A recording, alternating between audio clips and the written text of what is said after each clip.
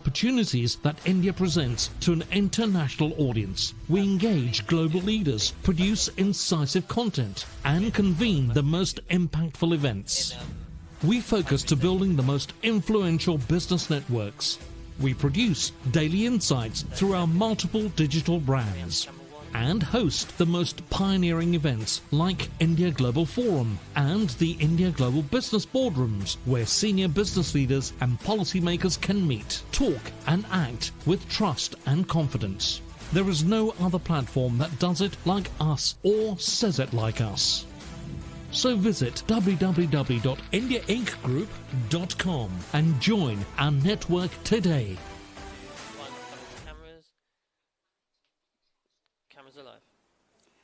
Welcome to India Global Forum, live from the Taj Hotel in London. Today, we're going to bring together leaders from around the world to discuss the most pressing issues as we emerge from this crisis. It has been a year of unprecedented change, but also we will look ahead to a year of opportunity. This is an event where scientists, artists, business leaders, policymakers, social entrepreneurs can all come together to tackle some of the toughest challenges that we face today. I'm Ben Thompson, and Edie Lush is alongside me. We'll guide you through the next 2 days of conversation. Our theme is Future.Now, radical actions for the post-pandemic era. We've got 2 days, and we're going to look at how the UK and India, together with partners around the globe, can lead together out of what has been a most transformational year. We're going to look at global health, at digital innovation, and at climate action.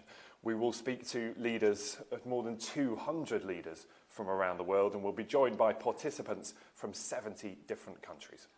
And we want you to be part of the conversation as well. The chat box is live on our website at indiaglobalforum.com. Send in your messages, your questions and suggestions for the speakers. And do get in touch on social media. You can use the hashtag Future.Now. And if you want to follow us on Twitter, please do. Join the conversation. Send in your thoughts, your comments or suggestions and network with people. You can follow us at IGF Updates. Let's kick off now with a conversation I had earlier this week with two of the world's most influential voices. India's External Affairs Minister, Dr. S. Jaishankar, and former UK Prime Minister, Tony Blair.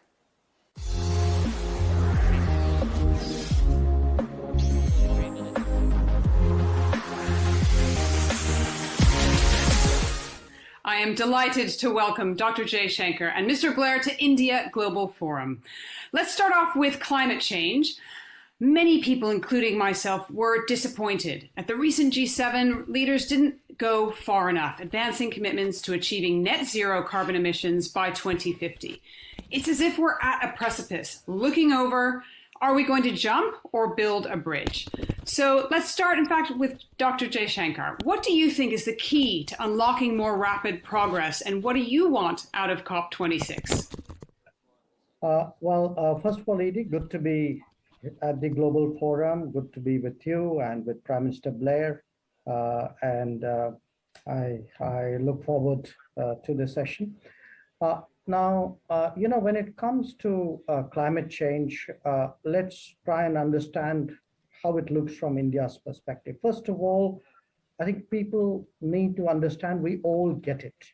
There aren't too many climate skeptics in our part of the world. In fact, there are more probably in the developed countries. The issue isn't recognizing the problem. It is today resourcing the solution. The real worry is, if you look at the history of how we've dealt with climate change, we've seen promises year after year, conference after conference.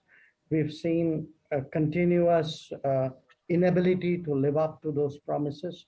So I don't think today the activity should be to raise awareness and tell people, hey, we got a big problem. I think we all know we have a big problem. The real issue is, do we have the commitment to put in the resources to deal with that? And that's something which particularly the countries who have occupied much of the carbon space have to find answers. Well, let's talk about that idea around resourcing solutions that you mentioned there. Mr. Blair, what do you think is the key to unlocking more rapid progress that's needed? And I think the key is to do two things, Edie. And first of all, let me say how delighted I am to be at the India Global Forum and to be alongside Dr. Jaishankar, the Foreign Minister of India. First of all, we need to incentivize the development of the science and technology. The only way that we're going to be able to deal with climate change is if we're able to grow more sustainably. And that means discovering the technologies of the future and making sure the technologies we're already aware of that can cut carbon emissions or eliminate them are accelerated.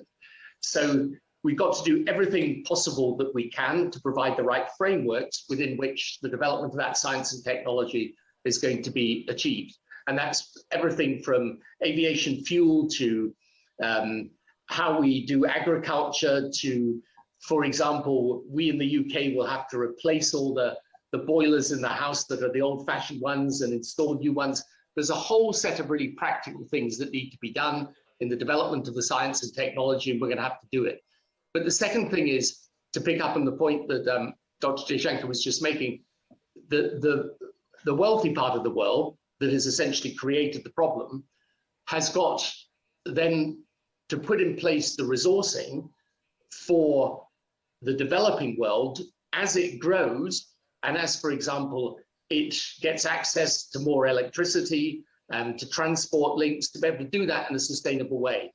And that is going to be a question of putting together, for example, the financing for big projects of clean energy in continents like Africa, allowing people to do carbon capture and storage and to be able to reduce their carbon emissions as they're going to be growing over these next few years, because if they can't grow, they can't lift their people out of poverty.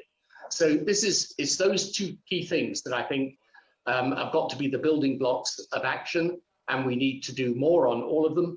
And COP26 at the end of the year in Scotland, in Glasgow, will be the opportunity for the world to set out a practical plan to get there. Go ahead, Dr. Jaishankar. If I can jump in there.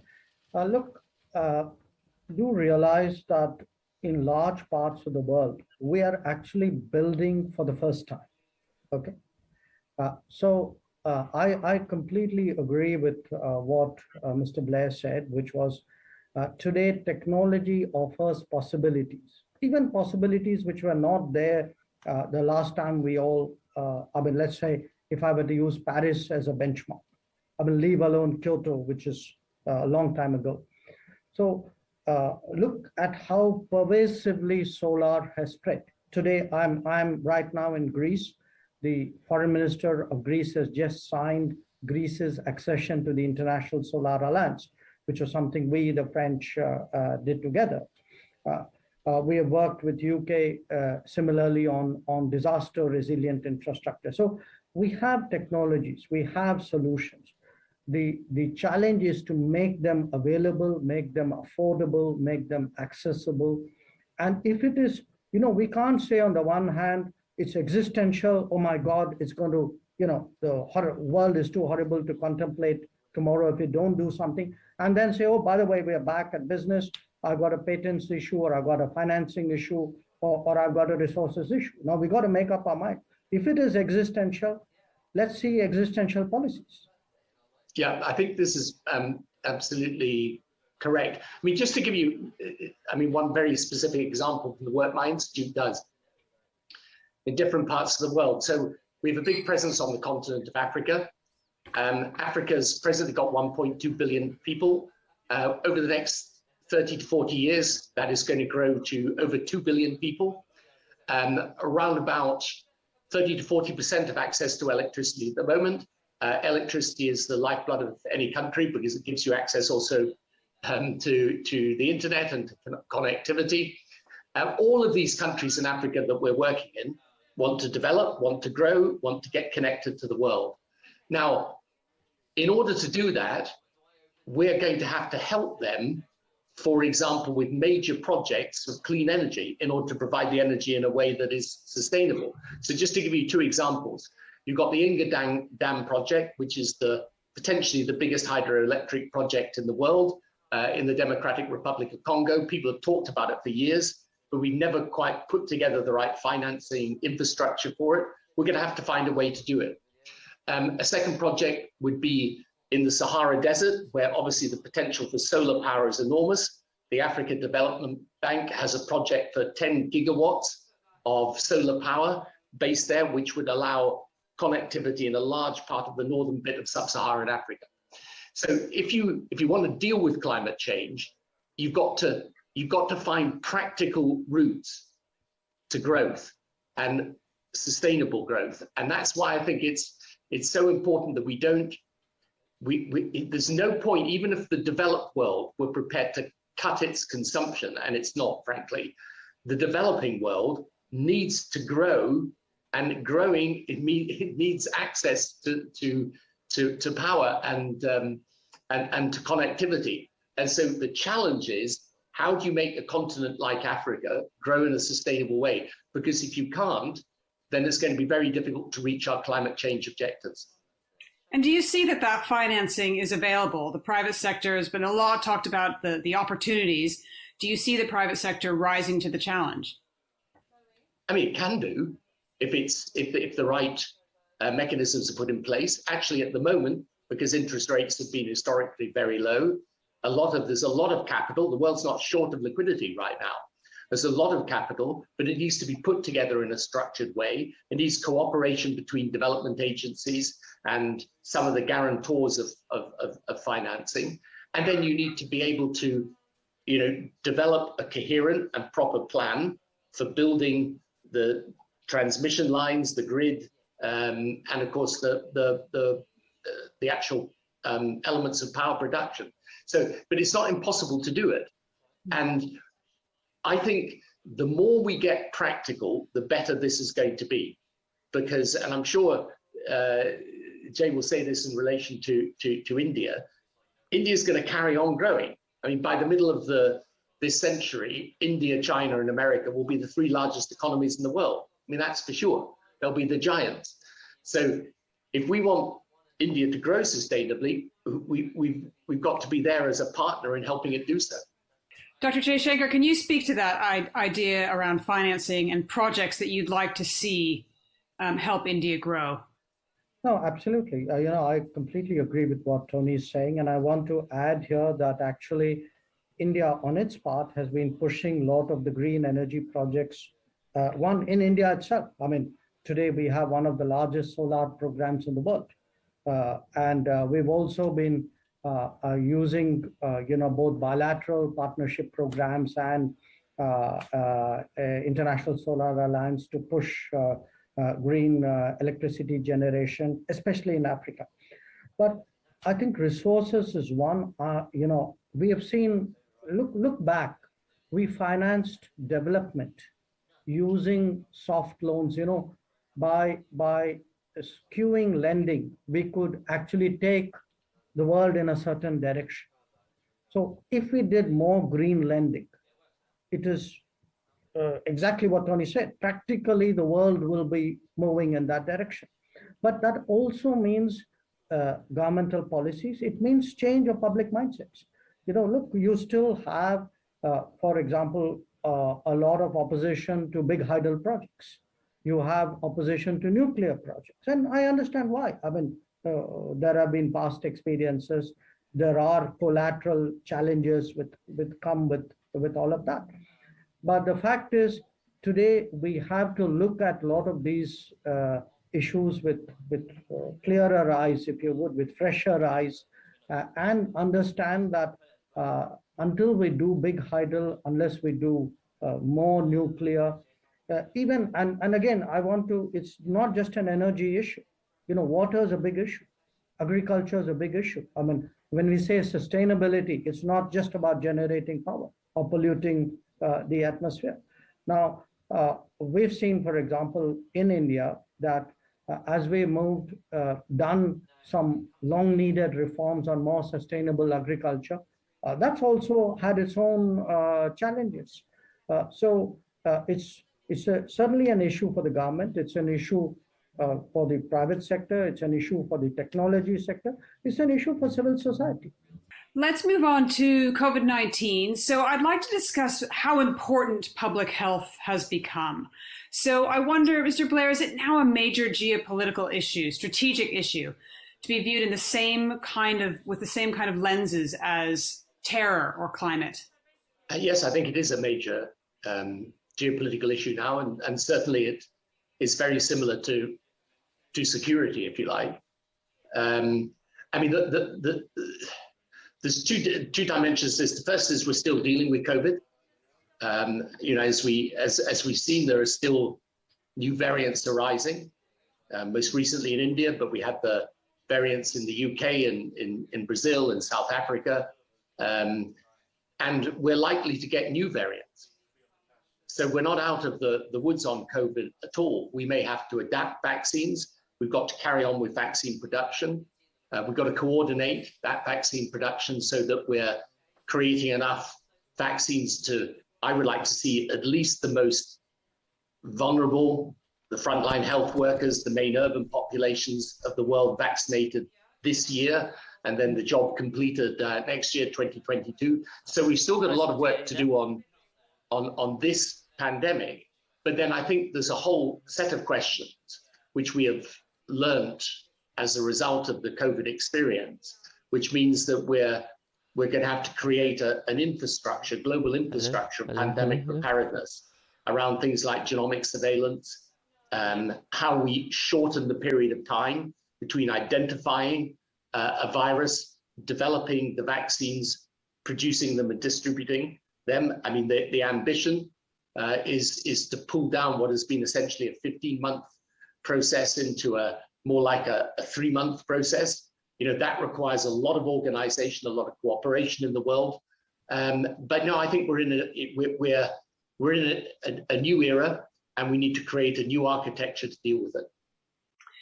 So, Dr. Jaishankar, let's bring you into that as well. Can you tell me how important you see public health as a geopolitical strategic issue? Well, very important, and that's like an understatement. But I just want to step back a bit here. One of the paradoxes of our era is the real problems are all global. Climate change is global. Terrorism is global. Pandemics are global. But our responses tend to be national.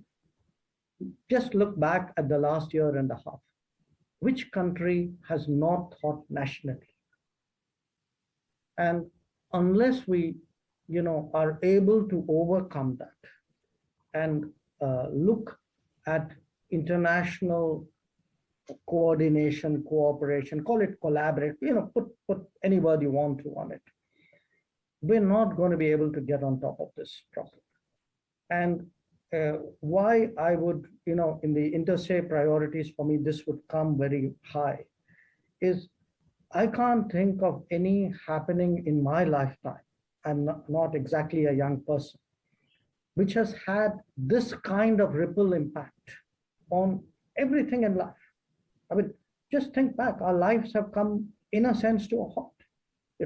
People lost jobs, there were large sectors of the economy in different societies that melted. People lost lives on a huge scale. The stresses on people, the change in work style, lifestyle. I mean, it's huge, and it's still continuing. So we need to get on top of it, no question. I think it's the burning issue right now, but it will not happen unless enough capabilities which are spread around the world, and vaccines is a very good example, because the reality is nobody can make vaccines by themselves. The world has to come together if we're going to scale up vaccines. And unless we do that, and we'll have to look beyond vaccines as well. I mean, there will be other challenges and what would come with it. Now, here's the good news. When we've seen, we are still in the middle of a very serious second national wave. At one level, it's been obviously a sort of scarring experience. The wave was the virulence was so great. But on the other hand, we did see the world kind of rally around and say, okay, look, what is it we can do for you? Now, that may not have solved the problem, but at least now, I would say compared to last year, one evolution I see, 2021, there's the beginnings of a willingness in the world to work together on this problem. Maybe I'm being a bit optimistic. Maybe foreign ministers like to believe there are solutions, global solutions to all problems. So it's an occupational thing. But I would certainly hope that we see this year and onwards much more international collaboration on the responses to this. I'd love to pick up on that point of nationalism, Mr. Blair, because in fact, the last time I interviewed you was 5 months before the Brexit vote. And you warned me very clearly that there was a very real chance that nationalism was going to rise up in the UK. How do you take that concept of nationalism versus the global response that we need to make everyone safe?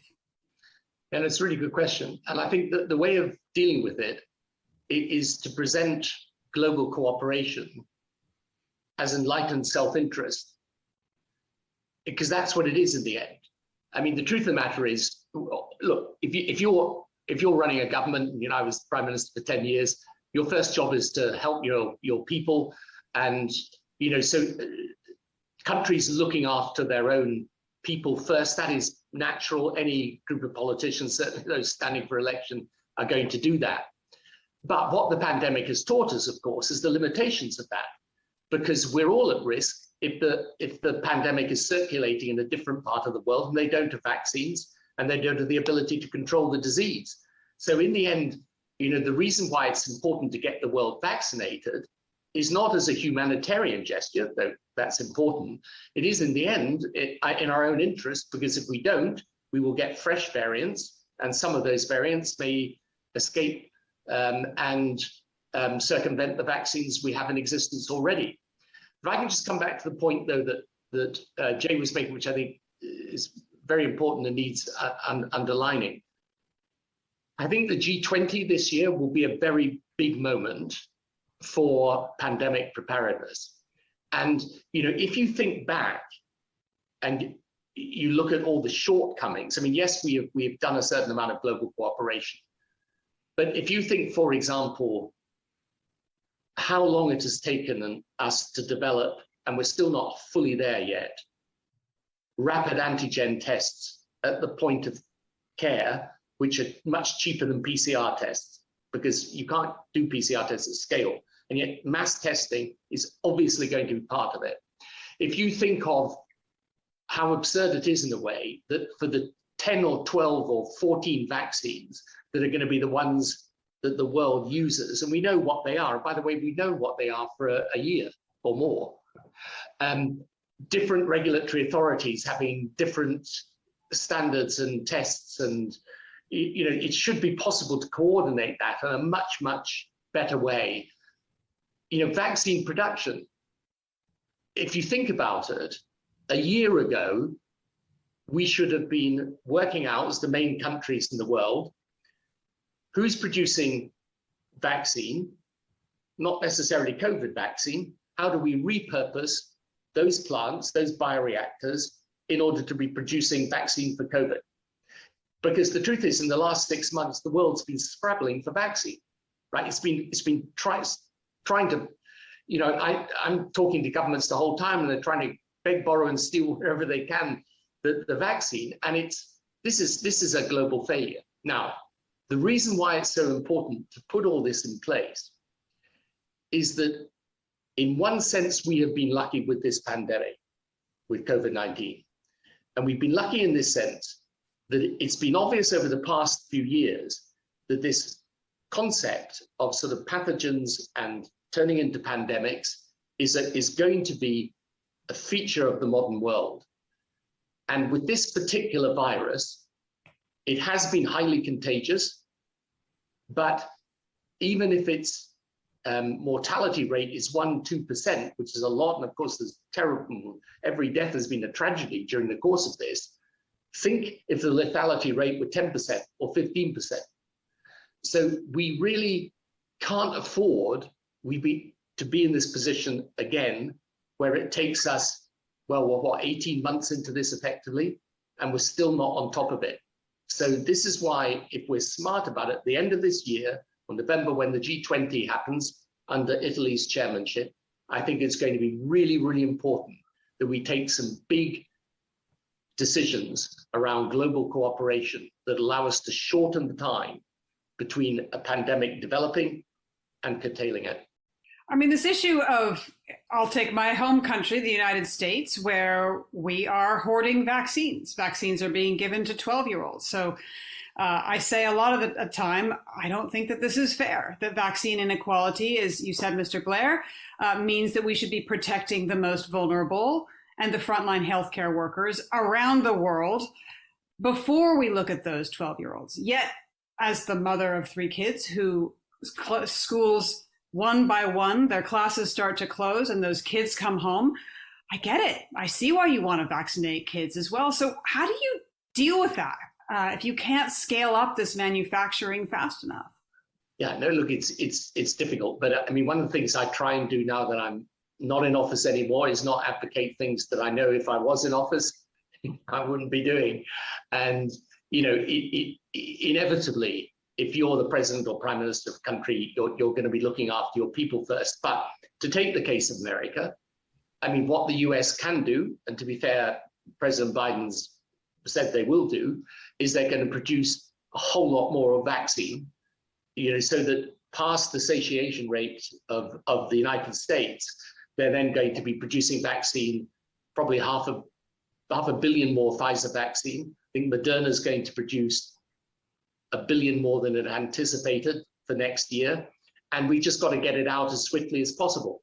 By the way, there's one other thing, which is that in many of the countries we work in, the problem is not just getting vaccine, it's being able to put together an effective rollout of the vaccine and actually absorbing the vaccine that people have.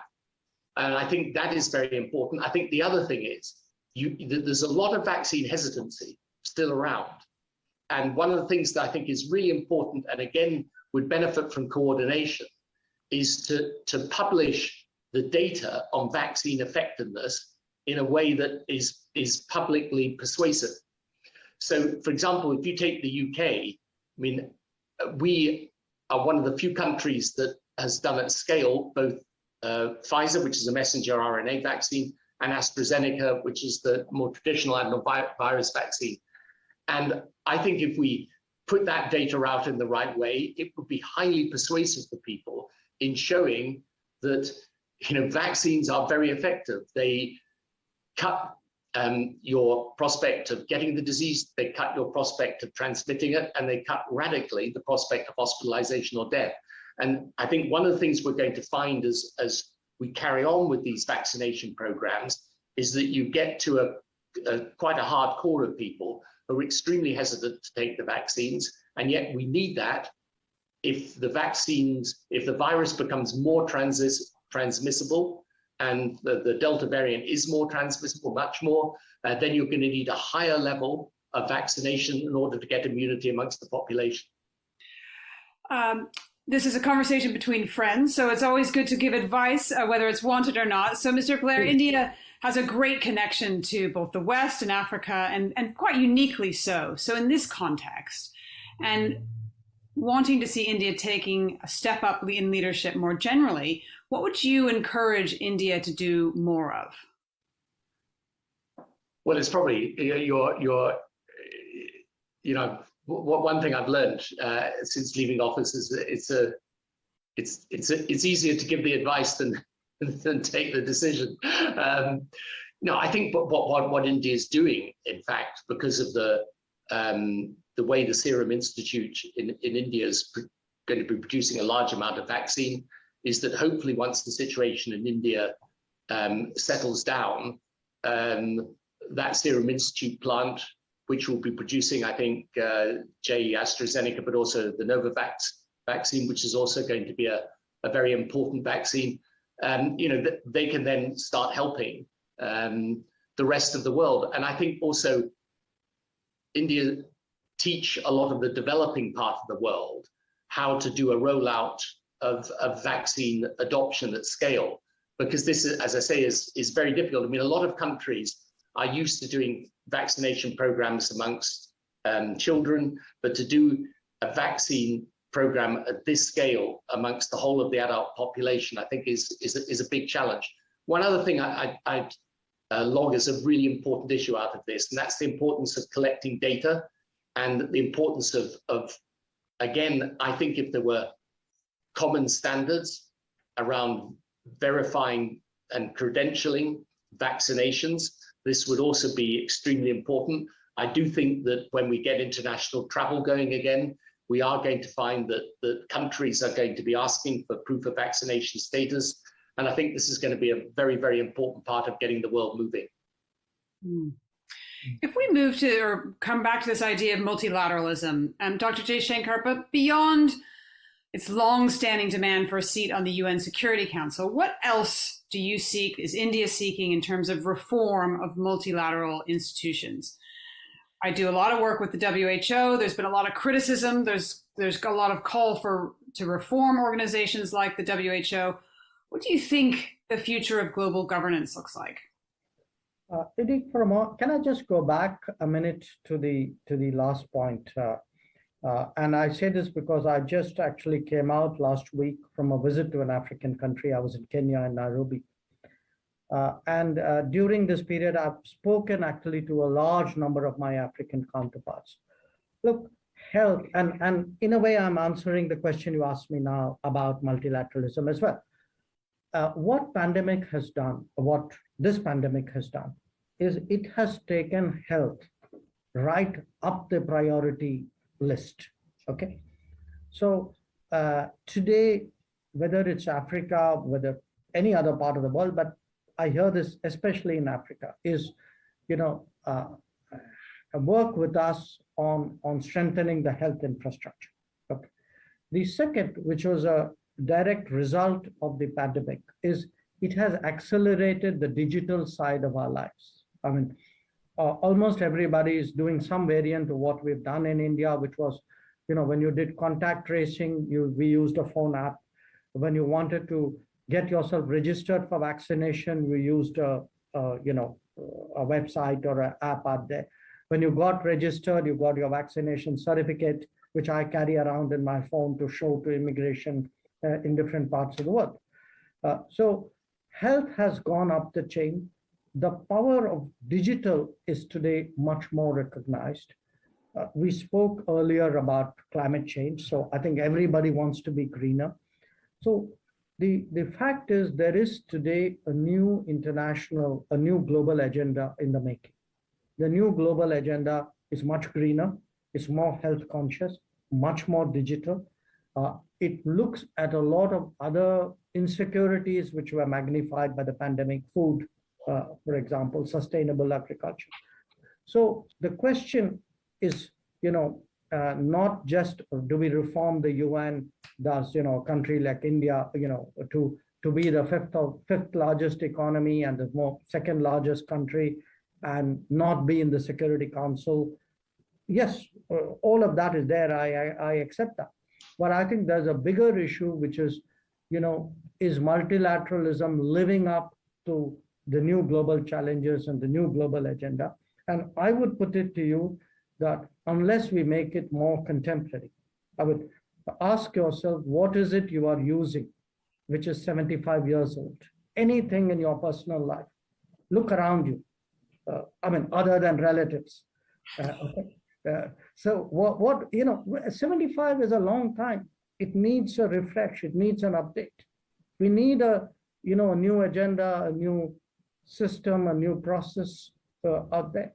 And we can't have people who benefited at one point in history from a certain set of circumstances, kind of freeze it and say, well, that's how the world's going to be forever. My house is, in fact, over 75 years old, so I'm gonna hold on to that one.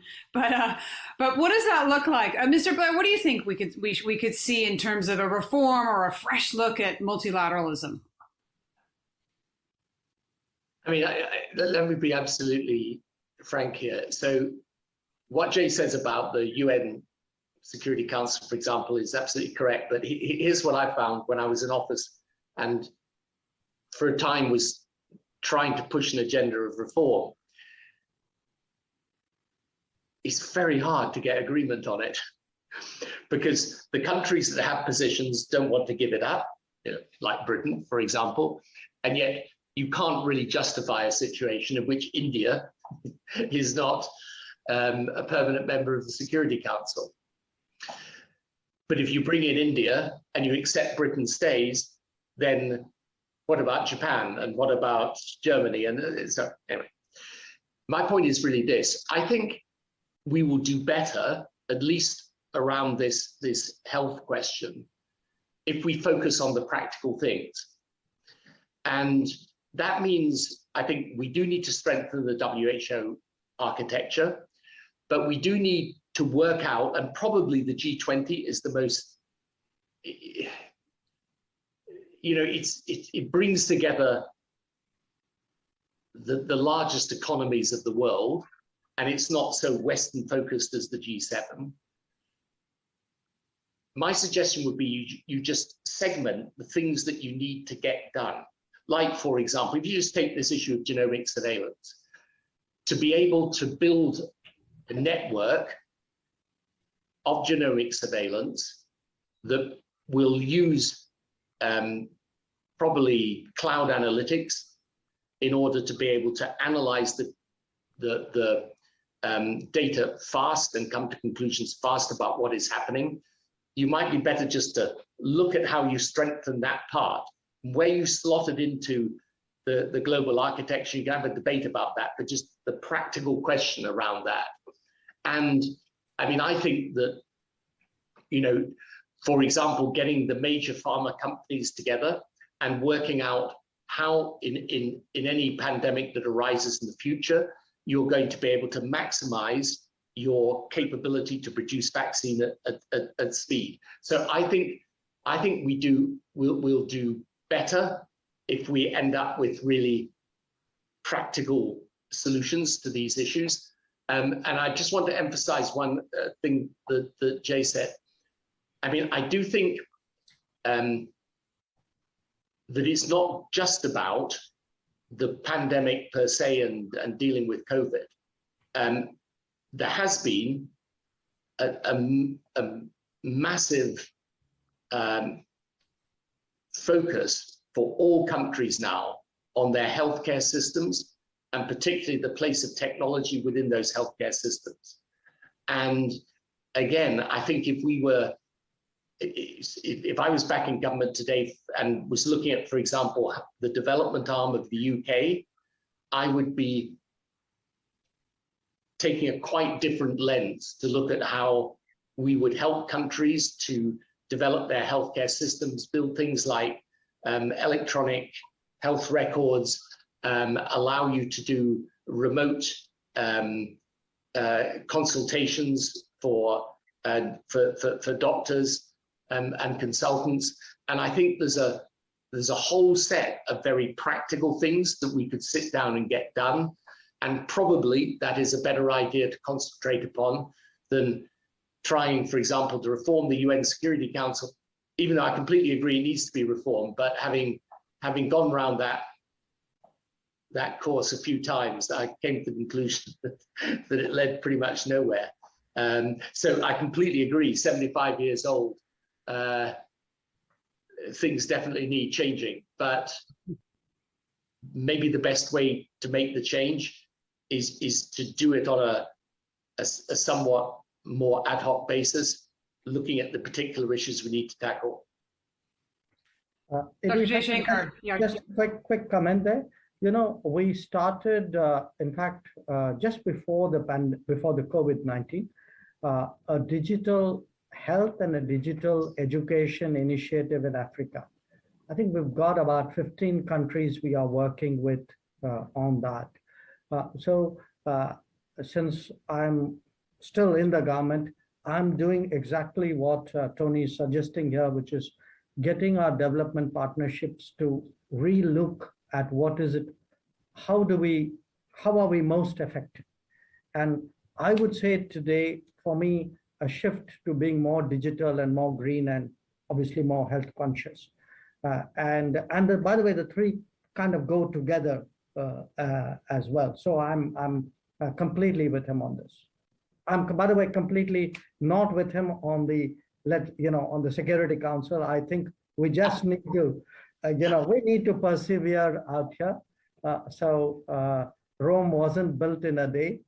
So I think that's something you're going to see us continue. And I'm going to wish you good luck with this, Jay. Maybe just one final topic before we close. You've both talked about technology and the power to harness technology and digital to make the world more equitable, with more empowered, healthier, better educated citizens. So that also comes with some caveats, right? Because you're working with technology companies, many of whom have been seen to be challenging democracy. So I wonder if you could both speak a little bit to how you view this idea of big technology within the experience that you've both had, Mr. Blair. Yeah, well, these big tech companies are vast behemoths with enormous power. I mean, of course, consumers are using them. We should never forget this. I mean, they have customers because people like their product. But a lot of them are what I would call almost public interest companies today. So if you take the major tech giants, their impact on our lives and on the economy is so enormous that my institute published a paper last year, actually, talking about how you need a regulatory framework within which they operate. And I think there's just no gainsaying that. Now, at the same time, I think it's important that we don't focus the whole tech debate on big tech. There are enormous innovations going on in technology the whole time. I think the 21st century technology revolution is the equivalent of the 19th century industrial revolution. It's going to change everything. And a lot of it is extremely exciting and full of possibility. And if you look, and no doubt Jay can speak to this better than me, obviously, but if you look at a country like India, it is becoming a center of technology innovation that's immensely exciting.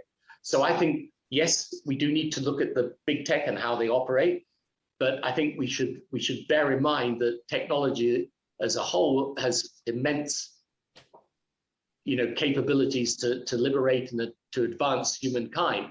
I think one big issue, though, will be the digital divide and the fact that lots of millions and hundreds of millions of people don't actually have access to technology today, so we need to deal with that.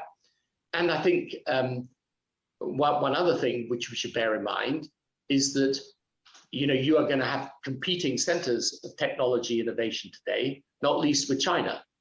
And the power of China in the technology sphere is something we need to be focused on and make sure that we stay fully competitive, not just in the West, but also in the East as well, given that China is going to be such a major player in this space in the 21st century.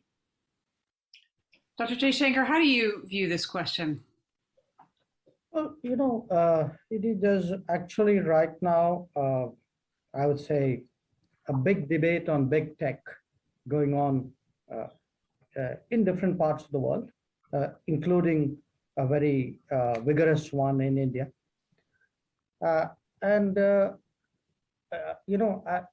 There's the larger issue, which I think Tony flagged, which is there's technology, there's innovation. I think nobody denies these are forces of progress which are taking us in directions which obviously are of great benefit and opening up new vistas which we couldn't have imagined. So I'm sort of laying out the challenge in a way as a very pro-technology person, someone who's seen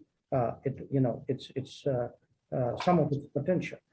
But in a democratic society, we have to ask ourselves, okay, big tech is there. It's in my life, very, very visibly in my life. So you have a big presence. Where's the responsibility which comes with that? Okay, they have huge power. Where's the accountability? This is again not an issue limited to India. They harvest our data as they do across the world. So you have, in a sense, the opposite of the American Revolution, which is you have representation and no taxation.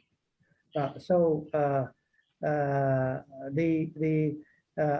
think these are issues because today what big tech has done, and one part is looking at it as a governance issue, as a political issue, as a democratic issue, I would say.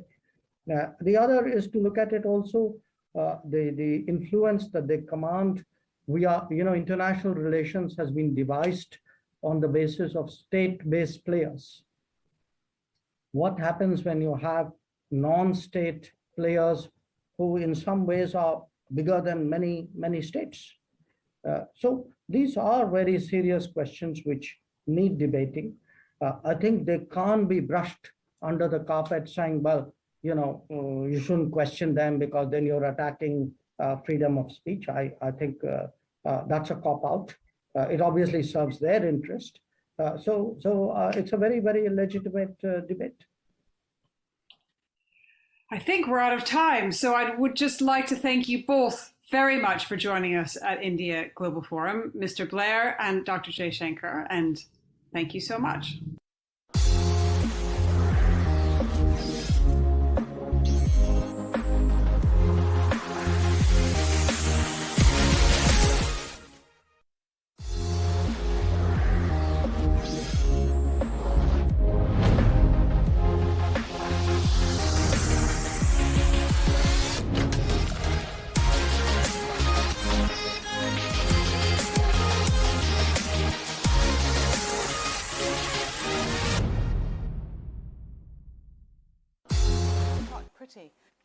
Dr. Jaishankar speaking with Tony Blair there, chatting to Edie a little earlier. And later today, we're going to hear from Tony Blair live, looking at some of the other challenges facing the world as we emerge from this crisis. In that fascinating chat, hearing all about vaccine inequality, the global institutions that are now needed to lead the world out of this crisis, and of course touching on one of the big ESG issues, which is climate change, and we have a special panel addressing just that a little later today. At this point, let me welcome you wherever in the world you are watching India Global Forum. And our thanks to, if you're watching on Republic TV in India, if you are watching or listening or reading through the medium of Khaleej Times in the Middle East, and also on the Daily Hunt news app. You are very welcome, however you are tuning in, to join us for a fascinating 2 days of discussion and debate. And so I want to kick off the first of our live sessions this morning, and we're going to look at healthcare, because the last 12 months, of course, have proved that it has been a huge challenge wherever in the world you are living. The healthcare system, of course, thrust into the spotlight, and the vaccine rollout program around the world, one of the key issues right now. But of course, successes and failures have been all too evident as countries deal with the crisis in their own way, with different resources and, of course, differing levels of success. And so for our first panel, I want to look at some of the lessons that have been learned from this and what healthcare systems around the world can do to make sure they are better prepared should this happen again. And so I'm delighted to welcome our first panel. Let me introduce you to them. With us is Dr. Sangeeta Reddy, who is Joint Managing Director of Apollo Hospitals, Dr. Swati Piramal, who's scientist and industrialist focusing on public health and innovation, also the Vice Chairperson of Piramal Group, and Arthur Kapoor, who is President and Chief Executive of the technology solutions firm Health EC. A very warm welcome to India Global Forum to the three of you. I'm delighted to have you with us. And maybe, Dr. Sangeeta, I could start with you, and I want to ask each of you the same question to kick us off today. Give me your assessment of quite how the last 12 or 18 months has impacted you and your business, and then we'll come on to maybe some of the lessons that you've learned about your business as a result. But Dr. Sangeeta, let me come to you first.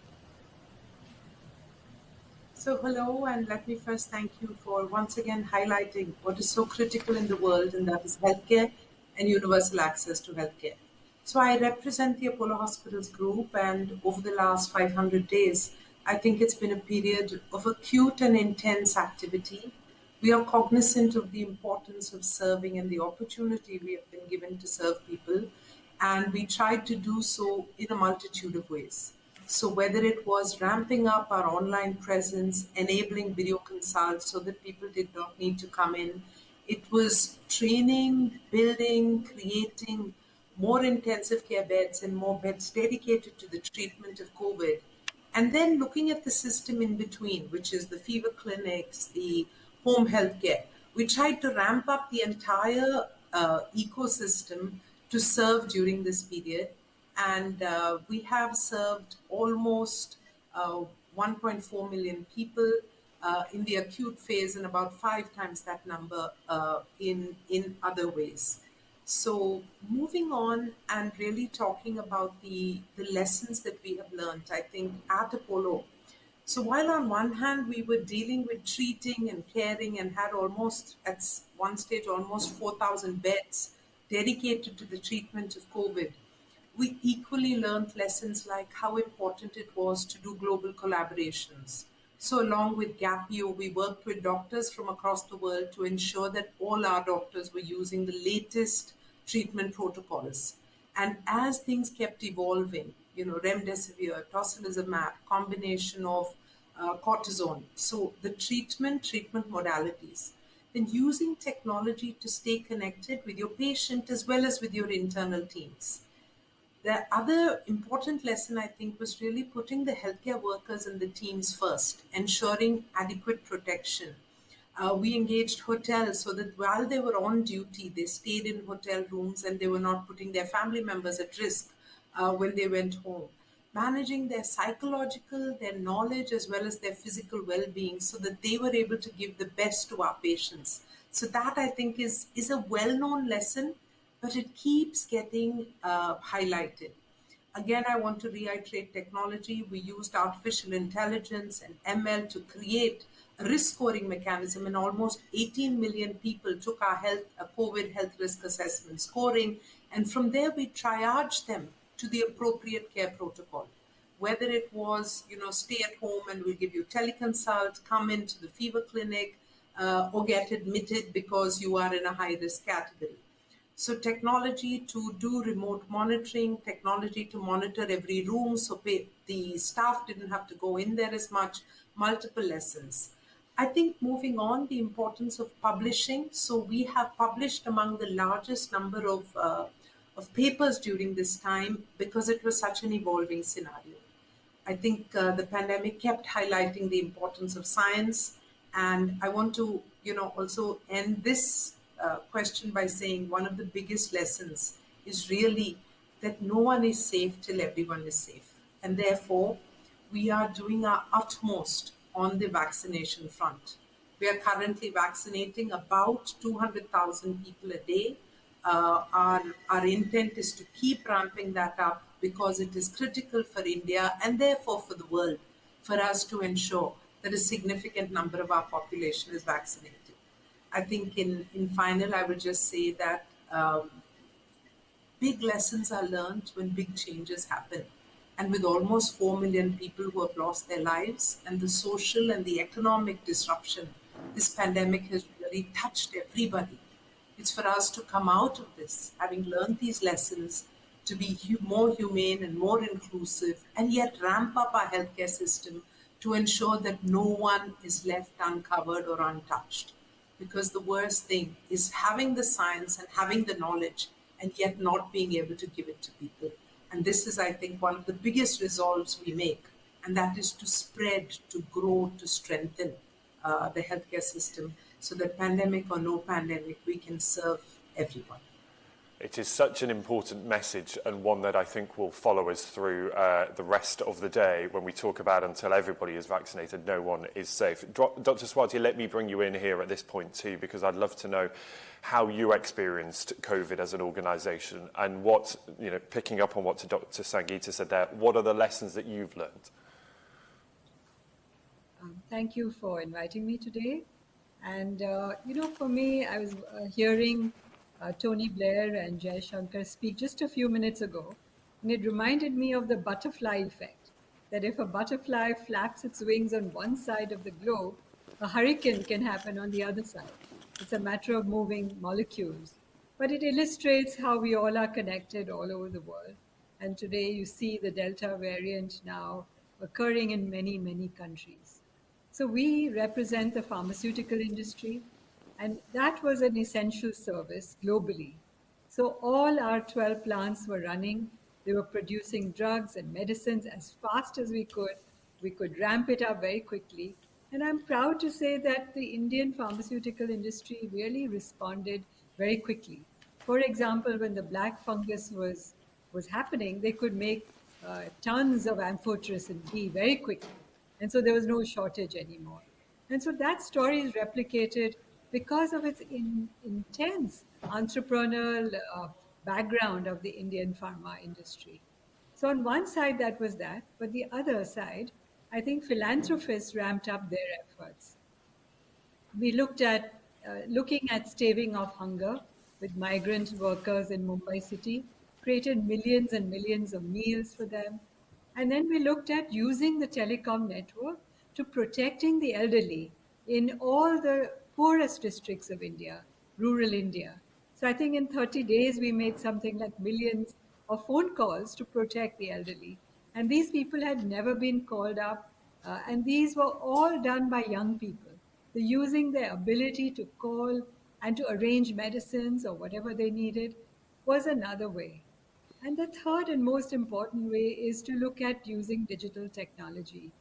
We do a mobile healthcare service in many states where we cover every single village. And that has an outbreak alert of communicable disease. So before the pandemic, we could look at dengue and we could look at other diseases. But this time we repurposed it to looking at COVID. And we could do it in the most remote villages of India, in the states in which we were working on the ground. So collaboration, looking at technology and strengthening all the 6 parameters of healthcare.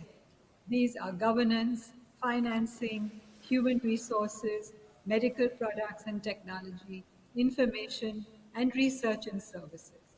Services on the ground are the most vital. You can have a big plan in the center, but how do you reach 1 billion people?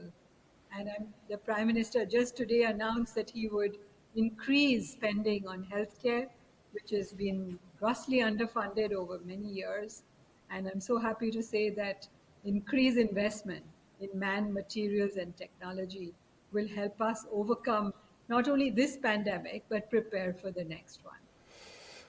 Arthur Kapoor, when you hear that conversation there talking about collaboration and technology, that must be music to your ears. That is something that you've been trying to convince the world that they need already, and that there must be more of that. You must welcome these advances in technology that allow collaboration across borders. I do. Thank you for having me on the panel. But I'll tell you, I think the biggest issue that we have learned today is that the data has been sitting in different places. In US, we had a major issue with people not understanding where the data was. We couldn't figure it out, the comorbidities that existed. The patients were getting sicker because they had other problems before. So we have learned how to now manage data. We have 2 things. One is data about a patient, which is your personal clinical record. And the second one is what happens once you end up in the hospital or with the doctor. Those 2 sets of data exist in 2 different places. They've never been assimilated together. They've never been aggregated together. My main issue was, how do we bring the data in and then make sure that there are a lot of other reasons of social determinants that kind of make the patients the way they are. It could be your diet, it could be your exercise, it could be a lot of those things. A lot of those things have not been put together in one platform or one place. So what you see is disparate data everywhere, and nobody can get access to it. Yeah. So what happens when these kind of things happen? You just don't know what to do next. So I think we learn from this, and I'm hoping that we can do much better. And these, the variants are going to keep coming. The new variations will happen. We are not done with this yet. So it's going to keep happening. but I think we are more prepared now than maybe a year ago. Yes, yeah. Dr. Sangeeta, let me bring you in on that point, because it's so easy, isn't it, for us to look at so many industries now where technology dominates, data is prevalent, we have access to all this information. It strikes me in some cases that healthcare is having to play catch-up, and it's taken a global pandemic to make healthcare providers think, hang on, we need to do something about this. Why is healthcare seemingly so lacking when it comes to using data? So I think there are a multitude of reasons. Number one, and many of them are because of the large legacy systems. The other is that each healthcare facility exists in a silo. And the fact and acceptance and understanding of a concept of continuum of care and social determinants of healthcare and their impact on acute care. If we look at these two, it becomes quite intuitive for us to say that while in the hospital you need a detailed electronic health record, all other healthcare settings need access to this, but the patient should have their data, but actually not even the patient. Every healthy individual needs a personal health record. And this personal health record looks at vaccination schedules, diet, exercise, other factors which are the determinants of the future of their healthcare. Because while today we've all come together to discuss a pandemic like we've never seen before, there is a silent pandemic which has been growing in our midst for the last decade, and that is the pandemic of non-communicable disease. And non-communicable disease are influenced by lifestyle. So an appreciation of the fact that every day of your life has an impact on your health today and tomorrow, and an integration of that data into what the doctor is able to see, and then using technology to be proactive, to be preemptive about individuals. And the fact that the genome has enabled us to understand who has a higher propensity to a certain disease, and therefore some individuals may need to have their mammograms early or more frequently. Somebody else with a predisposition to a cardiac ailment should be very careful about all the determinants of that. So appreciation of this, higher budgetary allocations, better infrastructure, and then bringing together the medical as well as the health aspects. And I say these very consciously as two different words. The medical and the health aspects of an individual must be brought together in a concept of a continuum of care, because honestly, it is very difficult for the world to afford high advanced care for everyone at the rate at which disease is growing. The only powerful solution for the world is a proactive preventive healthcare program, which is then connected to adequate treatment and curative resources. And as we redesign, as this pandemic has forced us to rethink every aspect of life, but especially of health, I hope that we redesign an integrated healthcare ecosystem which is powered by technology, but centered around the individual and the concept of keeping him healthy, which is linked to the hospital and the medical ecosystem, which is based on science and new data. And all this evolves into this proactive, preemptive system where we focus on keeping people healthy. And when they are sick, we do the most scientifically appropriate treatment for them using new age, like our e-learning platform. Everyone knows that there were not enough ventilators. And when ventilators came from all over the world, were there enough skilled workers to use these ventilators? So we created this training program with a simulator, with a buddy system. So using technology to enable practical high-end care in the best possible manner and continuously evolving and training is another important aspect, because as change is the only constant, as this pandemic becomes endemic, as we see other aspects coming in to threaten our very existence, let us as a human race be prepared. And technology is definitely a powerful enabler. I don't think we have time, but I must mention 1 minute, the National Digital Health Mission of India is based on these very principles of an integrated view, of a single identifier, of providers coming together. So I think India is going to move in that direction. But I believe ultimately that a respect for human life and a respect for healthcare workers and doctors at large. We have Doctors' Day on July 1st in India. I think this is a great moment to also acknowledge doctors and scientists across the world who have done so much during this time. Yes, absolutely. Arthur Kapoor, let me bring you back in here because, look, you know, we heard there about this, the lessons that have been learned and the need for collaboration and for that technology-led solution. How optimistic are you that that will happen? I'm very, I don't think I can say I'm optimistic because this needs a lot of work together. It's the public, the government, and the private has to come together.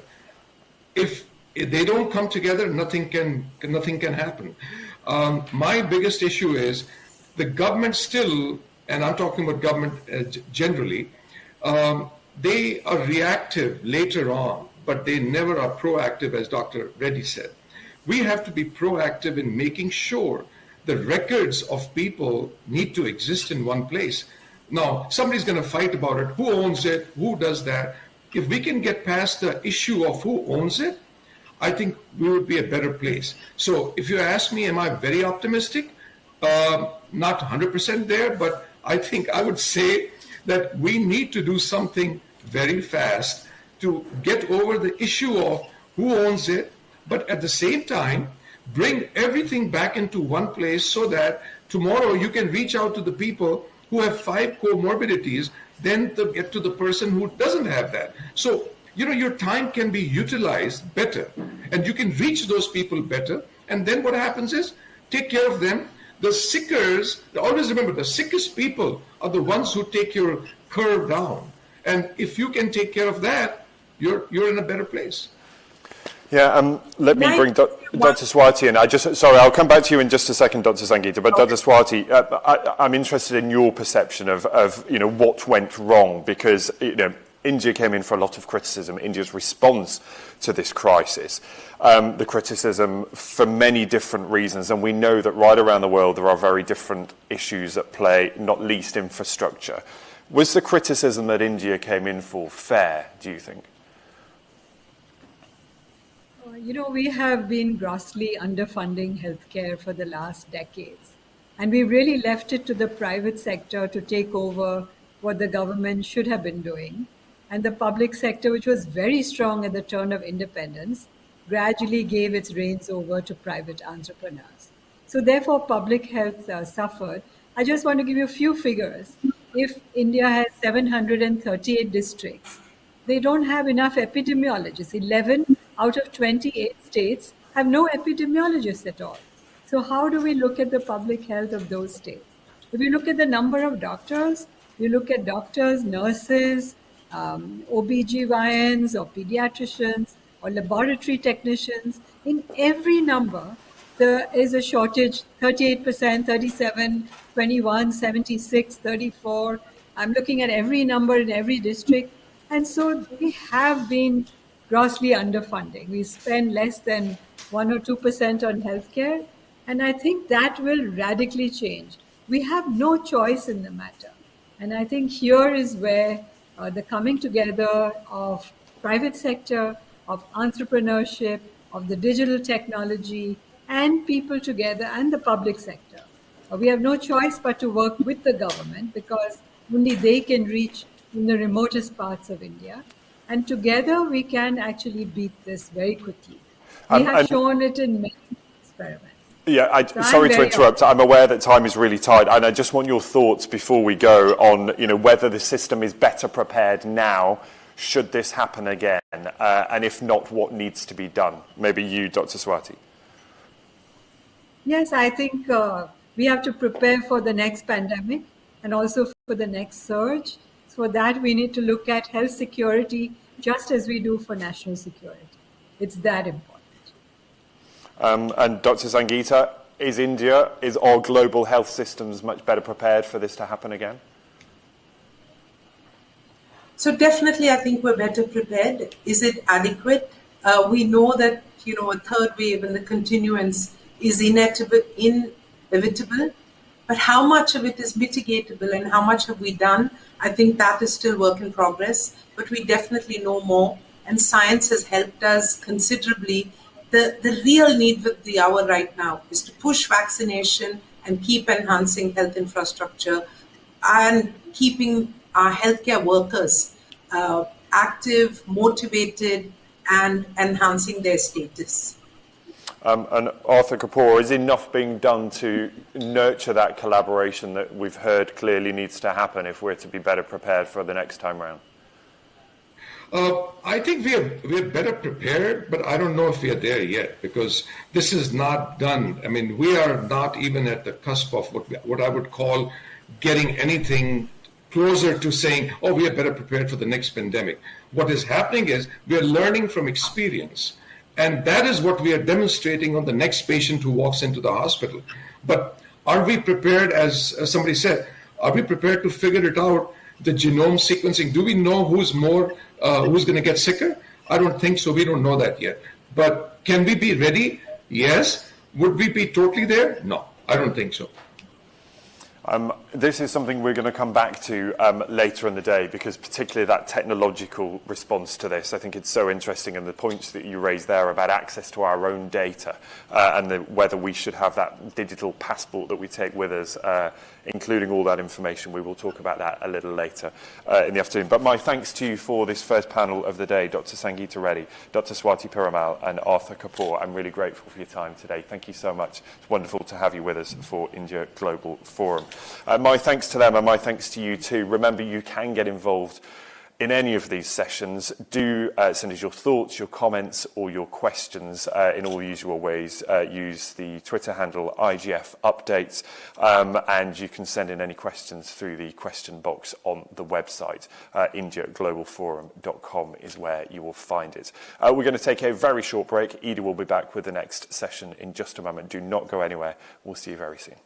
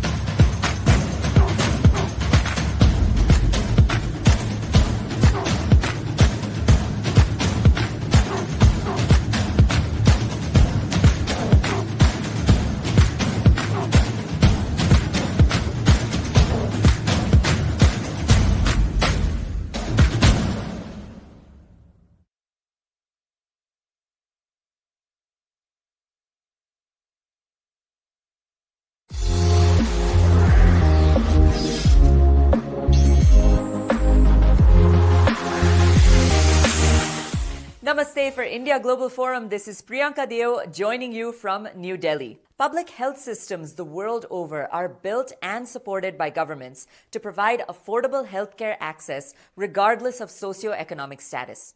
The mix between public and private healthcare varies between countries, and getting the right balance is often a difficult economic as well as political equation. The ongoing coronavirus pandemic has put healthcare systems to the test, stretching capacity and seeing even the most advanced healthcare systems struggle and reveal systemic weaknesses. In 2018, Prime Minister Narendra Modi announced the Ayushman Bharat, an insurance-backed healthcare scheme popularly known as Modi Care, providing coverage to hundreds of millions of the most vulnerable families in India. Underpinning this scheme is a massive program of healthcare digitization, or health tech. Let's hear from some of the key figures in business and government talk about what changes are required in global healthcare, how fast these changes need to be implemented, and how this can be done. As always, at India Global Forum, we bring you the most incisive discussions with the most engaging leaders. Stay tuned and stay connected by subscribing to our regular updates and invitations all year round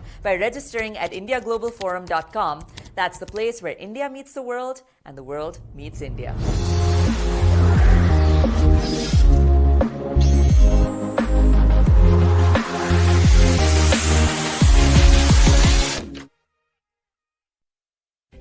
Don't go away, we have a highly anticipated discussion with Adar Poonawalla, the face and force behind the Serum Institute of India. Poonawalla will be submitting his views on global health, delivering radical outcomes at India Global Forum, where we work to build a future together and build that future now.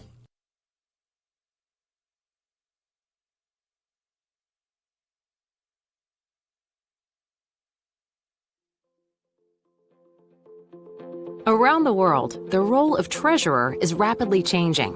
It is becoming more strategic, more creative, and more critical to a company's long-term success.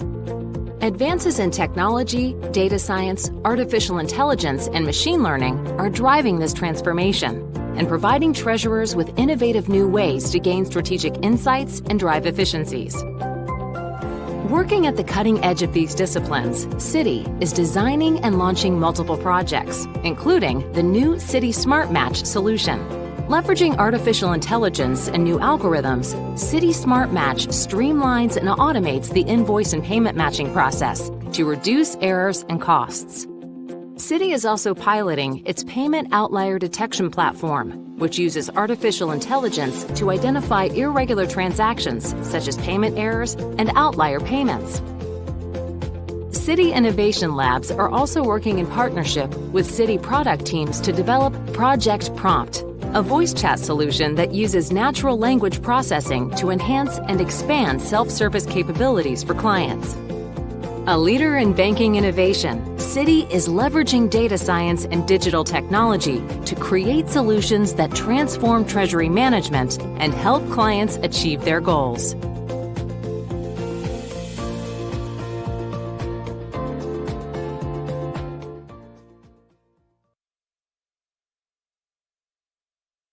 Say that our next guest has been in the hot seat is a vast understatement. The Serum Institute is the largest manufacturer of vaccines in the world. Before 2020, I might have introduced our next guest by saying that his vaccines help to protect 2/3 of the world's children against tetanus, polio, diphtheria, hepatitis B. Now, of course, the Serum Institute produces 90% of India's COVID-19 vaccines. Our next guest has been at the front line of conversations around vaccine inequality and global health. I am delighted to welcome to the virtual stage the CEO of the Serum Institute of India, Adar Poonawalla. Welcome. Thank you. It's a pleasure to be with you here at the India Global Forum. Thank you for having me. So, Adar, the pandemic wasn't, or should not have been, a surprise. In fact, we were prepared for it. And we even had a system in place called COVAX to help distribute vaccines in a fair way. But when the crisis came, vaccine distribution became the haves versus the have-nots. I'd love your view on what went wrong and how do we set this right? Well, I don't think things have gone that badly wrong.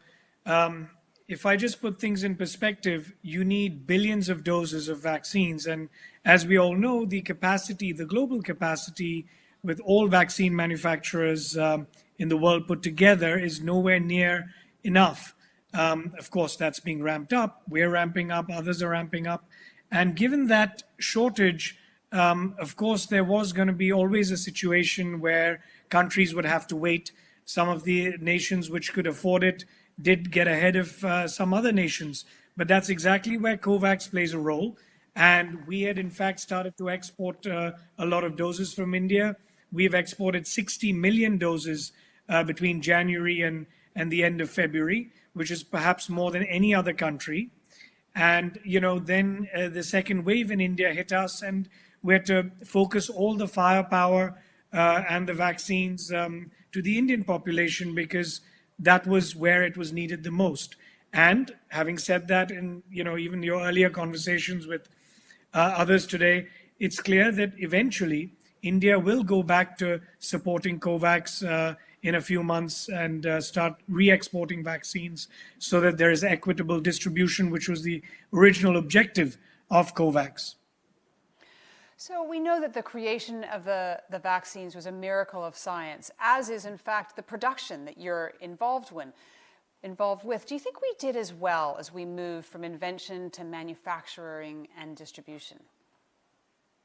Well, I think, this has never been done before at this speed. I mean, normally it takes at least 4 or 5 years to go from development to large scale manufacturing, because you normally set up the facilities, buy all the equipments, after your product is proven. A lot of, manufacturers started setting up the facilities at risk, including us. That's why we were able to have, in such a short period of time, such a large capacity. I mean, every few months we add an additional building with equipment, and that's how we've been able to ramp up. In January, we were at 50 million doses a month.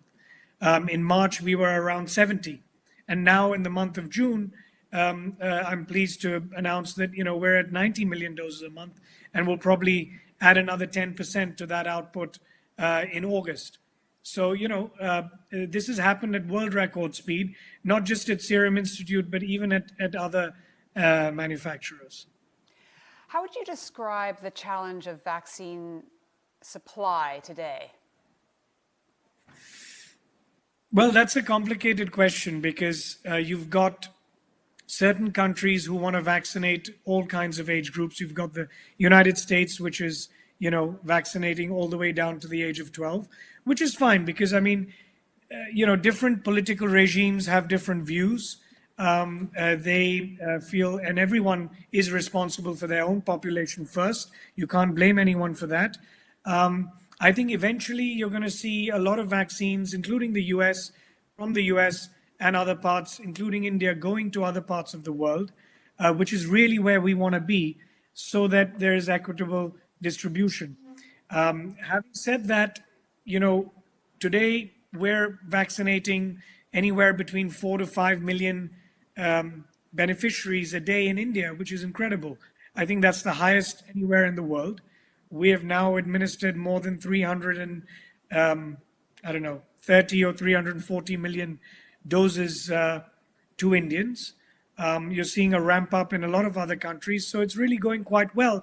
And by the end of December, I think a large part of the Indian population should be vaccinated. I don't know exactly how much.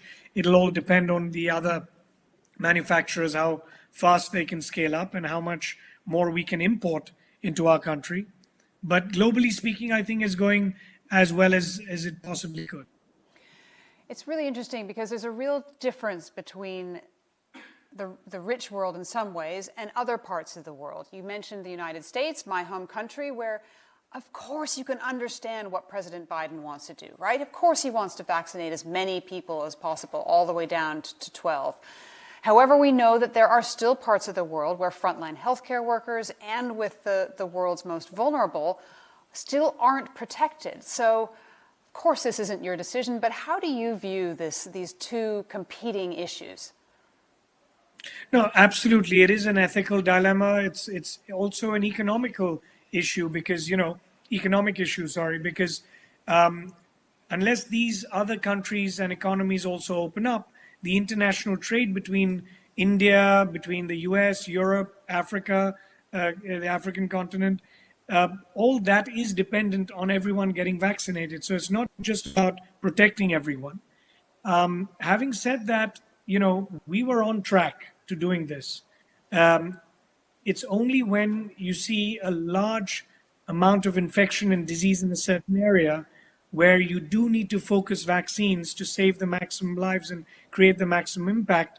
That's, the situation that we're in. So as I said, in 2 or 3 months, we almost certainly hope to get back to the original plan of, vaccinating as many people as widely as possible to balance the inequality issue that you rightly mentioned that exists sadly today.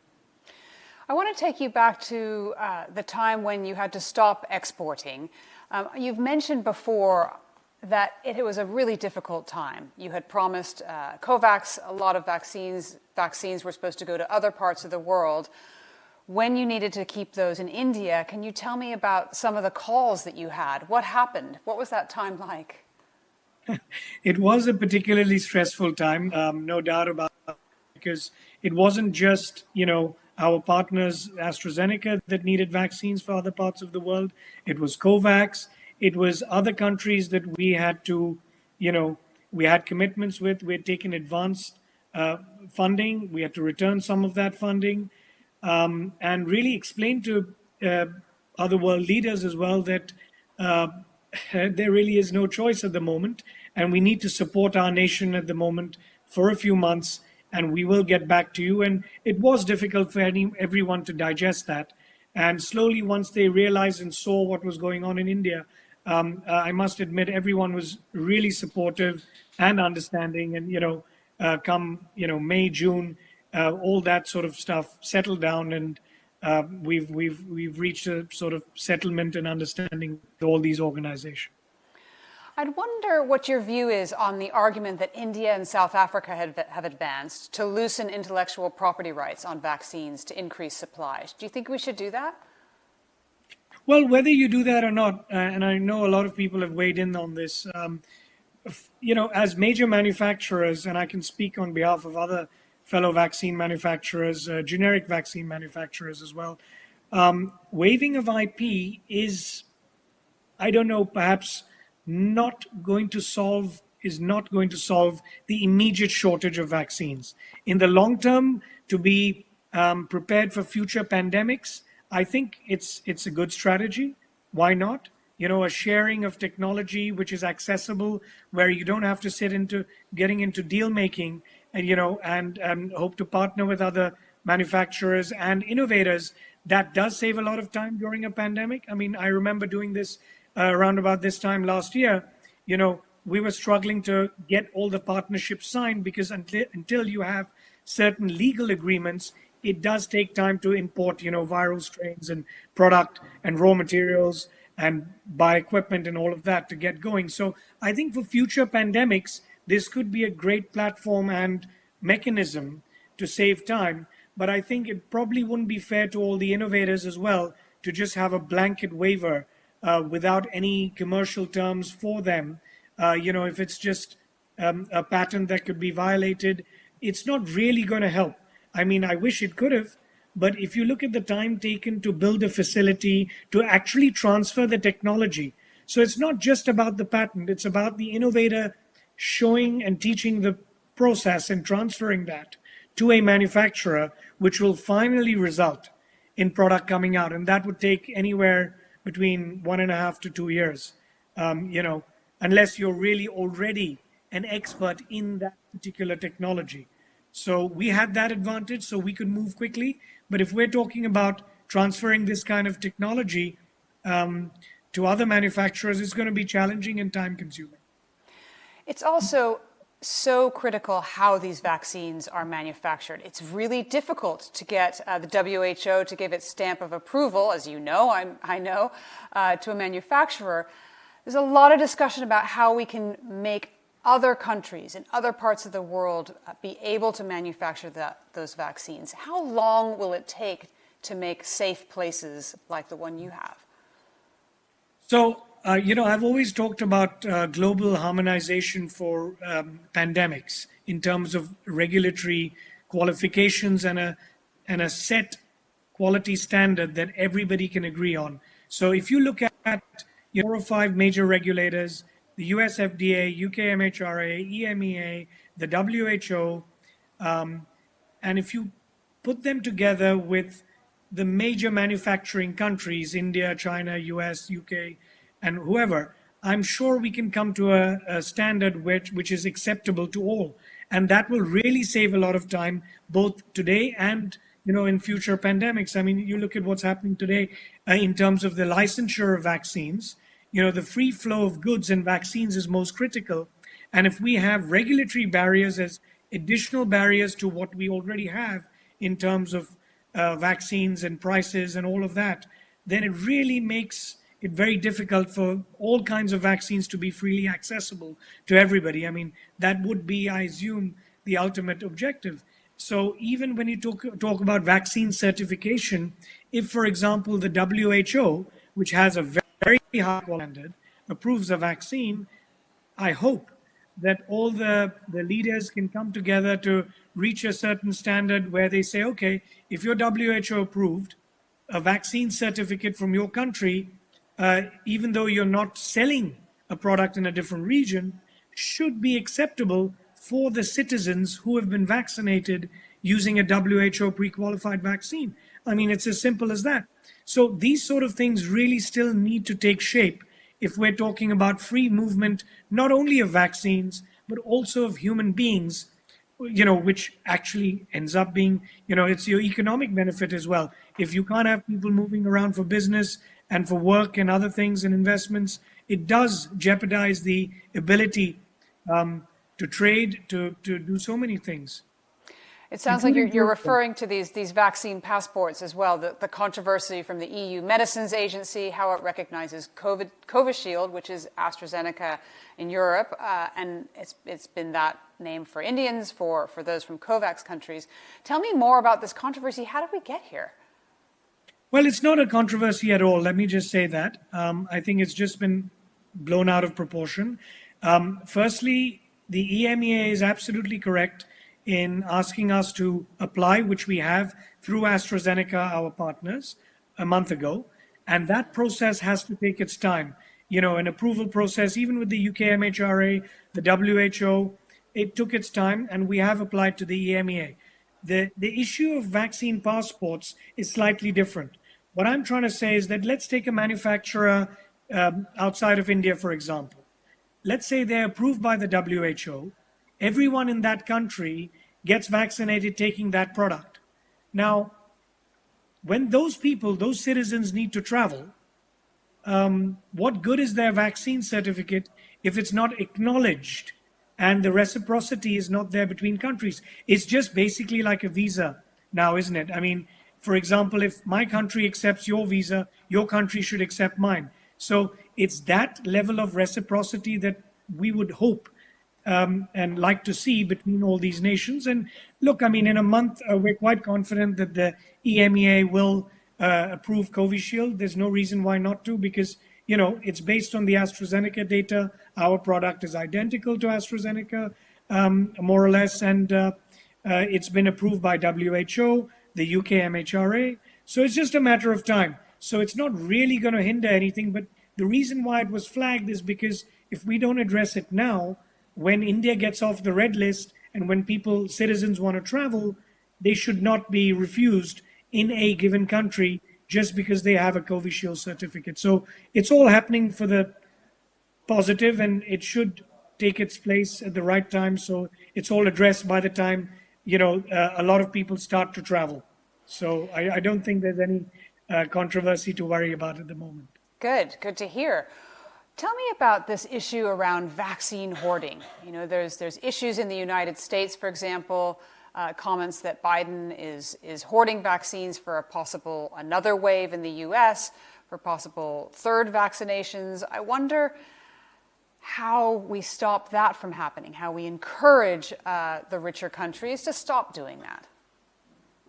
Well, I think there's a lot of public pressure, and, for me to comment on whatever a leader decides to do for their country would be unfair because I don't know their situation. But, eventually I think everyone realizes that they need to give vaccines to the whole world. And President Biden has made that very clear. He's going to give doses to COVAX. He's going to give doses to some other countries. So I think he's made that commitment. I don't think it's a hoarding on a permanent basis. So I think we'll just wait and watch. And I think public pressure is, the only thing that one can do to, urge governments to be global in their thinking. And I think President Biden has made it very clear they're not going to keep vaccines just for the US. And the world is grateful for, them sharing their doses with everyone. I wonder if you think countries are coming together more now, or if we're still seeing the kind of aggravation that we saw earlier in terms of worrying about who has the vaccines. I'd love to know what the role of Indian leadership is as well, playing this.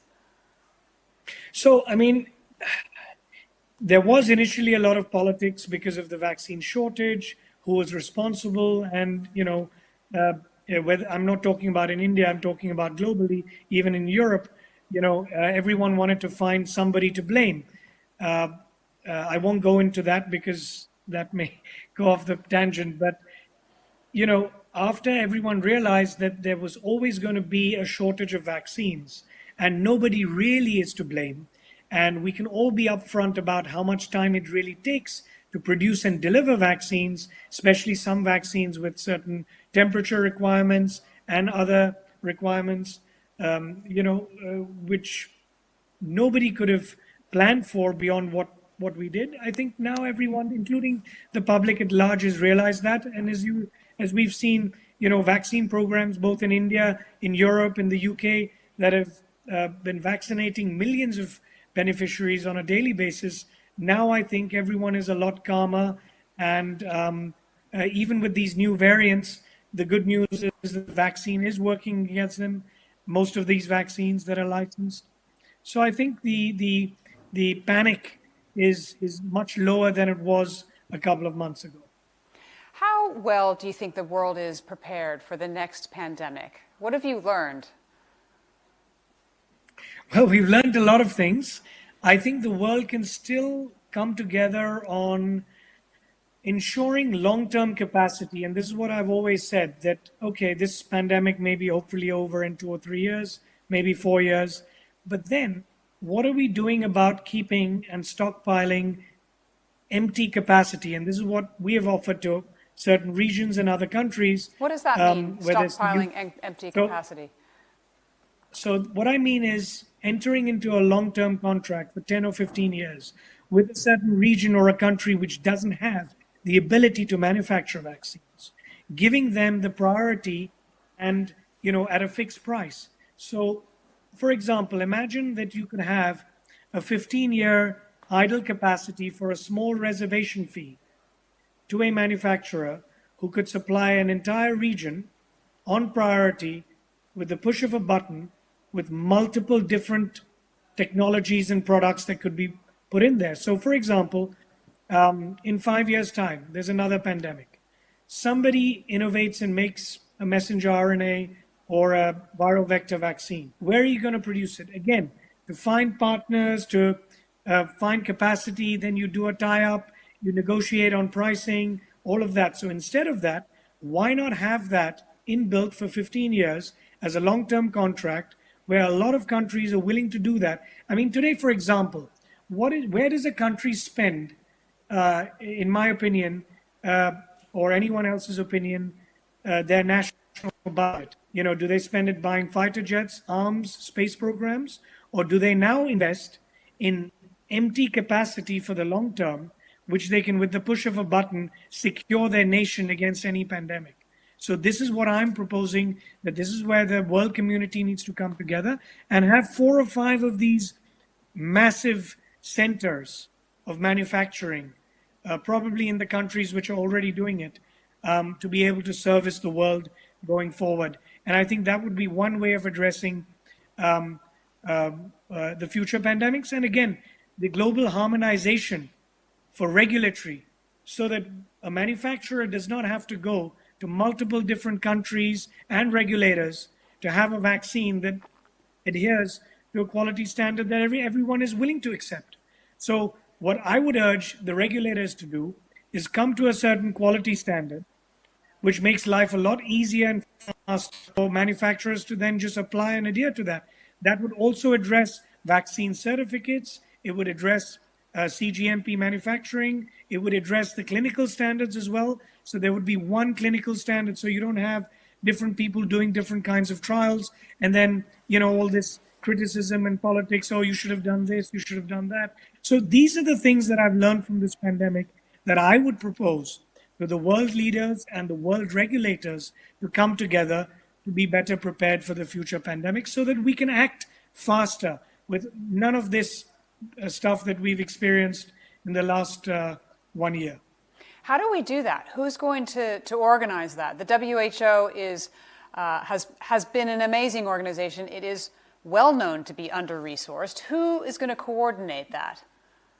Well, you've got world leaders, you've got G7, you've got G20, you've got WHO and the UN. I'm sure between these great people and leaders and countries, they can come to some conclusion and understanding, because to be honest, this would be the most impactful as far as, being prepared for future pandemics. These 2 or 3 for measures that if they can agree upon, and I know it's not easy, it's not going to be easy, but you asked me a question, how do we prepare for the future pandemics? This is how you have to do it. I can't do it as a manufacturer. The industry can't do it. It'll have to be in collaboration by these countries, by the UN, the WHO, and probably these major countries that have manufacturing and the most regulation, or the main, as I said, those 4 or 5 regions which regulate the world as far as quality standards are concerned.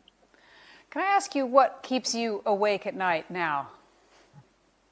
I don't know. There's always a new challenge every day. There's a new controversy. There's something new that we need to deal with. But, I think just being transparent on data and what we're doing in terms of production, in terms of what we hope to do, I think that definitely helps the situation. And to be honest, what keeps me up at night is, the lack of preparedness that we still would have going into future pandemics, as I mentioned. And until we have all this sort of stuff regularized, I think that we're still going to struggle to give out output at the same speed that we all expect. Because, if you just go back 6 months ago, everybody said, oh, we'll have so many vaccines at this time.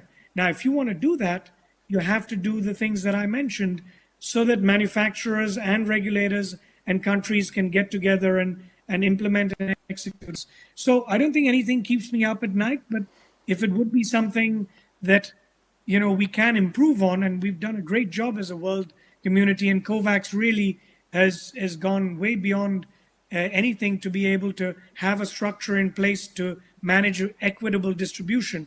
And that is very important, because once you make the vaccines, you want them equitably distributed. So I think that model has proven itself to be very good and successful. And you're going to see by the end of this year the huge success that COVAX is going to have, because you're going to have so many more doses coming out of India, not just from Serum Institute, but other manufacturers also. And so, we're just waiting for that time to happen. And, we're just hoping that everyone can just be patient and take precautions until that day comes. So we're just waiting for that. Adar Poonawalla, thank you so much for joining us here at the India Global Forum. It's been a real pleasure. We'll be back in just a moment. Ben will be back in a moment to continue on with some of these themes. Please do send your questions, thoughts, comments in to our web chat at India Global Forum.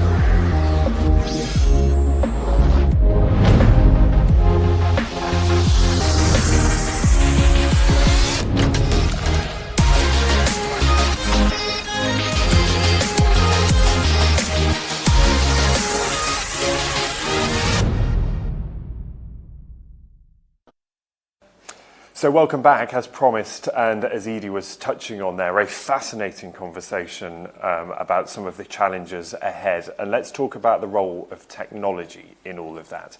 We touched on it in our first panel about the adoption of technology in healthcare and how it could make a difference should this happen again. If we are dealing with a global pandemic, what technology and collaboration can do to help healthcare systems around the world cope. So let's delve straight into our next panel. It is a packed panel, so let me introduce you to the guests who are joining us. We have Shashank ND, who is founder and chief executive at Practo. That's launched products that aim at either connecting patients to doctors or vice versa and helping medical professionals manage their clients and patients. Devang Mehta, who is from Anthill, is responsible for various activities in the fund's operations, including structuring, marketing strategy, investments. Noel Gordon is with us, who chairs the NHS Digital Board. Harjinder Kang, who is Director of Healthcare, Life Sciences, Bioeconomy at the Department for International Trade at Healthcare UK. And here in the studio, I'm delighted to say, is Roshan Shetty, who is from Infosys, over 2 decades of experience in the IT services industry. So a very warm welcome to you all.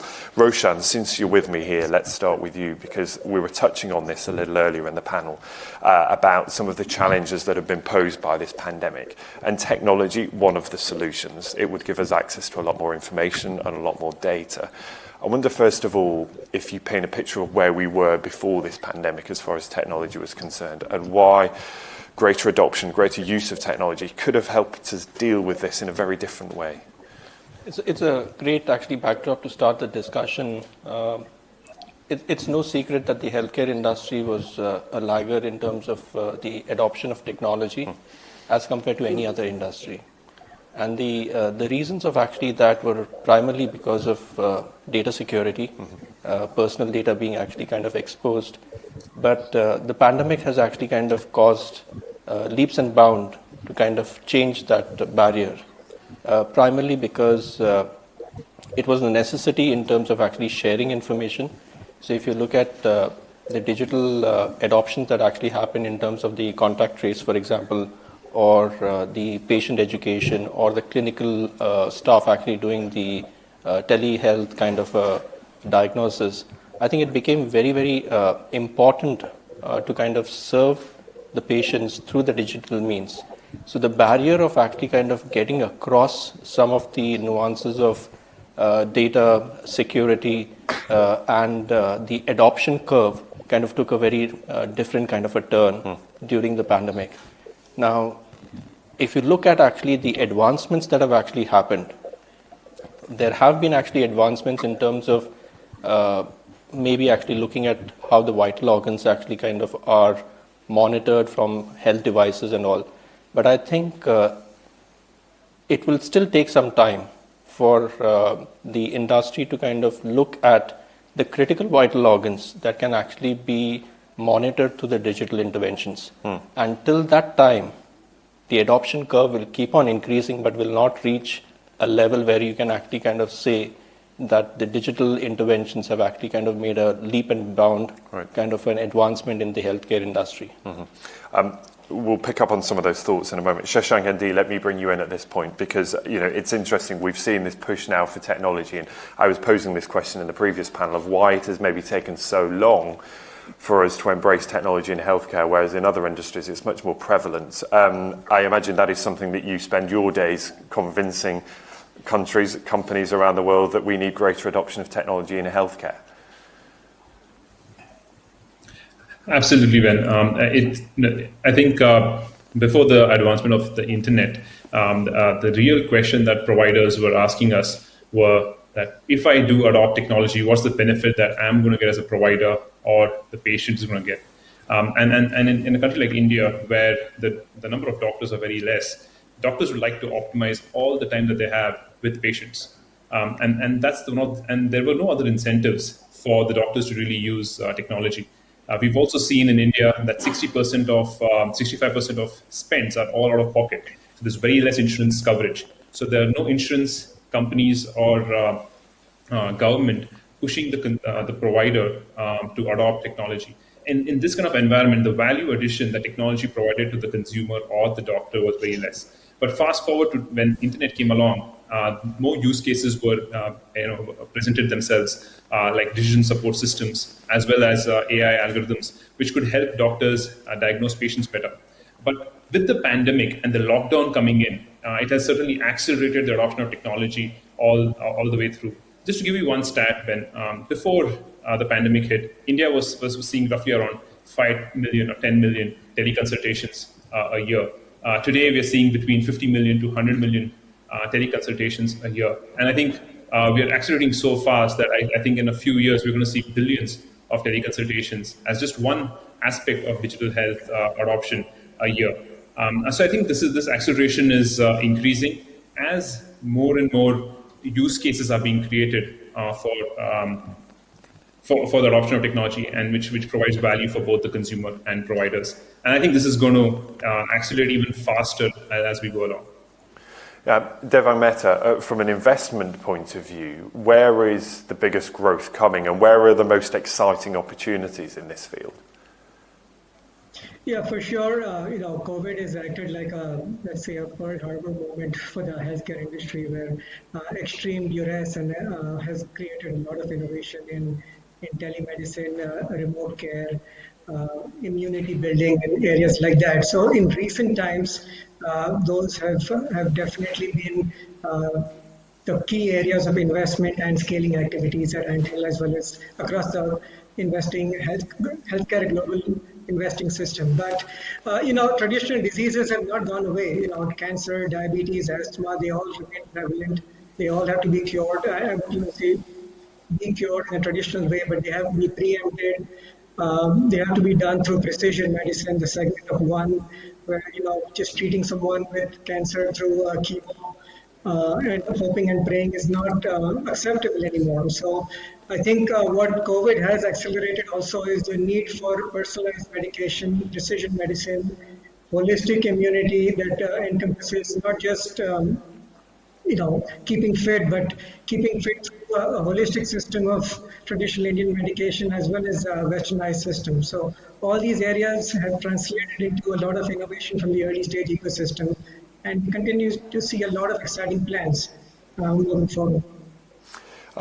Noel Gordon, from an NHS point of view here in the UK, digital adoption has suddenly come on, it seems, leaps and bounds in the last 18 months. And I know a lot of work is going on behind the scenes, but I wonder what the sort of hurdles you've had to overcome in the last 18 months in terms of adoption, but also the rollout of digital technology. Yes, thanks, Ben, for having me on the panel. And just to set the record straight, I'm a former chair of NHS Digital. I think the central question that most governments and health systems are wrestling with right now is, how do we design a health system to live with COVID, to live with pandemics for the next 3 or 4 years? One of the questions that's exercising governments around the world is, what could be a target rate of inflation, rather like in monetary policy, living with a target inflation rate. How do we live with a target inflation rate, and what is the impact on the design of our healthcare systems? And I think it's pretty clear in the UK that we're going to live with the health infrastructure of COVID, the utility of that infrastructure. Test and trace, vaccinations, digital vaccine records, developing the NHS app to be much more of a personal healthcare record, or indeed a prevention observatory than we have known in the past. All those elements, we're going to live with the utility of a pandemic infrastructure for some time to come. Both those assumptions have a big impact on the NHS and our healthcare system. One is, how do we treat patients better in the home? And this is where digital therapeutics, remote monitoring, sensors, a number of technology tools which have been embryonic pre-COVID suddenly in place as a new factor of production alongside workforce, our hospitals and funding, as a way of releasing some capacity to cope with what is permanently a level of new demand. I think secondly, it will allow us to completely rethink how we serve outpatients.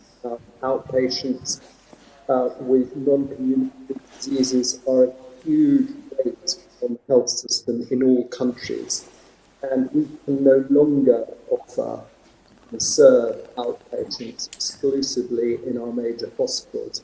They just don't have the capacity, and it doesn't make sense, and it's not best for the patient in many cases, because the pathway is far too complex.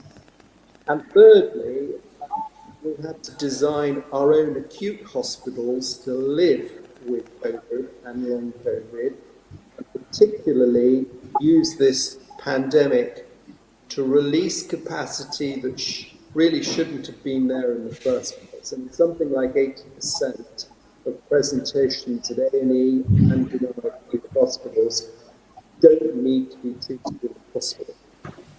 And so that stratification or risk stratification and triage of where we send sick patients to the best point of care, as opposed to everything has to be done in the acute hospital, I think is a massive opportunity for us to use technology and digital to serve people differently.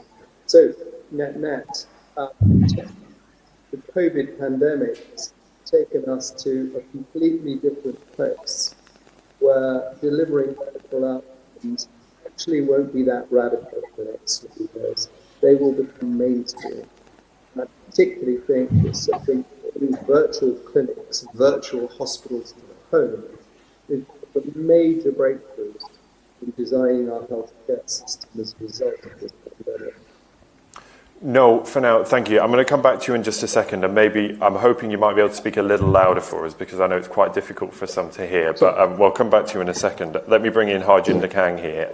Harjinder, as we heard there from No, I mean, we see the benefits of that adoption of technology. It is clear to see how it could change our response to something like a global health pandemic, and yet there is a trust deficit still. And I wonder what you make of how you change that perception of handing over personal medical information and how you convince people that it will be used for the right reasons and not other reasons. That's a very, very interesting question. And thanks for having me on the panel, Ben, and delighted to be here. It's been the age-old question of who does the data belong to and what do you do with it? It's one that's been grappled with by policymakers across the world for decades. And certainly in my time in the pharmaceutical industry, it was something that, people were not willing to share openly, to say that my personal healthcare data is one that could be misused if not handled correctly and so forth. My personal view is that over the pandemic period, certainly the healthcare sector and maybe the pharmaceutical industry, the perception in the public has changed, and dramatically changed, in that it's gone from being an unknown and misunderstood industry to one that's potentially become like the savior of the world at this point in time, in terms of the way that the vaccines have been discovered, developed, rolled out across the world, and the impact that they're having on bringing some degree of normalization. I think the other thing that's sort of happened as well is that there was an evolution going on with respect to technology adoption and the utilization of data within that technology. That has just gone completely beyond the trajectory that it was on. So that, it's now becoming quite normalized that you are openly discussing your health record, your health situation across the internet, across various media capabilities. And certainly my two daughters are in the NHS on the front line, in both doctors, and effectively they haven't seen patients face to face for quite a while, and effectively are seeing patients remotely, as Noel mentioned earlier, in terms of virtual clinics and virtual diagnoses. I think this is here to stay now. I think we are changing the mindset of patients to say that you don't need to be in a shiny, brand new hospital or a brand new clinic in order to get healthcare provision. And how do you know? Sorry to interrupt. I mean, is it just a case of pure generational issues that younger people are much more willing to adopt technology and therefore are much more likely to trust it and what it is used for, and it is maybe older patients who are still struggling to come to terms with it? Or is this more fundamental a trust issue regardless of your background? I would have said it was a generation issue before the pandemic. I would say now it's actually becoming normalized, doesn't matter what age group you are. I think there's always going to be the younger groups that are more savvy with the technology and are able to use all the different media much more adequately than the older generations. But even that's not true anymore. I mean, even my parents, we've been Skyping during the pandemic to keep in touch. So people have now started to use technology as a communication medium on a much more regular basis and are much more comfortable with it. I think the trust element is one that still is needing a lot of policy work, a lot of understanding in terms of how far do you go with this data, because it's actually critical to the future development of the new technologies that have just been discussed, whether it's genomics and personalized medicine, whether it's the way that you actually are preventing disease rather than curing disease, because you know what people face in terms of risk going forward in terms of their genetic makeup. All of these things are miraculous things to come in terms of medical developments over the next few decades, but it will require individuals to be very assured as to what happens with their personalized healthcare data and what it's used for and what it's not used for. And that's all in the gift of the policymakers, and that is probably the big discussions going on right now. Yeah, Roshan, let me bring you in as well here. I mean, you paint a picture, if you will, of what technology might allow us to do that we're not currently able to do, and I guess how that will then better prepare us to deal with another pandemic. So maybe I think, let me start with an analogy. When I was growing up, I was actually kind of seeing the Star Wars series. Mm-hmm. And if you remember, I mean, pretty much everything that you actually saw in the Star Wars series is a reality today. Apart from two things that I can remember. One is the transporter, which used to transport person from location A to B. Mm-hmm. And the other one was the tricorder, which was a medical device that the doctor used to actually kind of take it across the body and examine the vital organs and then prescribe there itself what needs to be done. So if you look at technology, right now technology has actually reached a level where telemedicine, contact tracing, all these things are actually kind of virtually now the way of the new normal. Mm-hmm. I think even if you look at the hospital sector, the provider sectors, they've actually kind of adopted, I think about 44% of actually the providers have actually invested in actually technology related kind of initiatives. I think what would be the next step where technology would actually kind of play a big part is the whole cloud adoption, because data needs to be actually available across the cloud. And the pandemic has actually shown us that the vaccine, which was created in less than a year's time, was because of actually the sharing of information that actually happened across the medical industry. So I think that is a leap bound that I actually see will happen, that is the adoption of cloud. And data actually again shows that there's going to be a CAGR growth of about 11.8% on the adoption of cloud by 2026. So that's going to be a huge kind of a We're not talking about a very long time. It's not, it's just a few years. Yeah. And the second part is actually going to be the entire human-centric design of actually digital equipments, because again, a survey actually shows that about 84% of the patients are actually fine receiving the advice virtually now, mm-hmm. And they are actually also fine using the wearables in order to kind of have some of their health-related kind of diagnostics done. And virtually everyone is actually ready to share their data. So your earlier question in terms of the distrust, in terms of sharing of information, I think that's behind us now with the pandemic. So the entire adoption of human-centric kind of a design of actually equipments is going to be important, because the end goal will be that once you actually have these diagnoses actually done, can you also treat and operate patients virtually? So that's going to be the next leap. So if I have to kind of sum it up, it's going to be the cloud adoption. It's actually going to be the adoption of human-centric kind of equipments. And the third is actually kind of the continuation of actually sharing of the information that has actually started in the pandemic. I want to come on in the time that we have left in just a moment to talk about some of the infrastructure issues and some of the possible hurdles that may get in the way of this adoption, because we're laying out a stage here of quite how amazing it could be, but of course reality is often very different, isn't it? But let me jump into a question from Priyanka, who is in Delhi, because I'm aware that I want to get a range of voices on this, so do get involved in this conversation. You can use the hashtag, join us on Twitter, I should say, at IGF Updates. Please send your questions and thoughts in that way. But let's take a listen to a question from Priyanka. Namaste and hello everyone. My name is Priyanka Deo and I'm a journalist based in New Delhi, India. Thanks for making me a part of India Global Forum 2021. My question is that wave 2 of the coronavirus pandemic has hit all of us really hard in India. With me being 9 months pregnant now, I was especially scared since I was not eligible to take the coronavirus vaccine in India.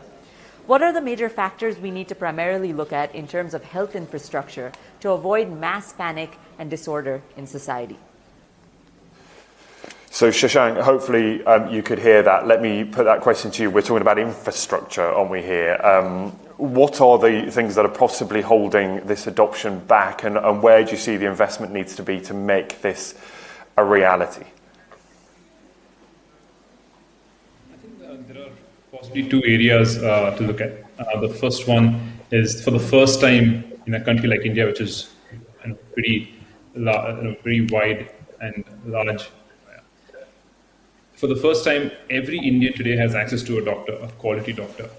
And there is medicine and diagnostic availability at every PIN code in India today.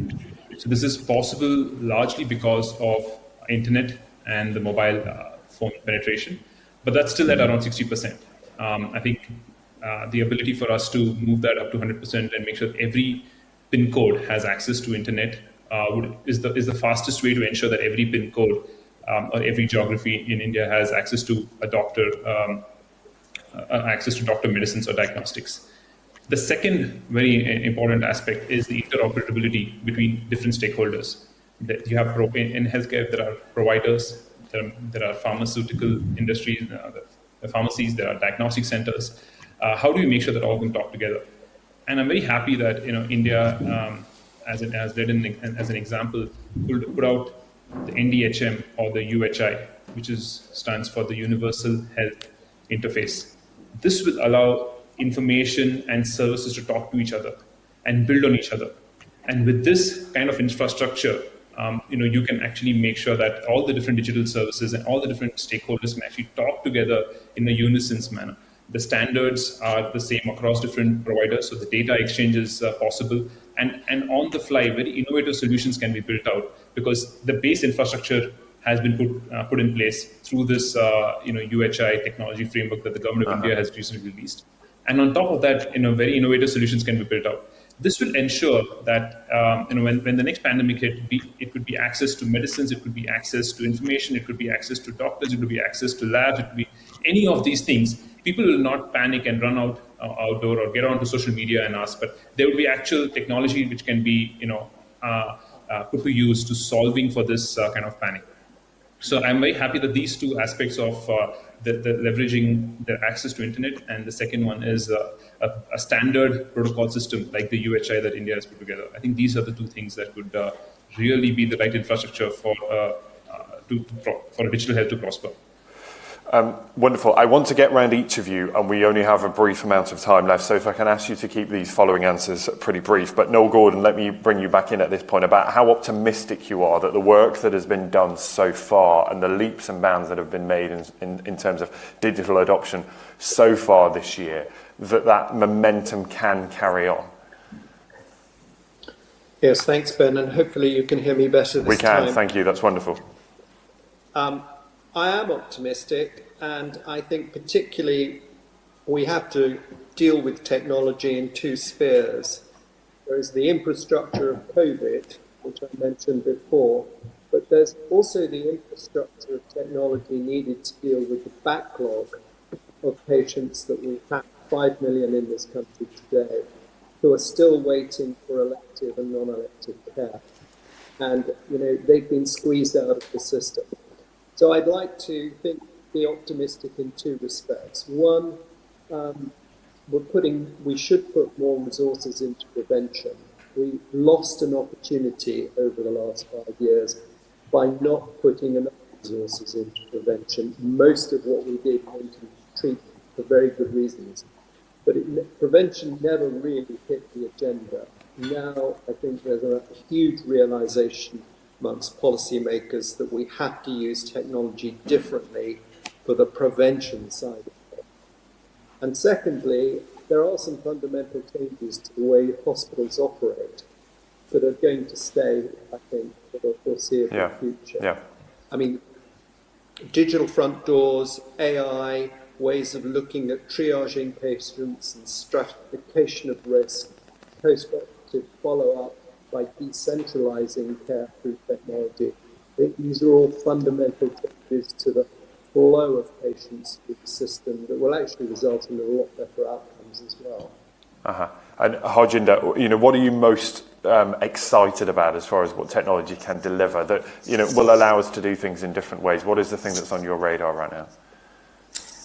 I think the biggest thing is access. I think it will give a lot more healthcare around the world to people who didn't have access to it before. It's a great shrinker of geography technology. That's the first point I'd make in terms of people who can connect with healthcare providers many hundreds of miles away to get basic healthcare, let alone anything specialized. So I think that's the big one for me, that actually a lot more of the planet will get basic healthcare because of technology. And Devan, again, from an investment point of view, I wonder what those conversations you're having now with clients about how important investment in healthcare can be and those potential returns, given that they are riding a wave that has already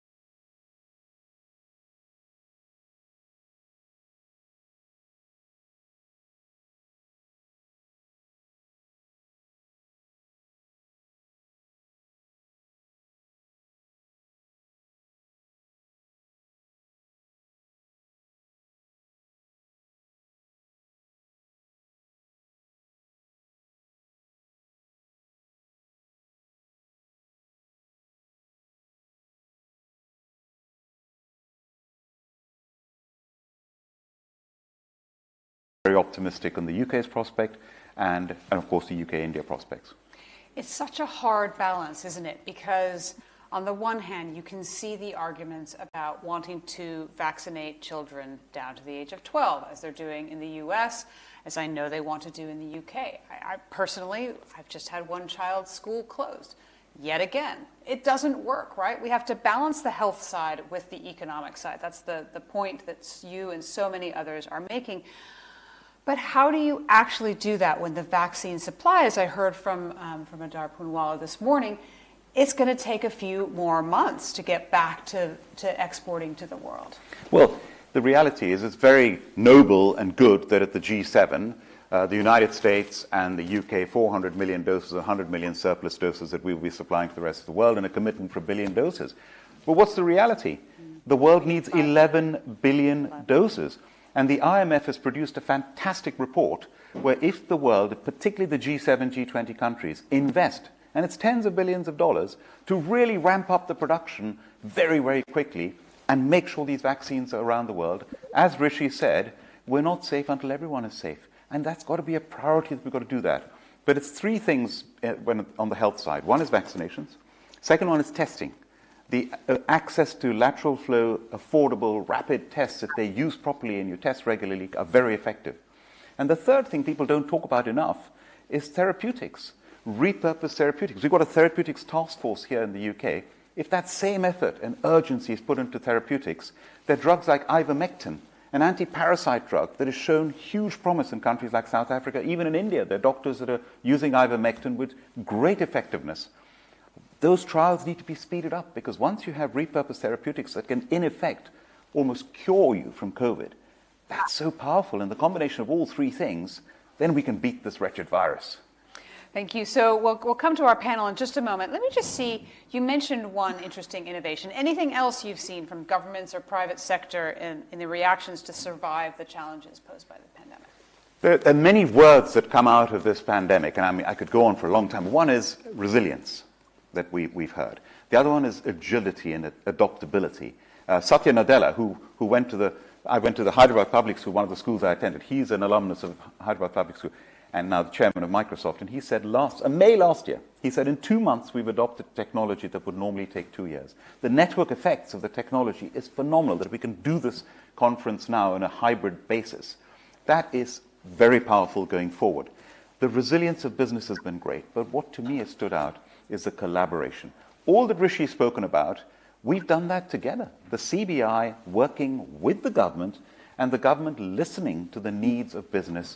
And that is how the £400 billion has been provided. The furlough scheme, what an innovative scheme.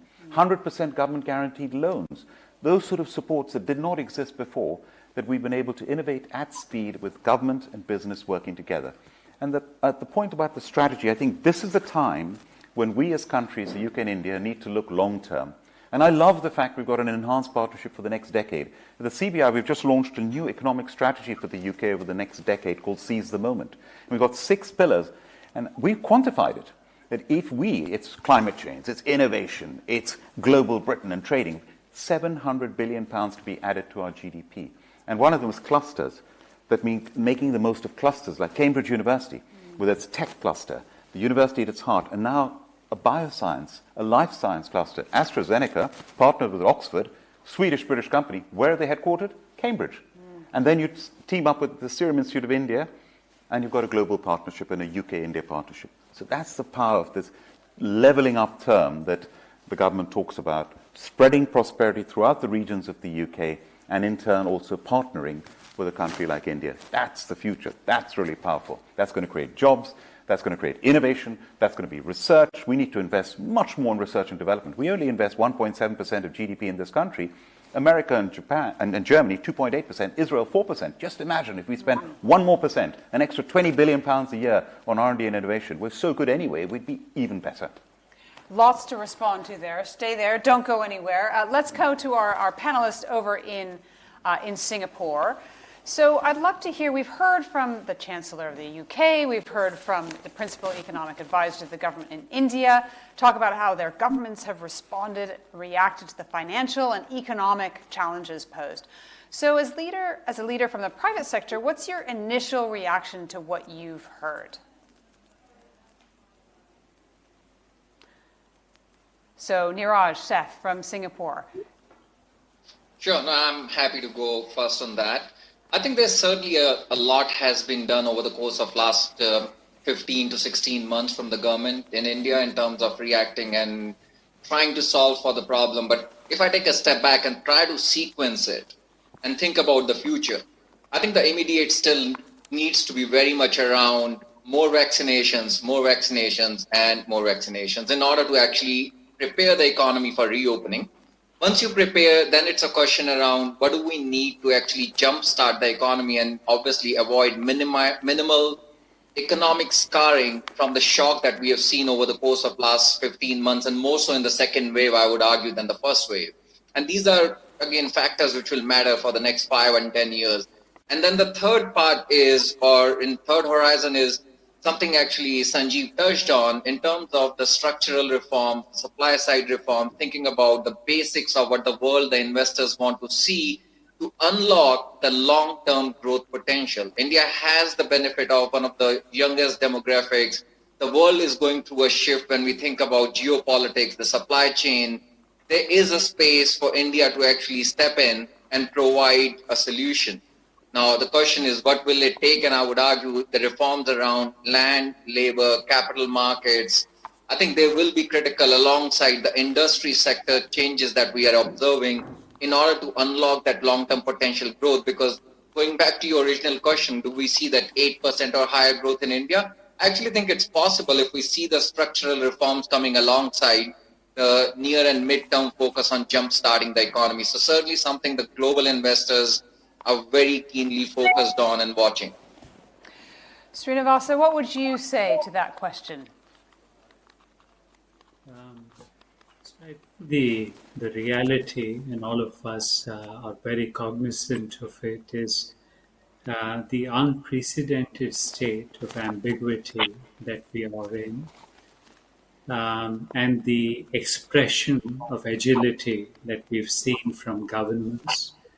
I think has been people working at their absolute best potential, best capacity, with limited vision, and with a multiplicity of undefined or underdefined variables. So I think agility, to me, almost stands out as the feature that we've seen on demonstration the last 15 months. And I don't think we are at a place where we can turn the page and expect to see a very well crystallized blueprint of recovery yet. So it's still going to have those agile energies and dynamics underneath that. Just from a private sector point of view, and if I may, providing a frame of reference from a recent global confidence survey that we ran, a global capital confidence survey that we ran at EY, which included 2,400 CXOs of the largest companies in the world.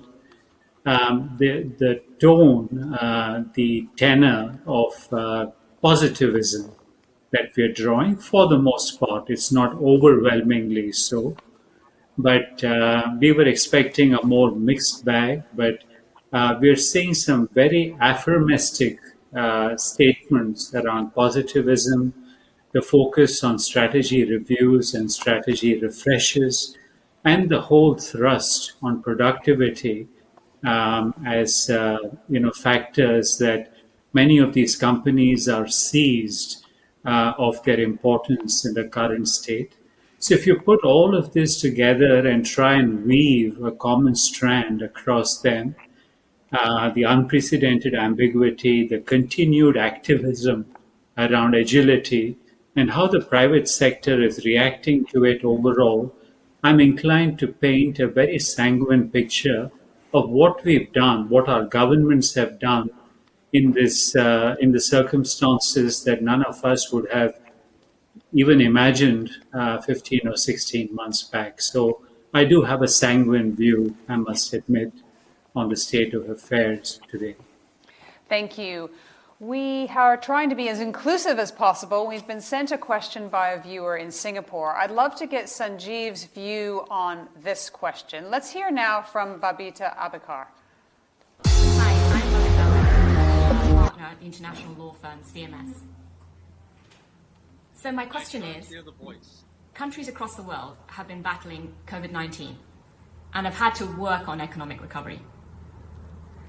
As India is actively working on ramping up sectors such as manufacturing and agriculture, and also seeking to achieve PM Modi's goal of an Atmanirbhar Bharat, which is an independent Bharat, independent India, how do you see the nation playing a meaningful role within the global economy? Sanjeev, do you want to respond to that? Yes, I couldn't hear it entirely clearly, but I think it was related to Atmanirbhar Bharat and that's the right. whole How idea the behind nation it. can play a meaningful role in the global economy. Exactly. Yeah. So I think, first of all, the term Atmanirbhar Bharat, which is often translated as self-reliant and translated into English, I think very often people tend to misunderstand it as some sort of a return to a socialist era idea of sort of an inward-looking economy. That is not at all the case. We're not trying to go back to some sort of a 1950s style import substitution model. Atmanirbhar Bharat literally means being resilient by leveraging your own strengths, internal strength. That's what it means. And it is not an idea of trying to close our borders in any way. Far from it. Much of the effort is tuned towards building up local capacities in order to participate in global supply chains. So far from being sort of inward-looking, it is really an attempt to sort of leverage India's strength to look outwards. So let me illustrate the point. It's always best to illustrate the point. By now, everybody knows that we have one of the largest pharmaceutical sectors in the world here in India. It's very competitive, and much of it is export-oriented. However, one of the things we noticed during this period over the last 18 months, the sector was very prone to shocks from single-source foreign inputs, and the result was that if for whatever reason the supply chain breaks down, if this thing stops, then this particular sector suddenly stalls. So what we are doing is finding ways of creating either multiple foreign sources or finding a way of creating domestic sources for these inputs so that the resilience of this highly competitive export sector can be maintained irrespective of the shocks we get hit by. So I think that's quite a different way of thinking about it rather than to think of some sort of written import substitute path. That's what we're trying to do.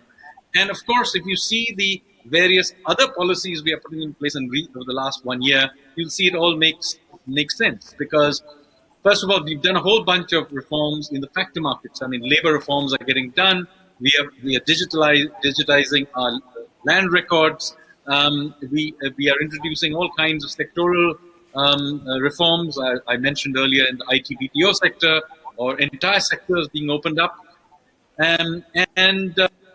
As a result of that, we are getting a response. By the way, we're getting a record foreign direct investment flowing into India.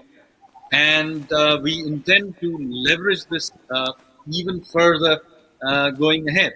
So just so that everybody understands, Atmanirbhar Bharat is not a return to some isolationism. We have, in fact, one of our very successful policies of the last year is something called the Production Linked Incentive Scheme, PLI scheme, where we have taken a few sort of target sectors in order to ramp them up so that we can participate in global supply chains. And it has been very successful in things relating to the electronic sector. Entire factories are getting relocated to India. And so, it's not just in services, but in, hardcore manufacturing where we are seeing a lot of the impact of this new strategy.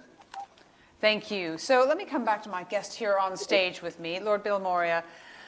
Debt has been one of the biggest issues that we've seen around the response to the pandemic. The government global debt, in fact, has increased by around $25 trillion. I mean, these are enormous numbers, right, in 2020. Global debt to GDP ratio hitting 350% and above. Do you think the government and the private sector have dug themselves into a hole here? Well, I just want to follow up on what Sanjeev just said. It's very important to see that when you talk about independent India, it's the more India enhances its capability and its excellence in every aspect, whether it's service or manufacturing, the more attractive India is to inward investment and the more competitive India is to exporting as well. So it's a benefit to India and it's a benefit to the global economy.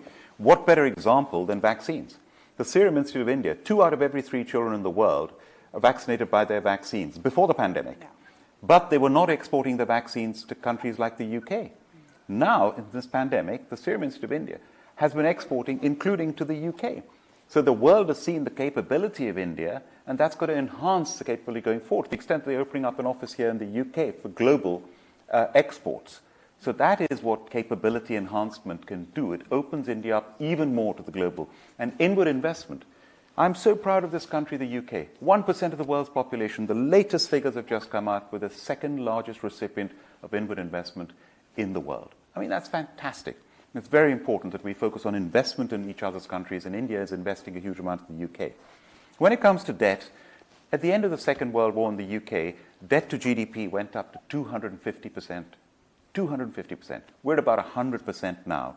It is high, but I'm very convinced the way out of the debt, the best way, is not to increase taxes, is not to have austerity, but to encourage investment and encourage growth, because that creates jobs, and the jobs then create the taxes that pay down the debt. So we've got to encourage investment and encourage growth, and that's what we're doing here in the UK. And India is doing exactly the same. In the Indian budget, we had an event with the CII, our sister organization, and it very clearly, a senior Indian government official and the CII said, we did not increase taxes in the February budget in India because businesses have suffered so much, and we don't want to stifle the recovery. Luckily, Rishi Sunak listened, and our Indian origin chancellor here has not increased taxes now. Maybe they'll increase in the future in 2 years' time, but we can't stifle the recovery. We've got to encourage growth and investment. Thank you. Niraj, would you agree with that as well in terms of how to encourage growth and investment? I would totally agree. I think given the shock to the system and the fact that you have the fiscal financing needs going up at the same time everywhere in the world, it has not happened in the last 50 years. And looking forward, coming out of the shock, coming out of the pandemic, jump-starting the economies, if anything, requires more of a fiscal push and not less, more of a supportive policy and not less. And if you do get growth back, the ability to grow out of debt is very, very possible for obviously a lot of the high-performing economies. And the last thing I think it matters is it's not just the debt to GDP which is critical. It's also the serviceability of debt that's important. So I think looking at that and where the cost of debt in general, especially in the developed markets, I don't see that as a concern as long as we are able to get back on the growth track in this world. Srinivasa, do you want to respond to that? And tell me if you have any concerns about inflation as well. Yeah, so I actually believe that the deleveraging is going to be quite a complex affair. Some of the traditional fiscal theorems, and I think this was just referred to, around the fiscal and revenue deficits and such, some of the, now I might say, the old world theorems need to be fully examined and reset for the circumstances that we are in. I do very much see inflationary trends. I think all of us are across the world. And, the kind of debt that has been put into households with the relaxed monetary policy that has had to be employed. There's a 10% growth in household debt over the last 4 quarters. And I think while there is an overall prognosis of inflation, which seems utterly logical and reasonable, the one safeguard I think we have this time compared to previous implosions around inflationary patterns is I think there is a higher degree of awareness, intelligence, knowledge, know-how, and skill around how to manage the inflation. It's not as raw and primal a topic as it was 50 years back or 70 years back. I think there's an acquired skill of the last few decades that leaves the governments and us in the private sector in a better place to navigate these inflationary trends and tame them over time. But that taming is going to take time. It's not something that will happen in a rapid hurry. Okay, thank you very much. I want to just bring my guests up to say a massive thank you to all of you for joining us here at India Global Forum. If you've liked what you've heard, do tweet on Future.Now. We will be back in just a moment to speak about the challenge that technology presents to democracy. Be back soon.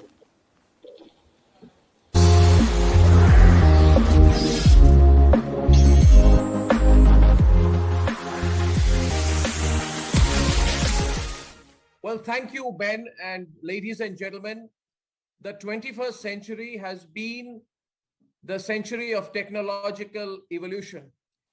Technology has become the basis for overturning dictatorships, protesting wrongs, mobilizing, campaigning, politicking, but it has also unfortunately on occasion become the basis of misinformation, riots, and violence.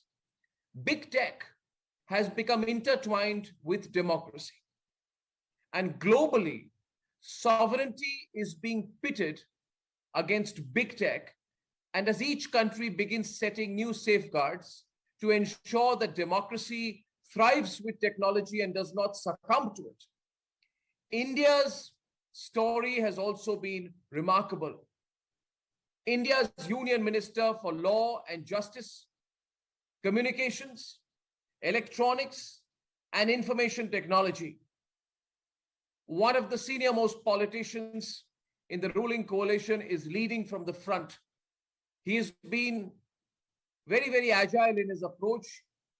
As a former party spokesperson for the BJP, he's also been very outspoken in his views. He's been very bold, sometimes controversial in his decisions to safeguard India's democracy.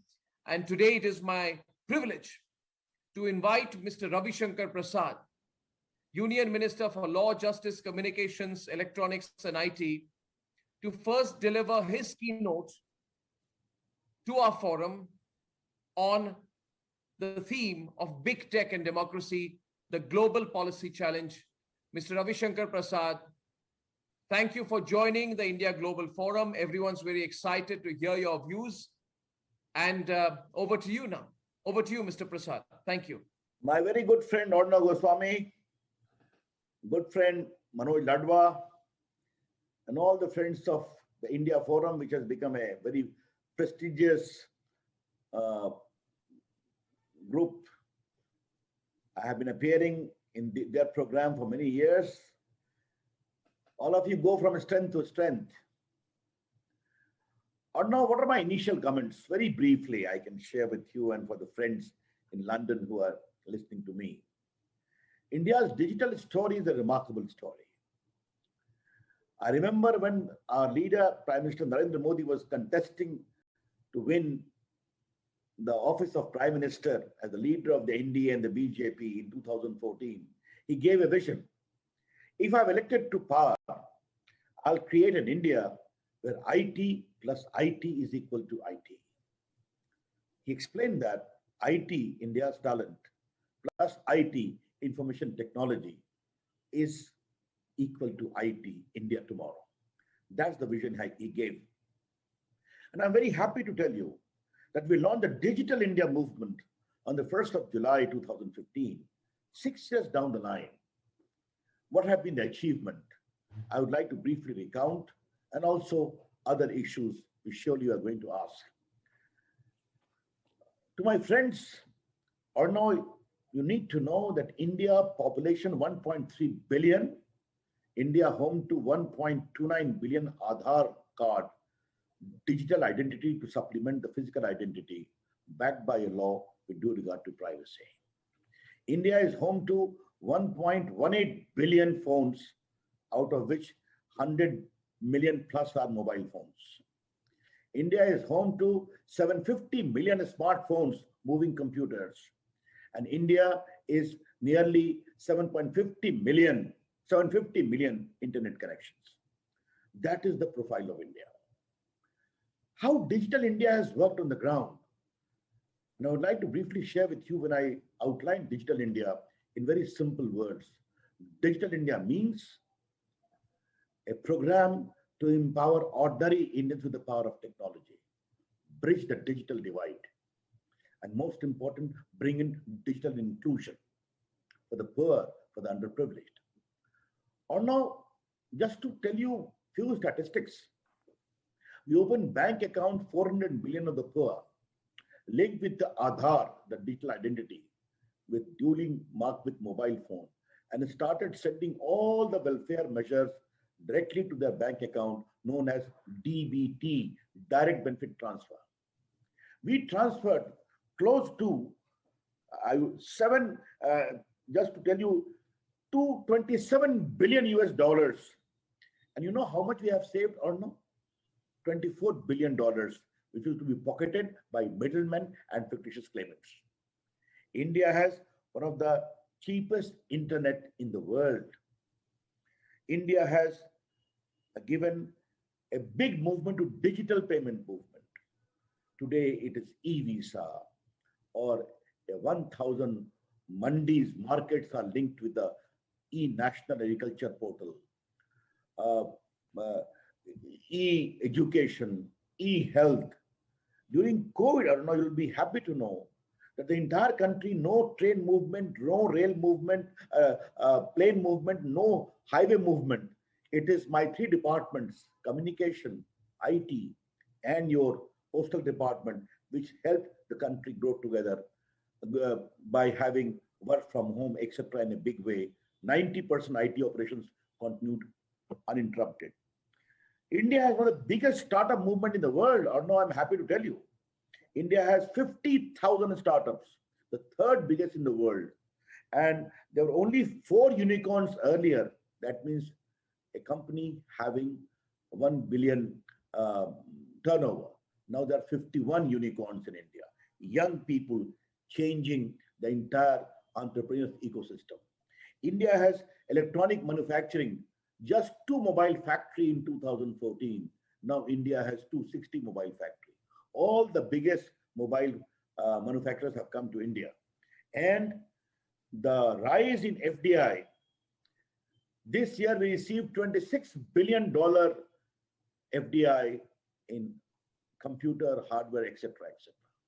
Therefore, from digital delivery of services to digital skilling to digital empowerment, to my friends who are listening to me, I was very keen that Digital India must become a mass movement.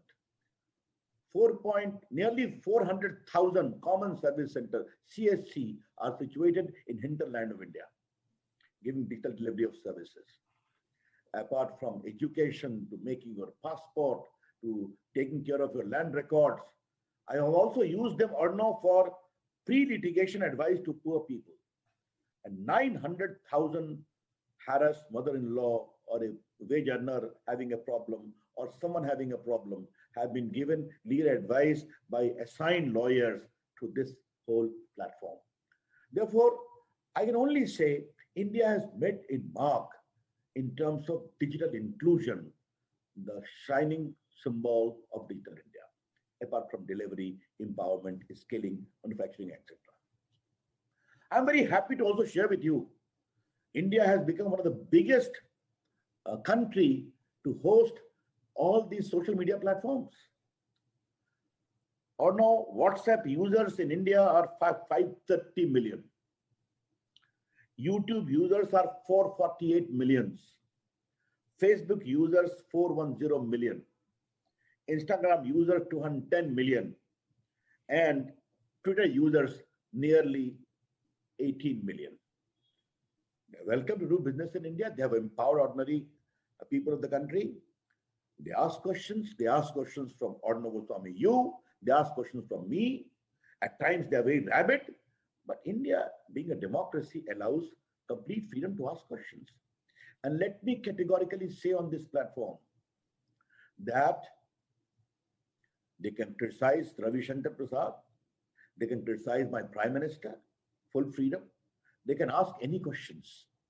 But we were confronted. And these big tech companies are having big business in India. I have no problem. Make money in India, earn money in India. But there was one issue, or no, I would like to flag to you. The issue was not of use of social media. The issue was one of abuse and misuse of social media. What should I do when a harassed mother used to come to me? The ex-boyfriend of her daughter is making all their intimate photographs viral. What should I do when a lady complains that my morphed image is being recirculated? What should I do when a journalist or a businessman, I am being harassed, defamed on groundless basis?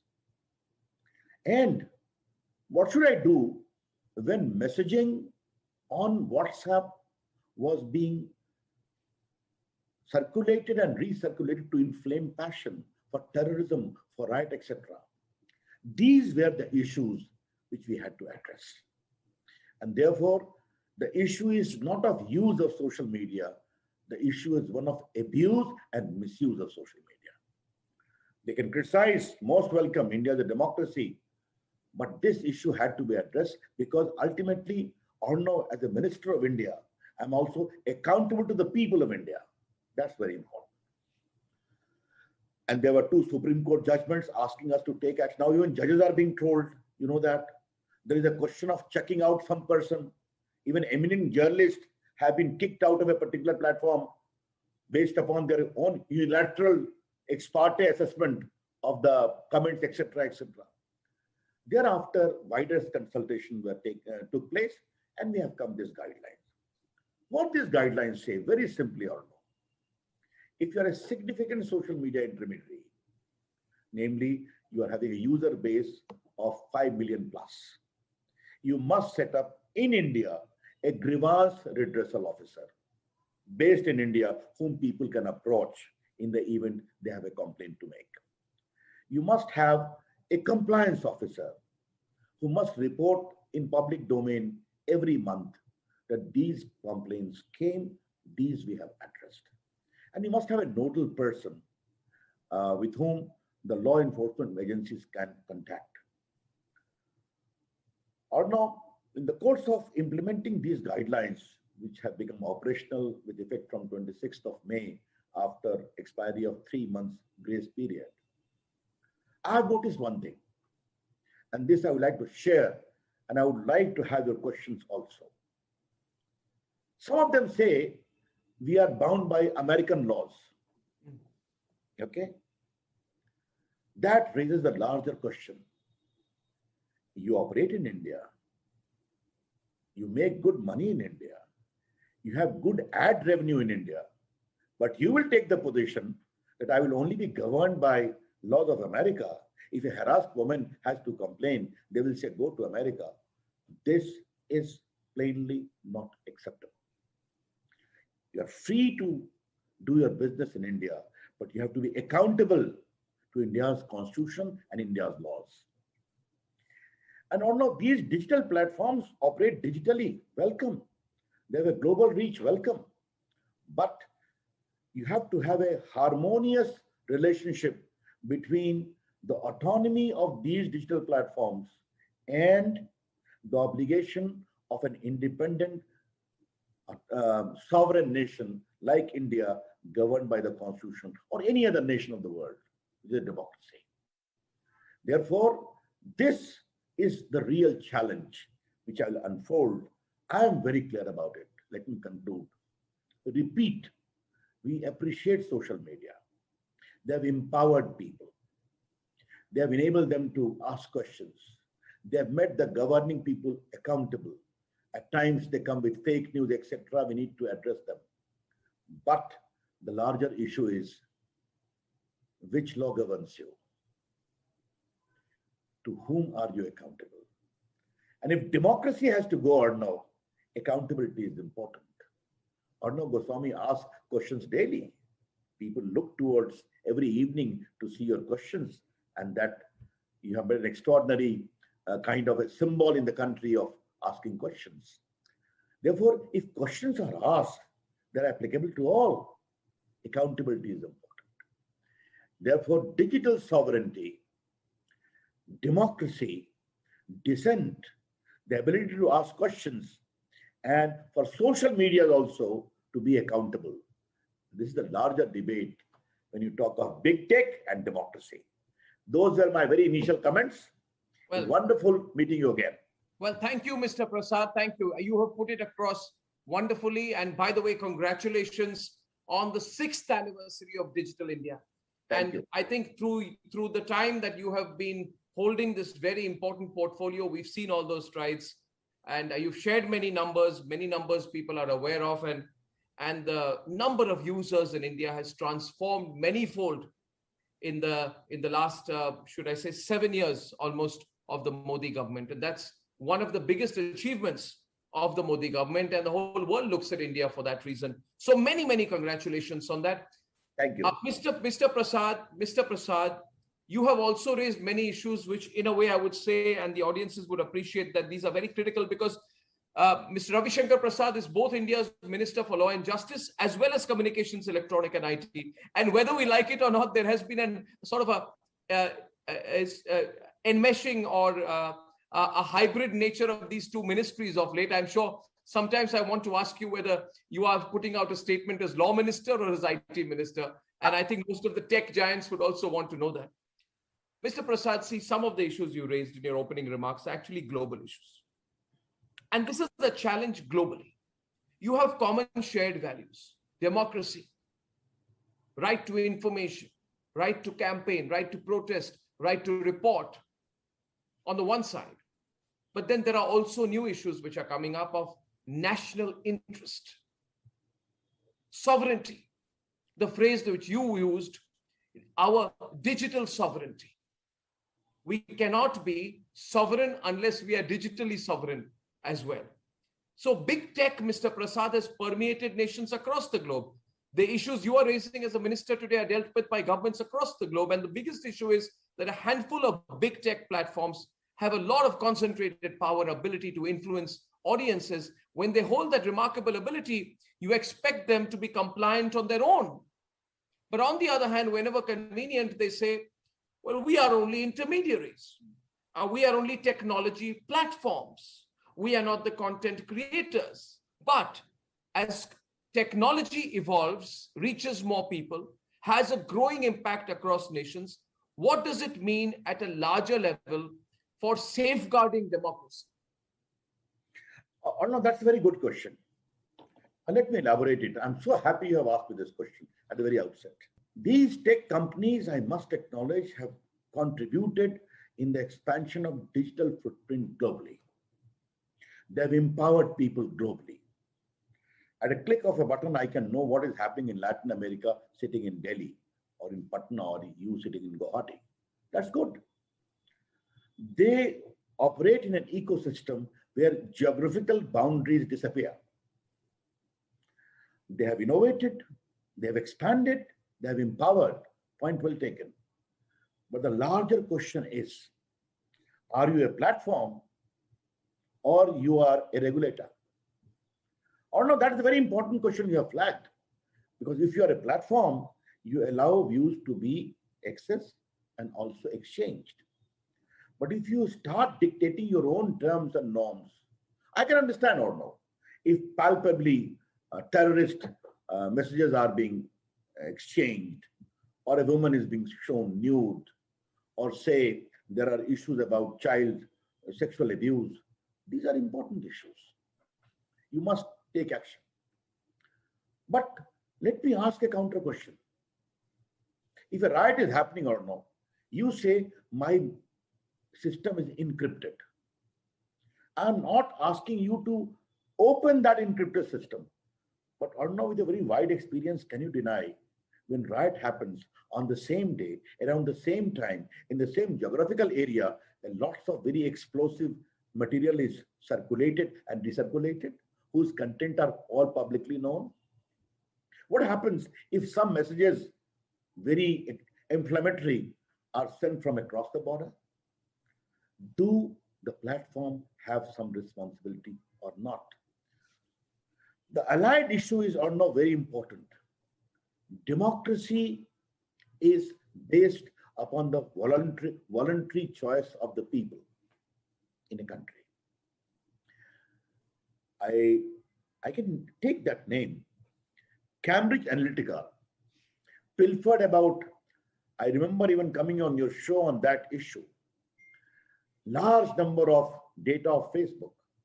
I had to order a tough inquiry by the investigating agencies, and the company got closed. That data belonged to Indians. Therefore, there can be many shades. And the larger issue is, I'm very happy they have kept the issue for dialogue between you and me, big tech and democracy. There are authoritarian regimes who promote their own cause and put people behind bars for years together. But here is a democracy. If democracy is to survive, misinformation, fake news, explosive materials, I would say colluded material, all these are challenges. I am not in favor of censoring, I should be very clear to you all. But democracies have to find a common ground as far as these issues are concerned, so that these big tech companies do their business, earn good money, good profit, but become accountable. And this can only happen if they learn to follow the laws of the land, namely the country in which they operate. The question, and you have put the laws of the land out there under your newly notified Information Technology Intermediary Guidelines and Digital Media Ethics Code 2021, both technologically and legally. But Mr. Prasad, the argument of democracy is used against you. Those who are content digital players say that there is no need. In fact, they say that as per the rules of the free market, we must be allowed to operate freely. They say that the technology sector has to be treated differently from, for example, non-technology sectors in which you need greater democracy, greater freedom. And we must be ready for a little bit of collateral damage, because the pros are too many and the cons are too few. Depends on whether you look at the glass as half full or half empty. You will say that big tech is a source of information, or you will say it is a source of amplification of misinformation. And they say that there is no way in which any government can force any technology company to have complete control over the messages on their system. And hence, therefore, this becomes a growing battle. For example, Twitter refuses to comply with the IT rules. The IT rules cite a complaint under the Digital Millennium Copyright Act to threaten suspension of account to your Twitter account. But the same Twitter refuses to comply with your rules. So at the end of the day, Mr. Prasad, how will you step in? They say we are an American company. We respect American rules. But you said they operate in India. Can you force them to comply with Indian rules? My reply is very simple, Arna. Very simple. When an Indian IT company go to do business in America, do they follow American laws or not? Indian IT companies are present in 200 cities of 80 countries, but substantially in America. When Indian pharma company go to do business in UK or USA, do they follow the laws of UK or USA? Not. Very clearly, they do follow. Now, tech companies cannot arrogate to themselves that I will only be bound by the laws of America, though I will earn money from India and show in my shareholders that I have 400 million plus our subscribers in India. That is the first question. The second question is, I do take your point or not, that technology displaces. As technology creates new conditions. But since you are talking about the rights of the big tech companies, what about the rights of the victims of abuse? That question is important. Do they have some rights or not? Arnav Goswami, when he sits on his news channel, a popular news channel in India, you are bound by certain obligations or not. Though you are watched globally, there is media council, there your in-house system is there. There is press council for the print media. Globally in America or England, there is joint appeal by many leaders. The larger issue is that there has to be a harmonious balance. That is very important. And the reply cannot be that we'll only be governed by American laws. Now, since you asked me that question or no, I never tried to mention anything concerning me, but since you have mentioned it, they blocked my Twitter account for 1 hour. Yeah. And you know what reasons they gave?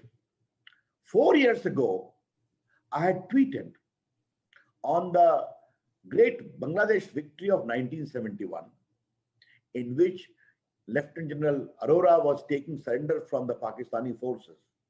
It was the celebration of that great victory. And behind that great song of A.R. Rahman, Ma Tujhe Salam, Vande Mataram was being played. It was on Facebook and all.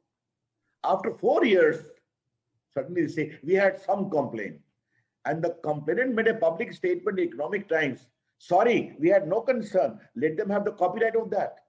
What is this? I always say, if you are going to invoke the Millennium Digital Copyright of America, you have to be also cognizant of the copyright rules of India. That is the point. Because tweet was made in India. You cannot say my whole stand will be regulated by an ex parte assessment of a US law. That is the point, or no? Again, I don't want to... You think Twitter targeted you selectively? No. As far as targeting part is concerned, the shoulders of Ravi Shankar Prasad are too broad. Okay, no problem. I don't even mind criticism, even from Twitter itself. But the point is, I'm on a larger question or no. And the larger question is, if democracy and big tech company have to survive, I have not the slightest doubt. Globally, all the companies, be it countries, be it USA, be it UK, be it South Africa, be it France, be it European Union, or are Australia grappling with this issue, democracies.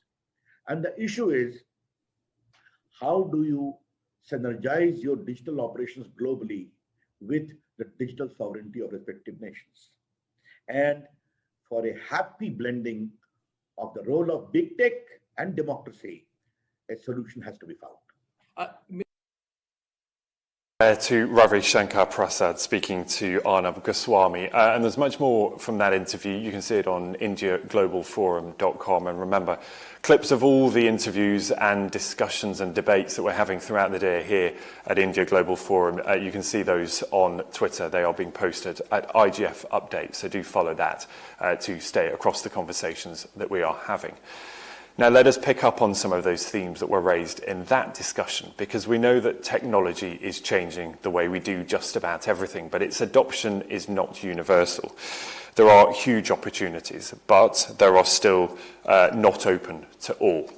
There remains a great divide in the adoption and the use of technology, depending where in the world you live. So, what is being done to bridge the divide, and what remain as challenges to encourage more digital adoption around the world? Now, we heard from him a little earlier in our opening statements, but I'm delighted to welcome back Tony Blair, former UK Prime Minister, and of course now founder of the Institute for Global Change. Mr. Blair, welcome to India Global Forum. It's good to have you back. We heard from you a little earlier. But I want to pick up, first of all, on the slogan, the strapline that you associate with the Institute, which is make globalization work for many, not the few. Just explain what you mean by that. Thanks very much, Ben. It's great to be with everyone again at the India Global Forum. What I mean by that is very simply that globalization is a force that's pulling the world closer together. It has enormous opportunities associated with it, but you've got to spread those opportunities to the broadest mass of people. And particularly when we are living through an era of technology revolution, then if people don't, for example, have access to the internet, they don't have access to the benefits of technology, then the world becomes even more unequal. So what we try to do from the Institute, and recently we published a paper specifically around what does the world need to do to make sure that the whole of the world gets connected and not just the best in terms of income of the world.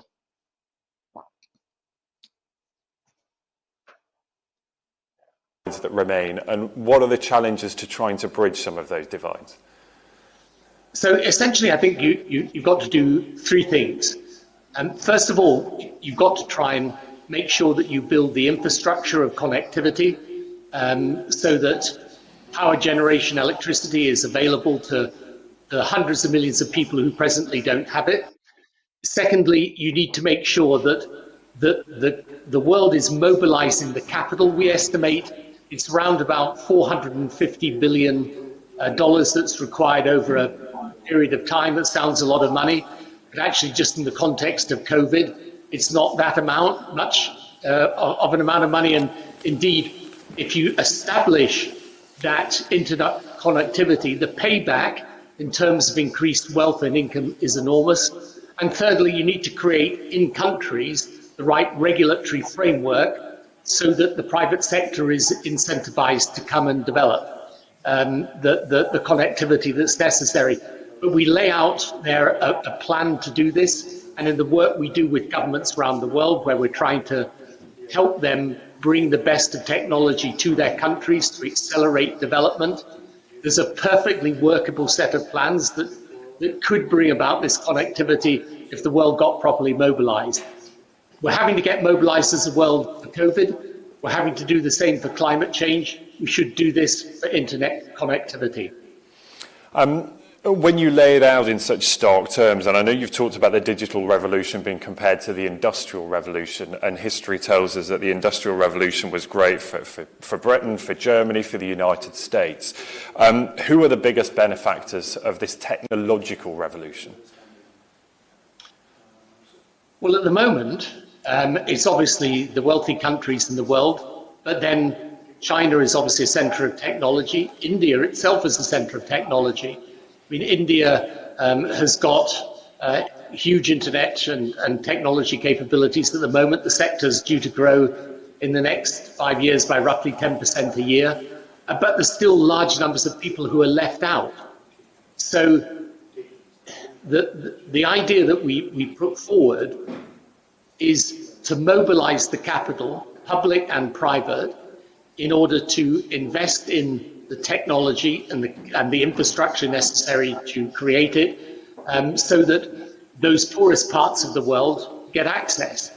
And it's not impossible to do, but if you're going to do it, it requires the wealthy countries of the world to cooperate with developing countries in order to do it. Is digital development a priority right now for many governments? Quite clearly, so many plans have been derailed because of the pandemic. But when we move beyond that, do you really get a feeling that digital adoption and digital investment and innovation is actually at the top of the to-do list for many governments? I think it's coming to the top of the to-do list. One thing that COVID's taught us is about the importance of technology. Obviously, the acceleration of technology innovation has been an important part of dealing with COVID. Both in terms of vaccines, in terms of testing, and now, of course, in terms of registering those who are vaccinated and data. So a lot of countries that we're working with, and my institute works with roughly 25, 30 different countries in the world, are moving to things like electronic health records, digital ID, really important, so that you can access government services much more easily. Actually, India has been a leader in this field. And the benefits are enormous. You can make payments more easily. You cut out a lot of corruption. You allow people sort of instant access and therefore power over their own affairs. You can also use the internet for small producer farmers in order to be able to run their businesses more easily. I think technology will transform in the next few years education, healthcare, agriculture, and of course, technology is already transforming the energy space. So I don't think there's any doubt at all about it. This technology revolution is the single biggest thing that's happening in the world. And if it's utilized properly, it allows developing countries to leapfrog the systems of the West. So, for example, if you're trying to create a modern healthcare system today, you should be using digitization, you should be using technology so that you're not having to do healthcare in the old way. You can do it much more easily, much more accessibly, and much more cost effectively using technology. So it provides we call our program in the Institute Tech for Development, and I think the opportunities are absolutely enormous, but it means that governments have also got to reconfigure the way they work. They need a different skill set, different types of people coming in and working in government, and they need close connection, obviously, with those firms that are able to help them in the technology space. You raised healthcare, and we've been talking about this throughout the day, about how technology can change not only the administration of healthcare, but the delivery of it too. And that's before we even get into things like AI, which could change treatment. I wonder, though, whether enough has been done to address the nervousness, the reluctance, the maybe reticence that many will still have about handing over so much data to big tech corporations, given that we've seen when in the wrong hands, it can be pretty disastrous. Yeah, but Ben, I really think this is much more of a concern of a certain fairly limited group of people than it is a real person's concern. I mean, of course, there's all sorts of ways you can protect the privacy of your health records, and your health records, by the way, are vulnerable even if they're in written form rather than stored, for example, in the cloud. In fact, they can often be much more secure when it's done digitally. But the benefit that you have, for example, of a doctor seeing you, being able immediately to bring up your patient history so that they can treat you better, the advantages you've got, for example, in having specialists who can do consultations remotely, these are huge advantages. And of course, you've got to take seriously the privacy concerns, but there are ways of dealing with that.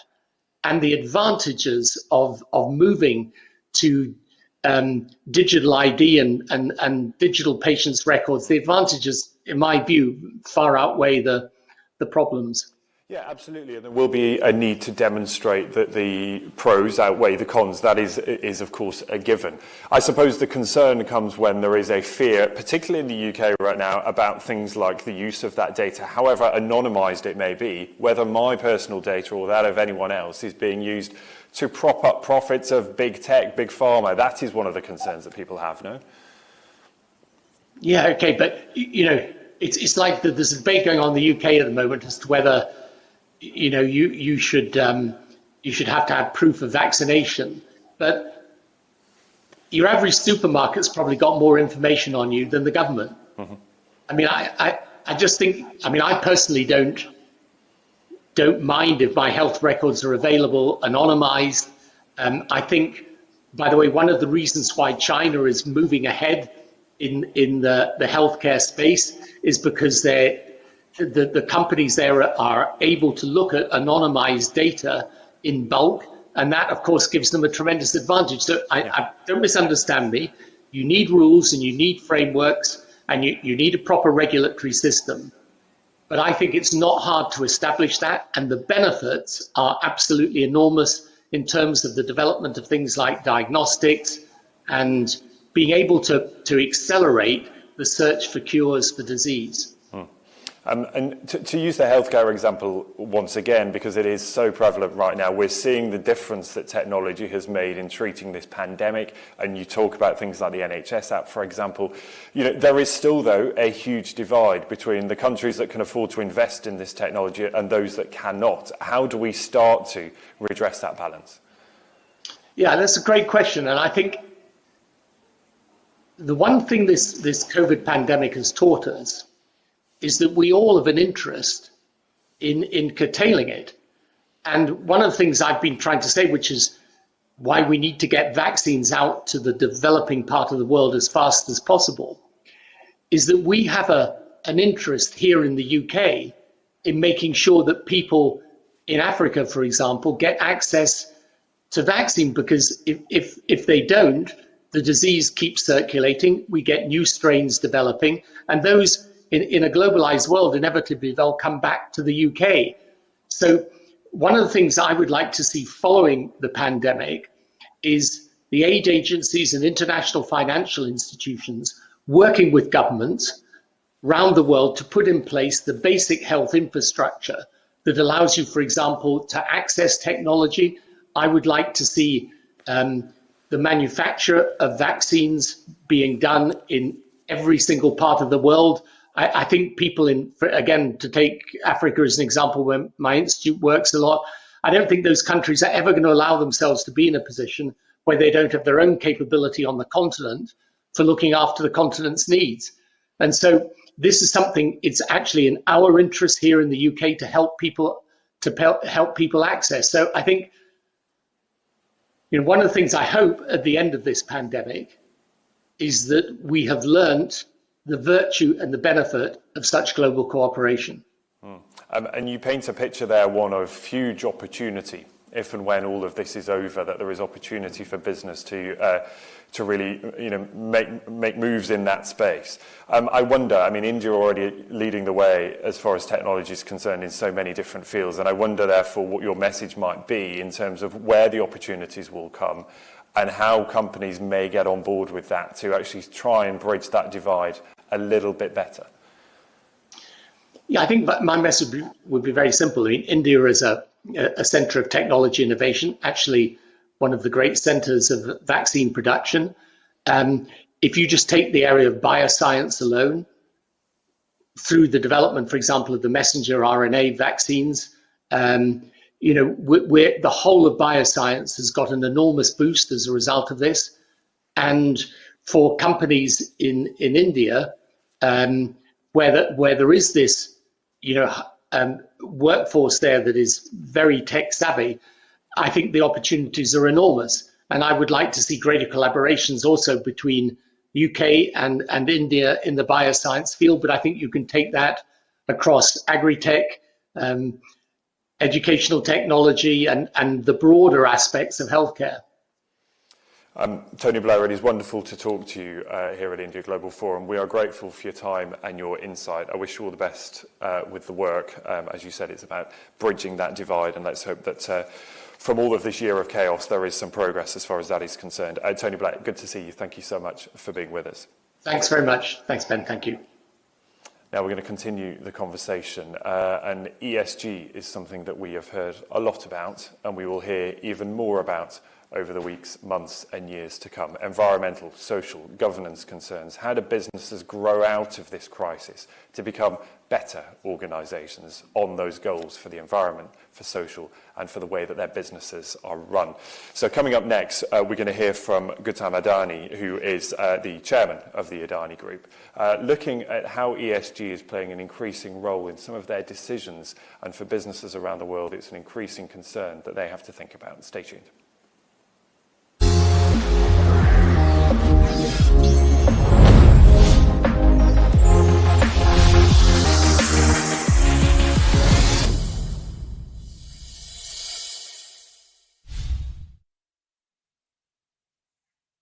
Distinguished leaders, let me start by thanking Manoj and team for the invitation to speak at the 2021 India Global Forum. It is indeed an honor to be speaking at an event with so many great personalities. Looking back at India's energy transition journey, it all began with the COP21 Paris Summit. Our Honorable Prime Minister Narendra Modi has stated that India would generate 40% of our installed capacity from non-fossil fuels. By adding 175 gigawatts of renewable energy by 2022, and that our forest cover would be increased to absorb at least 2.5 billion tons of carbon dioxide. These were bold promises at that time. Today, just 6 years following COP21, the fact is that India is the only major nation that will achieve most of the COP21 climate change goals set for 2030, a full 8 years ahead of schedule. And Mr. Modi has now increased the target to 450 gigawatts by 2030. However, climate justice must also mean that the well-being of the developed is not at the expense of the developing. The out-of-the-box plans and methods that might work for advanced nations will not work for India and 1.4 billion Indians, nor will they satisfy any of the world's developing nations. The developed and developing worlds must jointly devise measures that permit equitable growth and secure a clean future for all. One nation's dream must not become another nation's challenge. In my view, the developed world must uniformly understand this better. Using a cricketing example, those who see the Adani Group solely as India's largest thermal power producer are watching not the match, but only the opening overs. While we realize that we must transition away from carbon dependencies and towards environment-friendly sources of energy, we also must ensure that India does not transition away from fossil fuel at a rate that makes power unaffordable for our millions of citizens. We must be careful that our voice for the environment does not crush the aspiration of thousands of that lack electricity. The fact is that while we are India's largest integrated energy utility platform, our newer infrastructures builds are focused on renewable energy. We choose this path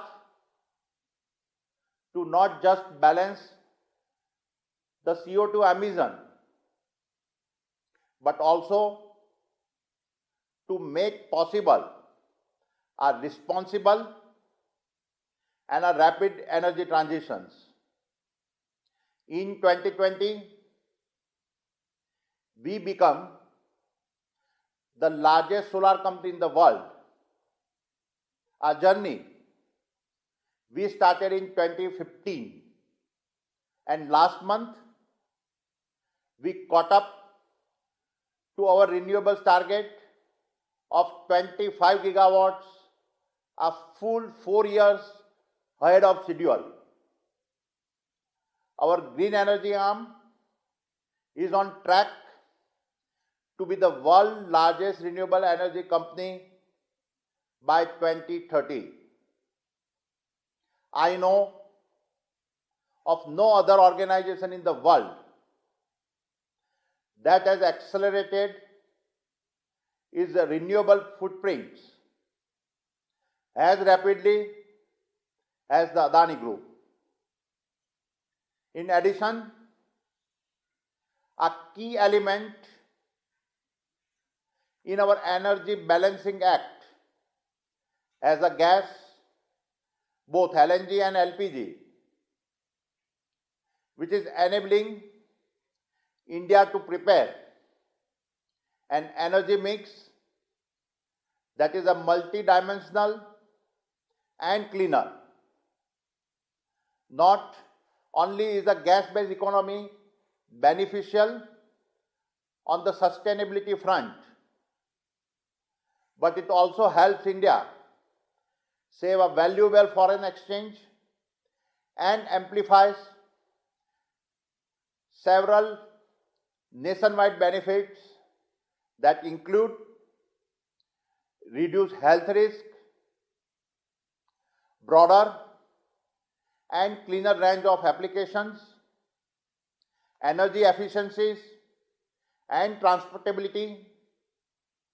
Also, as a part of Atmanirbhar Bharat, India's self-reliance initiative, we are now doubling our solar cell and module manufacturing capacity to 4 gigawatts and expanding the domestic manufacturing ecosystem for our renewable business, including a new wind turbine manufacturing cluster in Mundra. Our commitment to a sustainable future is validated by the fact that no other Indian business house has invested in clean energy and clean technologies as massively, as proactively, and as regularly as we have. This sustainable investment route has certainly paid off for our stakeholders. Since January 2020, the value of our renewable business has increased over 600 times, thereby yielding one of the best returns across all stock markets. I've always stated that the Adani Group's different businesses are aligned and not just with India's climate change goals, but also with the global drive towards net zero emissions. For example, our ports actively support the United Nations and India's sustainability initiatives in science, climate-related financial disclosure, water conservation and biodiversity. Our ports are committed to becoming carbon neutral, committed to achieving zero waste to landfill, committed to replacing single-use plastic, and committed to afforestation exceeding 5,000 hectares by 2025.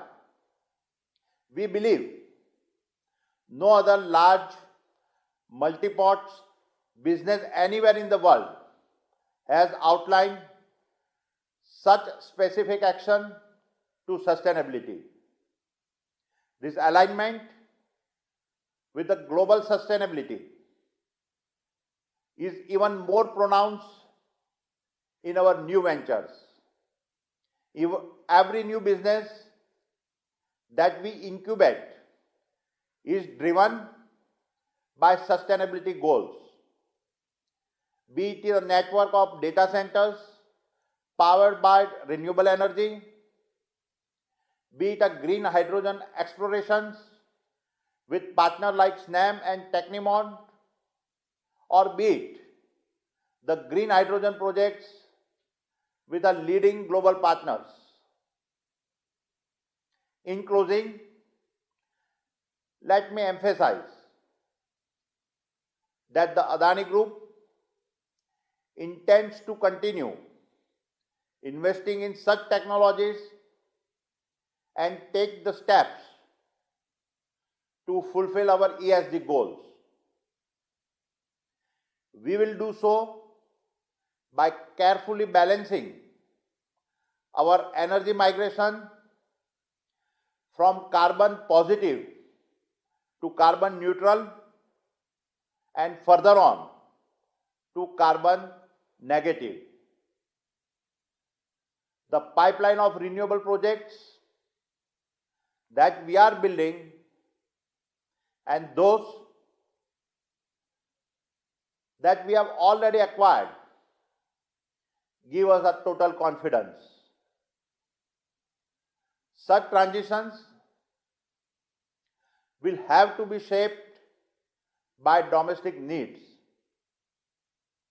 and will ensure that not only will tomorrow's sunrise be clearer, but the pace we set for today's sunset will not be compromised either. Thank you.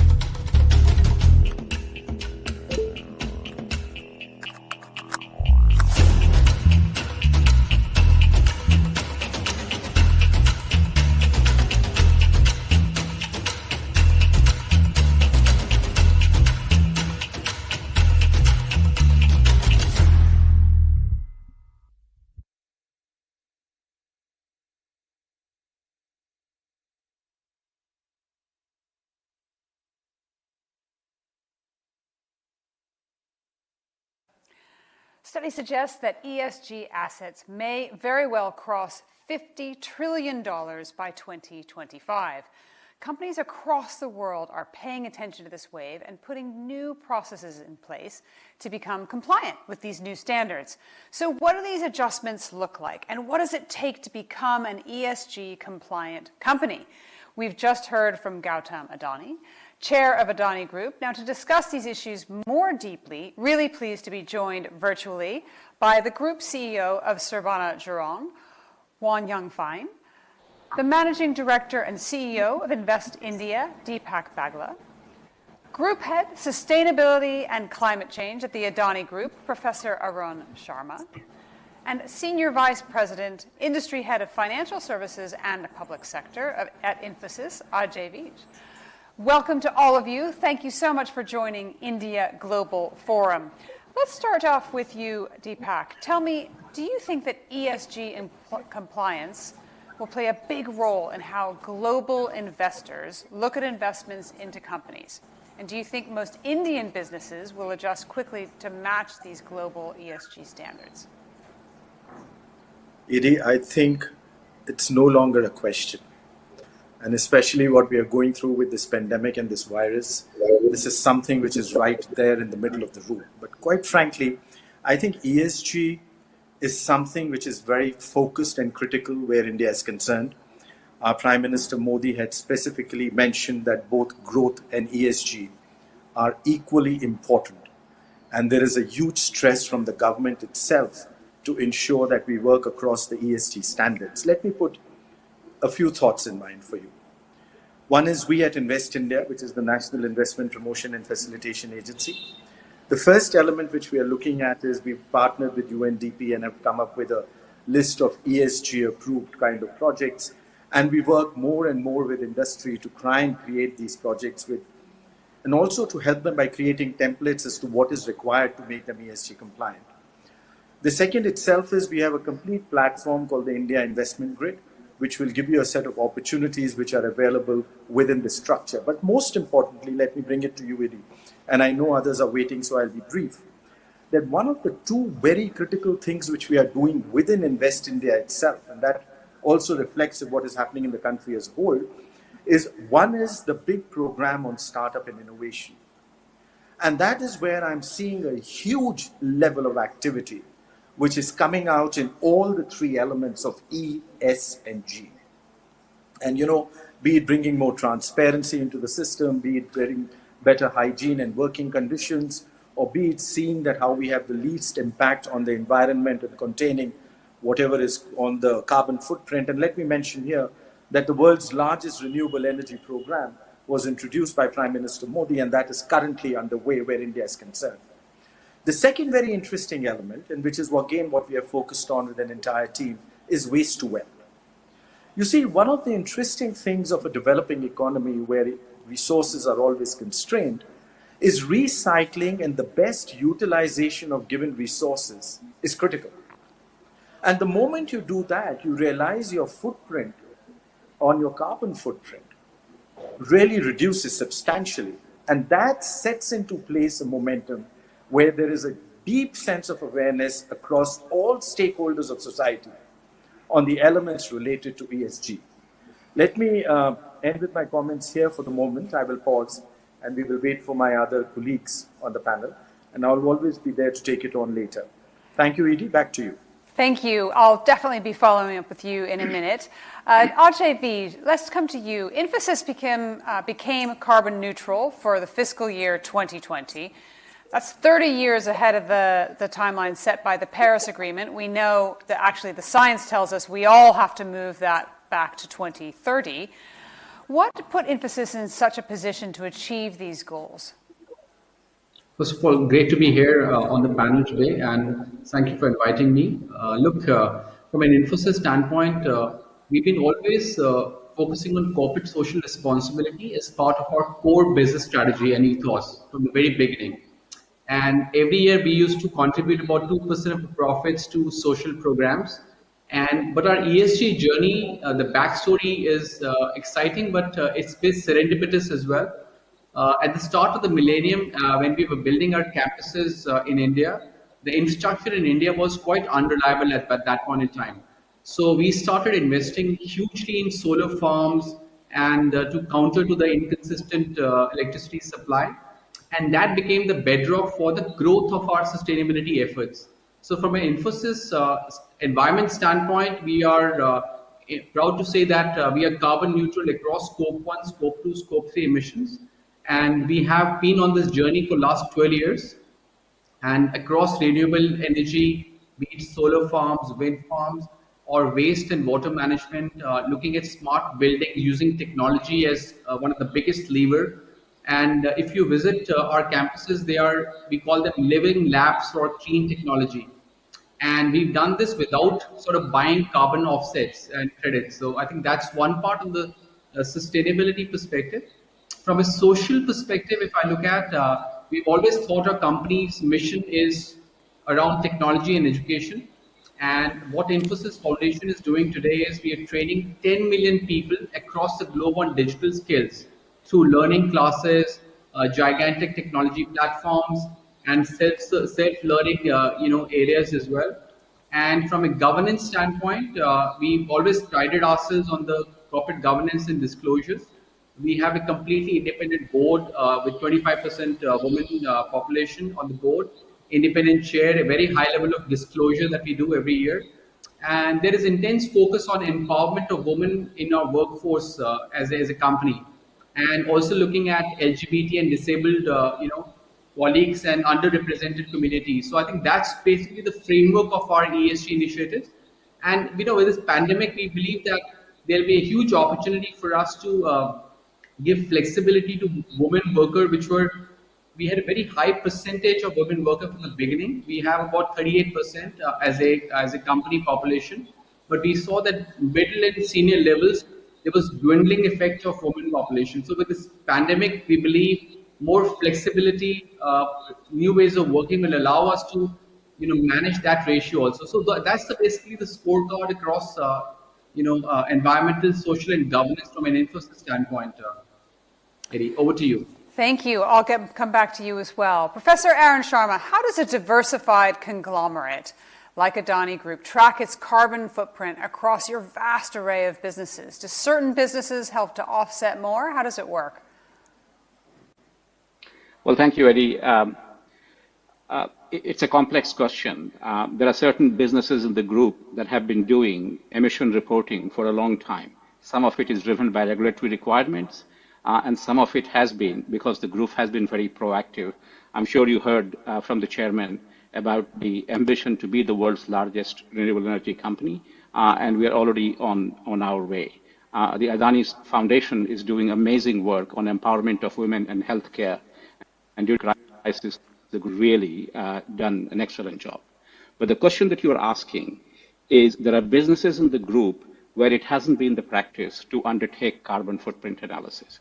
So we are undertaking a rigorous emission analysis and all the planet-related metrics for the entire portfolio of Adani Group companies. They will be rigorous. They will be benchmarked to the best global emission standards in their sectors, and that will help us understand where we stand compared to the rest of our peers globally. What that does is it sets an ambition for us. And the chairman has always said, ESG is not a box-ticking exercise. It is a transformation and culture change for the group. And what we are now looking at in the whole alphabet soup of ESG compliance, ecosystem, the TCFD, the Task Force on, aligned to climate change, financial disclosure, is one of the more important things that we are looking at it, because it addresses the governance issues, it addresses the opportunities that climate change provides, and it addresses the risks that are there and what are the targets and KPIs that we have to set. So this is actually a work in progress across the entire group, which we are working with the groups to implement.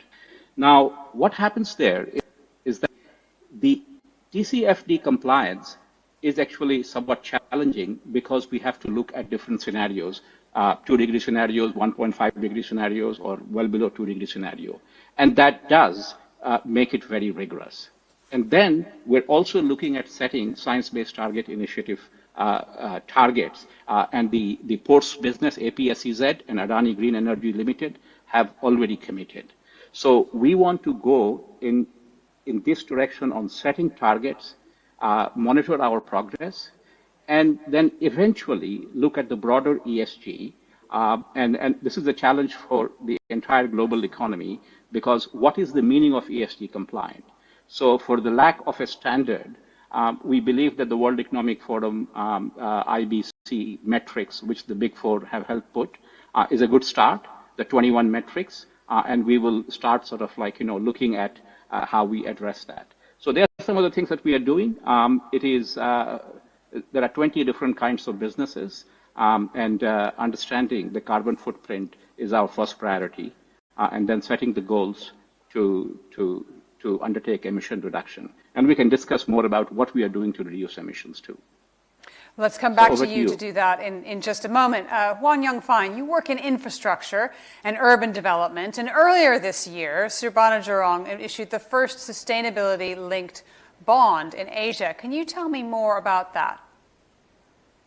Well, thank you, Eddie. for inviting us to share a bit about our ESG efforts, in the 40 countries that we operate. One of these initiatives that we have started is to issue a sustainability-linked bond. It's not just the first Asian sustainability-linked bond, but it's also the first Singapore dollar bond. Yeah, and unlike the other bonds which are issued to fund green projects, our bond is not specifically to finance any projects, but to fund our future growth and also to refinance our existing credit lines. And a unique feature of this bond is a premium that we will pay is in terms of the structure at maturity. And the premium payment commits us to achieve certain UN SDG goals at the end of the bond, which is 2030. Yeah. And it's a clear, concrete and measurable KPIs that we have to meet. Yeah. And it ties in with our business strategy as well. Yeah. Another of our initiative that we have started with a local university is to see how we can harness and store and use the coal energy from regasification of the LNG. Our plan is to use this energy to power our housing units here in Singapore. So there are quite a number of initiatives that we've undertaken globally to try and pursue our ESG goals.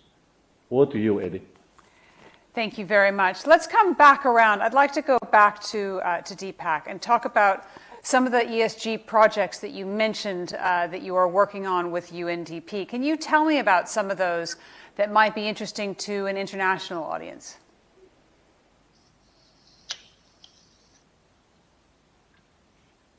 Oh, I think you might be on mute. Heidi.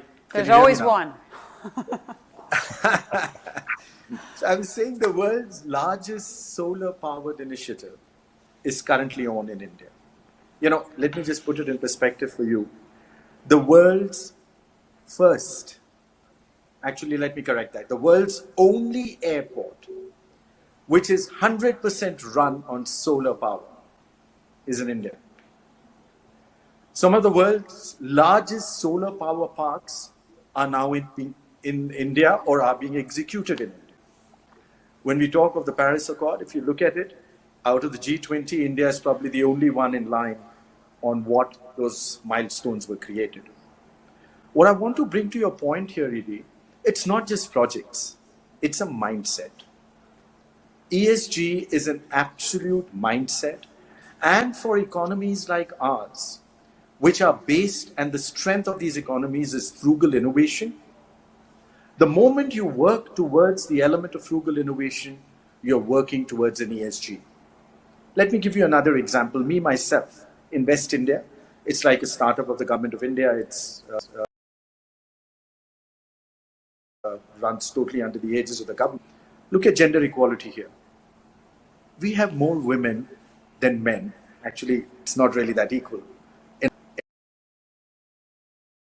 our organization itself. Congratulations. What has been very interesting, Edie, I knew you would like that one, but I must also say that what has been very interesting when we talk about Industry 4.0 and the cobots and everybody coming in, let me give you the example of the world's largest two-wheeler manufacturer in India. And ever since they started using cobots, you've started seeing gender equality coming up in a major way, because now you have women being able to take on tasks which were earlier only to the men because of certain physical manual elements to them. So what I'm just trying to say here is that all elements of this, and let me also bring you one more. In a country like India, which is one of the most robust democracies of the world, and at the same point of time with a very high level of digitization, and why I'm talking of digitization here is because of the strength of the spread of information, both in terms of volume, at the pace which information spreads. Transparency is no longer a choice. It is an imperative. And that's where it takes me back to the mindset.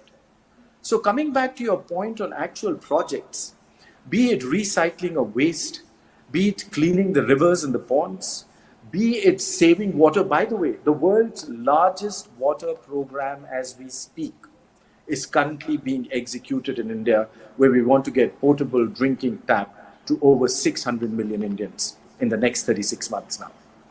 Again, launched by the Honorable Prime Minister, Mr. Modi. So every element of what is happening in our investment process, and virtually all projects which are taking place where India is concerned, is either bringing down our carbon footprint, is helping bringing gender equality, creating better jobs, better living conditions. You heard, we had both Arun and we had Ajay tell you of the amazing things they're doing even in their building construction. And that is where my startup, so one of the things of India, of Invest India, is that we also manage Startup India. And by the way, Startup India is now, it's number 3 in the world in number of unicorns, number 2 in the world in number of startups, and number 1 in the world in new startups adding every day. And a large part of them are focusing on issues which have a direct impact on ESG. So what I must say is that India, it's not just a new story. It is just that the momentum has now taken off in a very significant manner. Let me bring it back to you, Eddie. Thank you. I mean, what you're saying is that it's really not just ESG, and perhaps the better way to describe it is to use it with the term around the Sustainable Development Goals, right? There's 17. They're all linked. You can't have climate without gender equality, inequality, health. They all come together. So it sounds like what you're doing is addressing all of those goals, which I find fascinating. You mentioned digitalization, training people. Ajay, I do want to talk a little bit about this issue around data centers. I was having a conversation with a CEO in Ireland the other day who was saying, you know, we can do all we can with getting carbon neutral cars on the roads, that kind of thing, but we have so much power going into data centers. What does Infosys do, and what could you teach the rest of the world in terms of bringing down the carbon emissions there? So first of all, I think just building on Deepak's point on the mindset piece, I think there's a growing recognition that organizations do not exist in vacuum. I mean, they have a responsibility towards environment, that they take from people, the effect lives are beyond customers they directly serve. So I think there's a hugely, beyond the financial metrics, I think ESG metrics are becoming very, very important. And coming to your question on technology, so our transformation has been largely technology-led. So, and we defined the 4 building blocks in our technology, and I'll touch upon the data center piece as well. But foremost has been how do we collect data across your core operations and supply chain. And I think that's one of the levers where technology has been very, very effective. How do we manage our internal systems, external systems of clients and suppliers, etc. I think that was one. But coming to your direct question on the technology as a building block for carbon emission, in especially data centers, look, we are working with clients in a number of ways. And rightfully, like you said, data centers are a huge source of emissions, greenhouse emissions. And what we're doing is of measurement, awareness of how much is being produced by which data center, which technologies are they using, legacy technologies, where are they sourcing energy from, for example. I think one thing which is becoming very pronounced is cloud technology, okay? Because cloud itself, if you look at the large hyperscalers like AWS, Google, Microsoft, source renewable energy. So one way is we are advising our clients to move to cloud effectively as soon as possible. Then also measuring where do they actually source or drive the workloads. In the case of one of the large automotive companies which moved to cloud, they wanted us to use Scandinavian countries as because inherently there's the electricity is very cheap there, but it's also coming from renewable sources. So where you compute the compute workloads is also becoming important. People are looking at Iceland as an area where they could put the data centers because of climate issues. It's inherently cold as a region. And then the last part is about measurement. using AI, machine learning to look at the consumption patterns of your data centers. Where are you going to be planting data centers? Where are you going to be putting heavy compute workloads, which can consume a lot of energy? I think those are the kind of things which we're doing. But foremost is that we are advising our clients to move to cloud as soon as possible, because all these existing data centers are not most effective from a consumption electricity standpoint and greenhouse emissions perspective. Over to you. If I can build on the question also further, but I thought I'll give you a sense of what we are doing and what we're seeing in the marketplace. Perfect. Thank you. So, Professor Sharma, you asked yourself almost that question about what you are doing to reduce emissions. I'd love to give you the chance to answer that. Yeah, so I think it's quite sort of straightforward at a very simple level. We are one of the largest renewable energy companies in the world, so we are sourcing our electricity increasingly that is renewable, which addresses the Scope 2 emissions. So far as our operational emissions is concerned, what you try to do first is you try to electrify your operations as much as possible. And Adani ports and special economic zones is at the forefront of electrification. Areas where you can't electrify, you start looking at solutions like green hydrogen. Green hydrogen makes a lot of sense for India, and it makes a lot of sense for Adani Group, simply because, as Deepak said, India is on track to be one of the largest renewable energy powerhouses. And the cost of green hydrogen production, 70 to 80% is green hydrogen. And given that India is dependent on oil and natural gas, large amount of foreign exchange goes, and India will be a country that probably will catapult from coal directly to green hydrogen and renewables over the next decades, because there is a driver for it. So you look at those solutions, and we are trying pilot. They're not cost effective right now. And then, of course, you look at circular economy measures, try to reduce emissions and improve the efficiency of your operations. And then if you have residual emissions, then you try to basically find offsets, nature-based solutions, grow mangroves around ports, do afforestation. And we believe that much of the businesses can actually get to a net zero in a significantly reduced period of time if we follow this simple. And this is where innovation becomes extremely important. The group is focused on innovation, and I believe ESG is going to be one of the great sources of entrepreneurial innovation in a country like India. If you look at trillions of dollars will be invested in infrastructure, India can define the standards on what is the innovation standard for materials, building standards, and the entrepreneurs can provide solutions that can and I think that is a great opportunity for India. And I think for Deepak, I think it will be an excellent way for India to become the Silicon Valley infrastructure and energy entrepreneurship, which is powered by digitalization, AI, machine learning, and blockchain. Blockchain is very important because trust is missing. If I have an investment to make and someone comes and says, I have got a green project for you, how do I know that this project actually is green? And this is where a trust ecosystem is fundamental. There is trillions of dollars chasing green investment. There are tons of green projects that require green premium and no one to invest them. So if India can build that trust architecture, then we actually will see a great sort of entrepreneurial drive that will make India the hub of infrastructure-linked innovation. Thank you. I'll finish that and off to you, Eddie. So let me come back to you, Juan Yongfine. You're looking at how you tie your sustainability targets to bond financing terms. So in other words, anchoring your financing strategy together with your business strategy. So tell me how this works in practice and how much innovation is really possible in sustainable green finances. Well, I think, for a lot of companies, they find it very hard to link their ESG strategy and to try and realize some benefits from it, because, the ESG journey is not a cheap journey.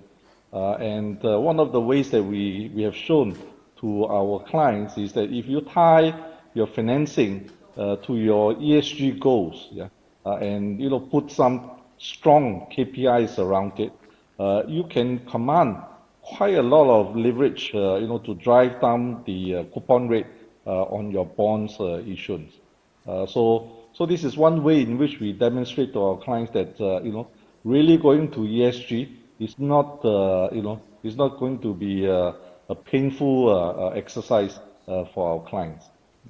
So that's really something that I think in that process, a lot of our clients have suddenly realized that they can actually fund part of that investments, in ESG goals, through tying up with their financing needs. Over to you, Eddie. Thank you. So we've got a couple of minutes left. I want to come back and get a brief answer from each of you. If you were to be able to speak directly to the G7 leaders, those going to COP26, what is the action you want to come out of November that could really make a significant difference? If we start with you, Deepak. I think a focused execution of already decided milestones is the most critical thing. And like we are working on achieving those milestones within the given times, and we have, and we've surpassed the time limits and achieved more, we would just request each and everyone to do it. And I think with the current situation and the pandemic, everybody realizes the absolute utmost urgency and the necessity to be able to follow those milestones to the T. Back to you. Ajay, what about you? Strategies are not working very effectively, okay? So we need to have very strong, stringent measures, first of all, global standards, which everybody can adhere to. And at the moment, I think that is what is missing if I look at ESG standards. And there are, it varies from country to country, jurisdiction to jurisdiction. I think we can bring some semblance of standardization there to be very effective because, alongside financial measures, now the markets are also measuring companies on ESG measures. So those measures, how do we put them in perspective, is going to be very vital going forward. So that's my take on this, Eddie. What about you, Professor Aaron? What would you say is your message for the action you need to see from global leaders? I think they have to give confidence to the communities in the developed world whose jobs are going to be affected, and to the communities in the developing world who need to be empowered by the transfer of technology, by the transfer of capital that they have been talking about, and we haven't seen much progress on that.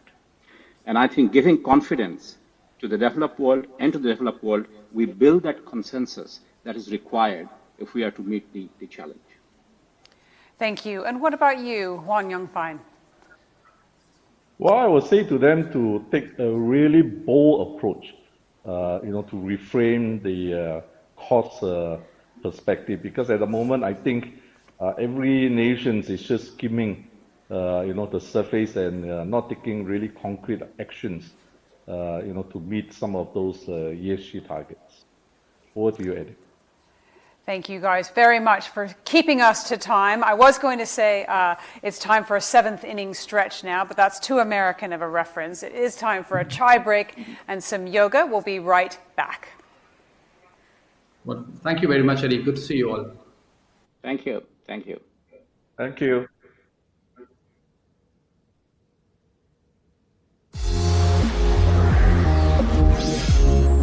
Bye, guys.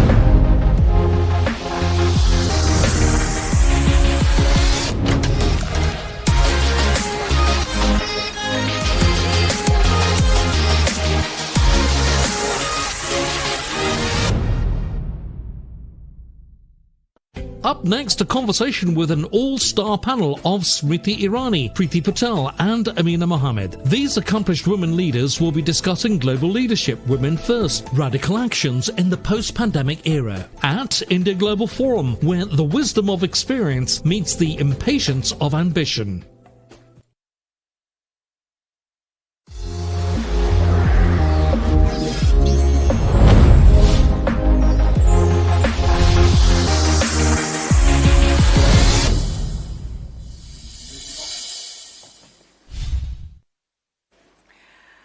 So we're now going to hear from two definitely differently experienced leaders representing different offices of state from two parts of the world. We're hoping, in fact, to extend that to three parts of the world, but I do know that at the moment, Smriti Irani from India is in a cabinet meeting. So, first of all, I am delighted to welcome to our real stage. Last year it was virtual, but this year we have a real, the Right Honourable Priti Patel, Secretary of State for the Home Department.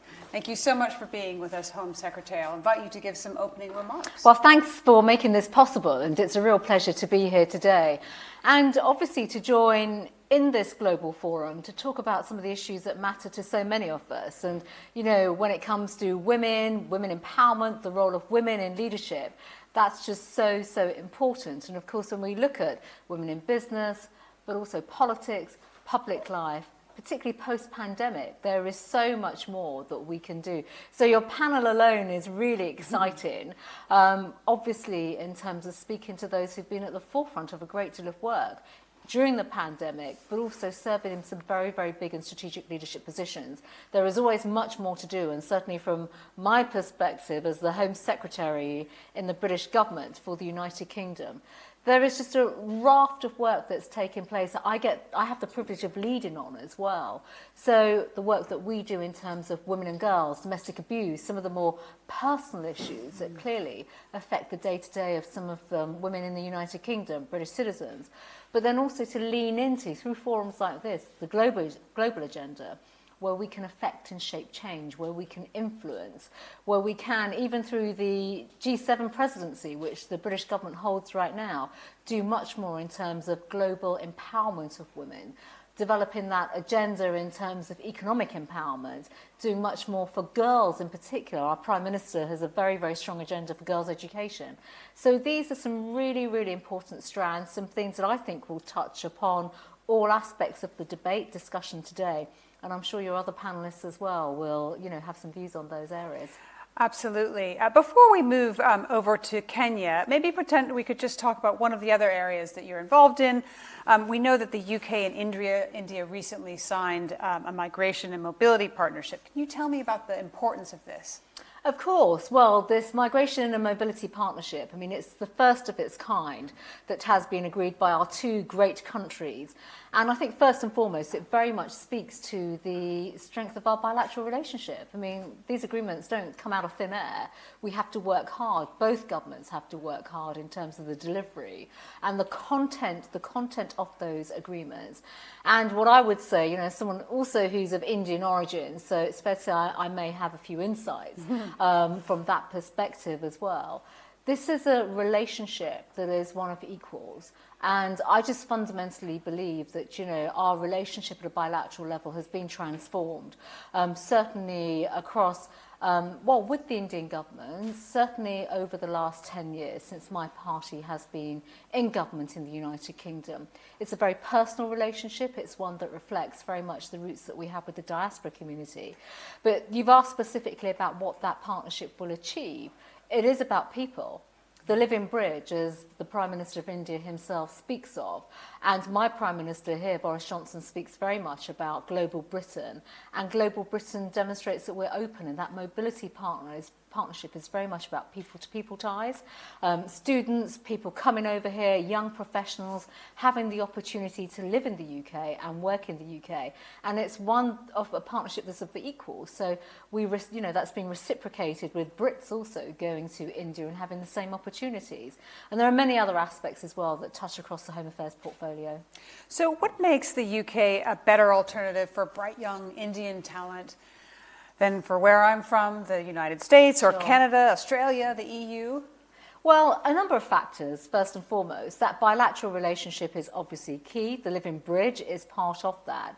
But just to put this into some context as well, last year alone, we issued 56,000 visas, student visas, to students from India. That's a 13% increase from the previous years. That's also through the pandemic, so that's really quite something.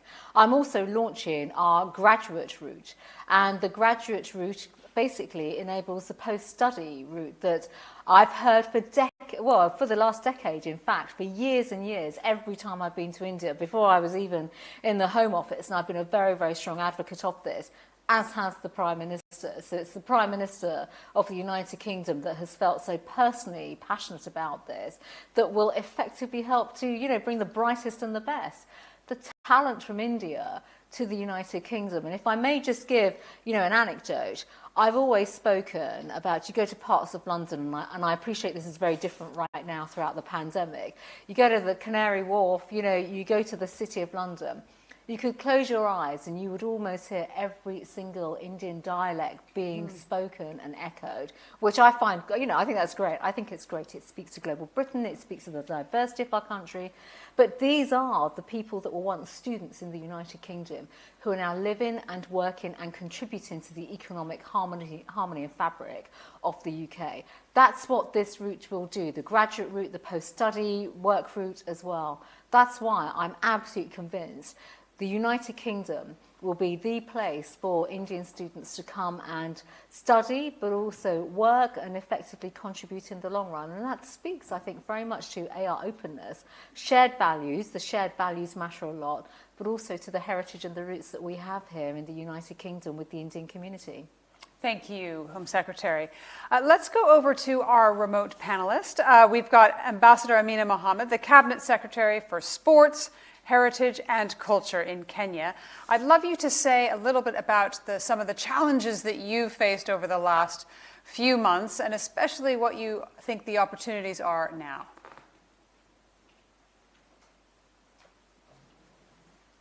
Have been, I think, similar to those that have been suffered, by all of us across the globe. Whether it is the lockdowns and the attendant disruption of markets and supply chains, whether it's the loss of income, the impact on health, and especially the impact on the health of women, the whole, all the issues around unpaid work, and that it mostly affects women since they're caregivers, and they are the ones who manage different homes, whether it's the home for the elderly or their own specific environments and households. So the impact has been really amazing. It's been great. We have in Kenya put a lot of measures in place. I think we're one of the first countries that started a process of very, very specific and time-sensitive lockdowns to just make sure that we broke the cycle, but we did not completely destroy the economy, although obviously all our economies were on a downturn. We also put some measures in place. Many women are frontline workers, as you know, nurses and caregivers, and therefore we decided that they would be not only vaccinated first, but they would also have, the priority access to PPEs. We put financial measures in place, allowing credit to women-led businesses, because we also realized that one of the sectors that was most hard hit was the services sector, which employs predominantly women. And so women lost, more women lost their jobs than men did. And then obviously the statistics were there to prove that as well. And so very, very quickly, the government decided that if we, the little that we had to be deliberate and targeted. And targeting women became something that we needed to do. And so we did that. We also made sure that since most of our school, going children were homeschooling, that would make it much easier for women, even those that were in jobs that demanded physical presence, would get some level of distance, working, remote working.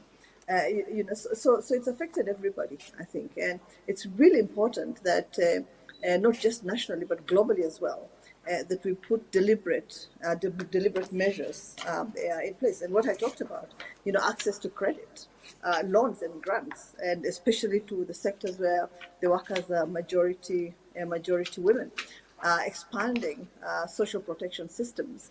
And currently many of our women do not have access to social protection, as you would probably know. And the minister, Priti, would know that very, very well, because I think she deals with issues around some of our countries. 74% of our women are in formal sectors. And those were really hard hit. And so we really needed to make sure that any measures that were taken targeted especially those that did not have the same level of protection that others did, those that lost their and were more vulnerable, lost their jobs faster than the rest of the population did, and that were much more vulnerable. We also saw, just in terms of the health of women, we saw that there was much more domestic violence, and I think that has already been mentioned before. But the levels, the statistics are frightening. They really are frightening. During this period of the pandemic, we saw teenage pregnancies just go through the roof. We saw girls stop their education completely because they had to start looking after babies. The 2 years have been disastrous in terms of just the fight against teenage pregnancies, the fight against FGM, the fight against sexual violence. These 2 years have been disastrous. They've taken us so much further than where we should have been. We have lost a lot of the gains that we made since Beijing. So yes. So I think that the impact has been really adverse. We need to all think together and look at measures that would support women in the short term, so that we don't lose the SDG 5 that we are also attached to, and then make sure that women also understand that explicit attention is actually being paid to their issues. Introducing measures that will actually alleviate tax burdens, for instance, in all our countries. Measures that would integrate a gender assessment in all our country assessments, just to understand that economic impact that all of us are talking about. And then making sure that those government and governments and businesses that have been affected by that are women-led, the sectors that are women-led, that those are also given deliberate, attention. The expectation is that if we all worked together, rebalanced, for instance, the unpaid labor between men and women, just by offering different types of incentives, making sure that we offer childcare infrastructure, so that women can feel much more, much better about going back to work now that some of the situations are beginning to ease in some of our countries, with, of course, the introduction of vaccines and people getting vaccinated. Making sure that we have tax policies that are actually supportive of the challenges of that women are facing. And so I think that there's a raft of measures that we can put in place. I think it's important that we all start thinking along the same lines. What can we specifically do in the short term, in the medium term, and in the long term to support women who have actually been much more adversely affected by the pandemic than everybody else. So I think our next question is actually going to speak directly to that. We wanted to be as inclusive as possible, so we're including some questions that have come through from the people watching. We have a question from Australia that I'd love to play to you to answer. My name is Lady Street, Penny Street from Sydney, Australia. I started a company over 30 years ago now called Narrowcasters, and we provide audio guide services into visited sites around the world, but principally Asia and South Asia. And my question is, the coronavirus has presented multiple socio-economic challenges across the globe, and we're all aware of this. Women all over the world have been hit the hardest in terms of gender equality. What is needed to turn this around for good? All right. So what is needed to turn it around? That's just a fabulous question. It really is. And, I actually just want to say it's great to be with Amina today on this panel because of the work that she has led very much to deal with and address actually the inequality of women around the world.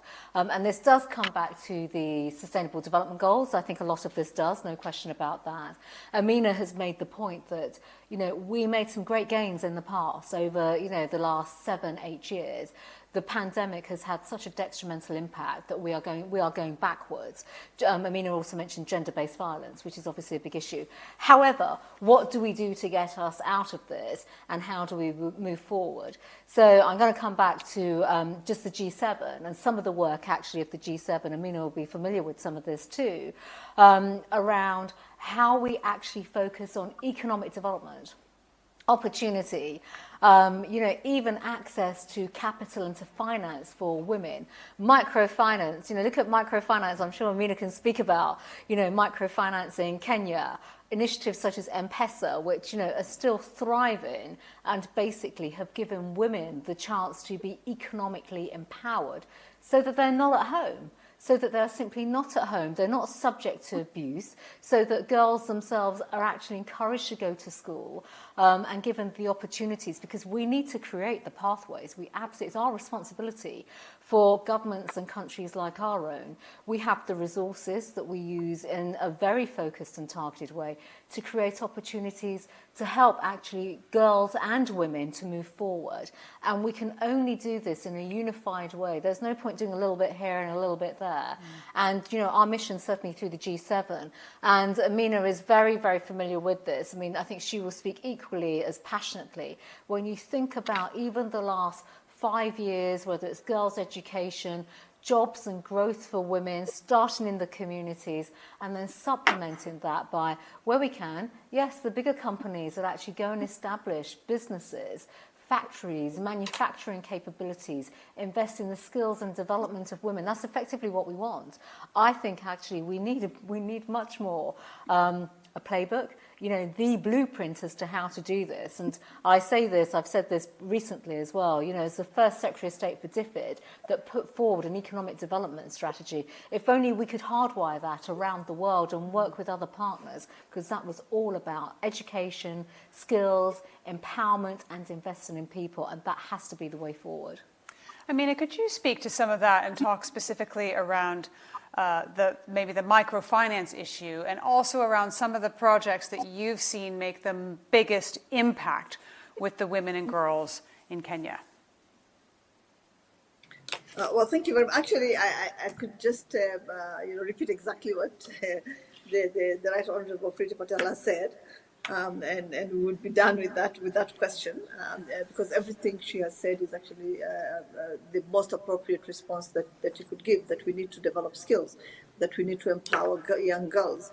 I worked on that with the Right Honourable Prime Minister for a while when he was Foreign Secretary, and then again when he was already occupying the office that he occupies now, together with the Minister for Education of the UK, on how we were going to get girls, the 350 million girls that were out of school, back into school, what we needed to do, what specific measures we needed to put in place, what incentives we needed to give, and to make sure that these girls actually stayed in school, because it wasn't about going to school, it's about staying in school. So we've done quite a bit of work around that, and I think it would take too long to discuss it. But I think there are specific measures that we can take now, and the question was about what we could do to support those women that were actually getting, the services that the good lady was offering remotely, and that cannot do that now. And again, it's because of the unpaid work that they need to do. Support their children in school, because their children can no longer go to school. They have to mostly homeschool. Support their elderly parents, and I think that's true for Asia and Africa, and more than any other part of the world, where we support our elderly parents. We are the caregivers as women, and therefore everything else becomes secondary to that. Our primary priority becomes, our children and our elderly parents and our grandparents and people around the communities that actually need our support, our help, to survive the pandemic. And so I think that, to answer our question, we just need to be deliberate in the way that we address the challenges that women face. If it's about, information the provision of information remotely, then we must make sure that we put in place infrastructure that can support those women's children, for 1 hour, 2 hours a day, while they can access the services that are being provided from Australia and from other countries. So it will have to be deliberate. It will have to be an investment in people, as Preeti said, and we really have to be much more predictable than we are. Governments plan long term. And it's very, very difficult, therefore, to kind of break that long-term plan to address, emergencies and priorities that occur from time to time. But we need to do that better. We need to adapt better. We need to adapt faster. We need to work smarter. If we do that, then we'll be able to address some of the issues that the good lady, brought up. Because I think that the services that she's providing are very, very relevant and needed in Asia, for instance, where she's been doing this. So governments there and the corporate sector there need to come together, and we have a really wonderful framework in Kenya of public-private partnership, where we actually go to our corporate sector and say, listen, this is how much as government we can provide. What can you do to support that? Been very, very generous. They've supported what we are doing. So maybe that would be a wonderful case of doing this now. She says, do it once and for all and for good. I don't know whether that can happen overnight. That would have to be put into, like I said, get a gender assessment and integrate that into the all country assessments to just understand what the economic impacts are, but also look at what the solutions are. How can we address this? How can we deal with this in the long term?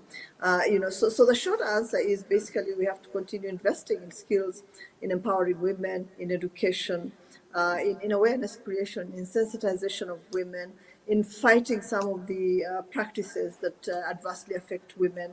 FGM is one, is another, sexual violence is another. So we need to be deliberate, we need to invest. And hopefully, all of us coming together. Again, it can't be just one country addressing these issues. We all have to develop some synergies and collaborate in addressing these issues. It won't help us if just one country is able to deal with the challenges that women face. It has to be global. It has to be regional. Thank you. I mean, the great news is 193 countries actually signed up to the Sustainable Development Goals, including SDG 5, my favorite, gender equality. Home Secretary, I'd love you to say more about we've got an audience of global business. What can business do more to support this goal of gender equality and also to reverse some of what we've seen during the pandemic? Well, absolutely. I think it's it's a sharp question, really. And Amina's used a lovely word, which is, be deliberate. And I think actually that's a big message to governments, because there are lots of reasons as to why you can't do things rather than you can do things. But we have to be deliberate and very conscientious in the outcomes that we want to drive. And the role of business is absolutely crucial. It's critical. At the end of the day, business creates jobs, it creates economic opportunities. Businesses, private sector employ people. Amina's given the great example of the public-private partnerships that are taking place in Kenya and growing around the world. We need much more of that. And I also think, if we just speak in the development terms and the economic empowerment terms of women and girls, we do have much of the infrastructure is there. But again, how do we nuance it and make it agile post-pandemic to respond? So, for example, finance. Finance matters. Finance matters if you want to start a business up. No question about that, microfinance. But actually, if you're a big multinational watching this and listening today, then, as part of that Build Back Better post the pandemic, think about your business footprint. Now, I have worked in Africa in the private sector, and I've been there as part of a job creation initiative as well, building factories, skilling people up, looking at the range of skills, how to keep people employed and how to do that on a sustained footing. This is where we very much look to the initiatives of the private sector, but how we can work in collaboration with them. And then, of course, a central tenet to this, which is also linked to government work, will be trade policy. And as we liberalise, open up, and I think there are some very significant and stark lessons to learn post-pandemic. Countries looked inwards during the pandemic rather than being global in their outlook, and rather than, putting out the hand of friendship. We saw all sorts of practices take place at national government levels and also from a business perspective, we have to stand together. We have to be much more open. And so on that basis, the private sector and businesses, hopefully many of them, those who are joining us today, will be part of that trend, leaning back out into the world, helping to shape the future global economy, because it is a global economy, just as this is a global forum. And that is how we can create opportunities on that sustained footing together. Thank you. I wonder, if you had a response to that as well, any more on what business you'd like business to do in terms of partnership? And I think that Preeti has responded to that as well. Businesses have to stop being restrictive. They must be open to carrying on, trading as they did before the pandemic. Those restrictions have hurt, trade across the world, and so they need to really stay open, but also develop, some friendly policies, friendly family work policies, for instance, to provide flexibility in programs, make them even part-time to support workers that are experiencing challenges. They can rethink their performance reviews and promotions, as well as senior and middle management buy-in, to ensure widespread adoption of changes. They can nurture a professionalized childcare industry, which is not obvious in our countries. I think it's much more obvious in some other countries, especially in the countries of Northern Europe. In the Scandinavian countries, I think there you have a professionalized childcare industry. I think we need to develop that, because we know that because of the challenges of just being caregivers, we are, inappropriately and disproportionately affected. Introduce measures, again, the tax measures. Those are amazing, and they're very, they offer the incentives that are required. So all the things that Preeti said, and I think in addition, just to look at new policies that can be put in place by businesses to adopt to the changes that are occurring, and these changes are not going away soon. I think all of us had hoped that it would be over in a few months, and then we thought it would be over as soon as we got the vaccine. And now we're realizing that even with the 2 doses, you are still challenged. So basically, I think that we need to start adopting as quickly as possible, working much, much smarter, and in a much more flexible and agile manner. I want to just stay with that idea around vaccines, Amina, and look at that, because I have a podcast. I've interviewed many frontline healthcare workers, including some in Kenya. Their message was, we need them faster than they're coming. Can you give us an update on how that is doing in your country, how those frontline healthcare workers, and also the most vulnerable? And then the next part is women who need to go back to work. What percentage of women are now vaccinated? Well, first of all, I think it's true that they're not coming as fast as they should, and I think that applies again to many of us who did not order at the beginning of the pandemic, and make it impossible for the rest to get any percentage of vaccines to their country. So I think that we have serious challenges in accessing vaccines, and people have called that different names, but I just think it's very, very unfortunate. It's very regrettable that when we were ordering vaccines for our countries, we did not think that the rest of the world needed it. So we are hoping that now we can get the vaccines that we need. We were able to vaccinate about 1 million of our people. Again, we prioritized healthcare frontline workers because we knew that we needed them to deal with anybody who either fell ill or in other cases as well. And we wanted to make sure that we did not also completely postpone the treatment of other diseases. People needed to be supported, not just those that are suffering from COVID, others as well. And so we needed to make sure that the healthcare workers were vaccinated first. And so we did that. And then, like everybody else, we went down the age bracket, beginning with the eldest, to the middle-aged, and then now moving downwards. And so we've had about 1 million Kenyans vaccinated. We just received additional vaccines, about 350,000 of them. We are hoping to get another, I think, 1 million vaccines coming in. And we have ordered the Johnson and Johnson vaccine as well. So hopefully the president in an address yesterday said that by the middle of next year we should have vaccinated I think about 50 to 60 to 70% of the population, depending on how fast we get the vaccines. So now the situation is, I think, easing up because we are talking to each other and we're beginning to understand where the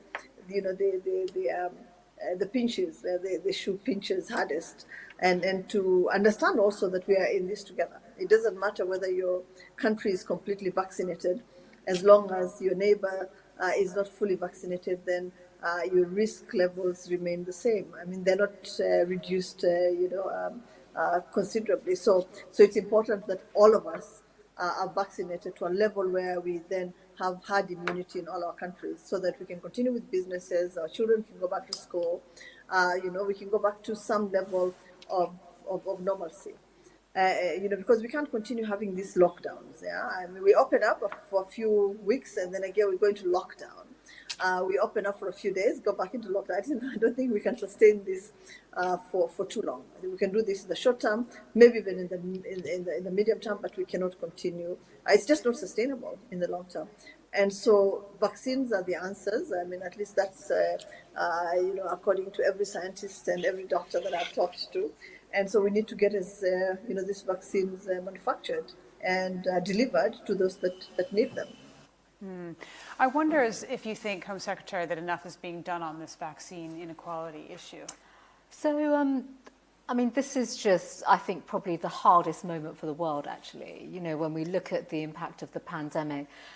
And I know you've had other speakers, speaking about the vaccine. And, we're very proud of our contribution to the global effort, and I think we should be. So the resources that we put into COVAX, and obviously, we did resource the original research as well into the development of the vaccine. The fact of the matter is, I think we are at this stage now. Amina has, really articulated this well in terms of the number of vaccines going into countries such as Kenya, but then actually aggregate that around the world to some of the really challenging parts of the world, and also parts of the world where poverty is still endemic, income inequality is still a problem. We have all the issues from a gender perspective. We're going backwards. It's regressive. So when you absolutely pull that all together, it will have a regressive impact in terms of the health and well-being of parts of the world and the population. So it's in all our interests. I mean, it's a moral good. Absolutely. This is public good, moral good, where we certainly from the British government will continue to support everyone on the vaccine effort. But actually, we need to see greater collaborations. And just, if I may, coming back to your point about the private sector, what better opportunity in a really fast time way to start looking at how, capacity can be grown in countries. We're going to be living with this virus, but there'll be future pandemics. And some countries learned from previous pandemics. I worked in the private sector when SARS hit parts of Asia, and, we all changed our ways of working, business travel and things of that nature. But some countries were slightly more prepared. Therefore, we have to build in that resilience. This, from a British government perspective, this comes to our agenda of building back better. But there's shared learnings here. It's not about one country versus the other. We have to bring that shared learning together. We can only do this through global forums as well. So, we will continue to play our role and part in the world as Global Britain, no question about that. But we need to bring best practice, learnings, look at investment opportunities for manufacturing capabilities in country, which when you overlay that with skills, investing in people, actually, the pandemic, coming out of the pandemic, could actually advance, some of the earlier issues we were speaking about, investing in people, skills, training, and giving women and others the opportunity to be part of that future. You mentioned inequality in other parts of the world. And of course, we have inequality in the richest parts of the world as well. The United States, where I'm from, here in the UK, where I'm also a citizen, also pay my taxes.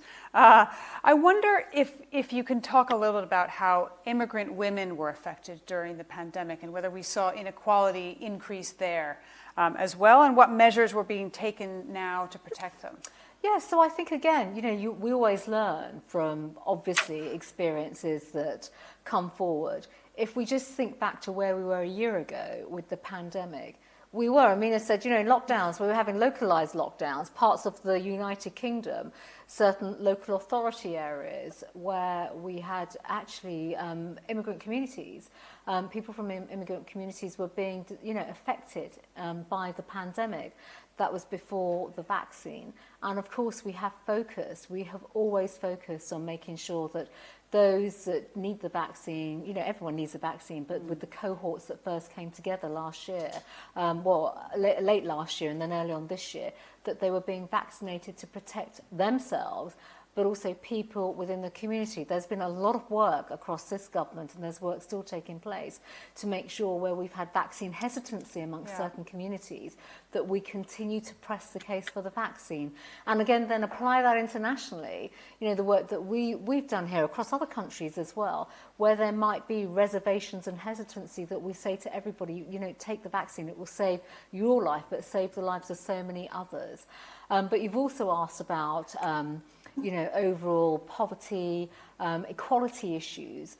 There is no doubt whatsoever, whether it's domestically or internationally, those that have, you know, needed help and support financially, we've put those financial mechanisms in place.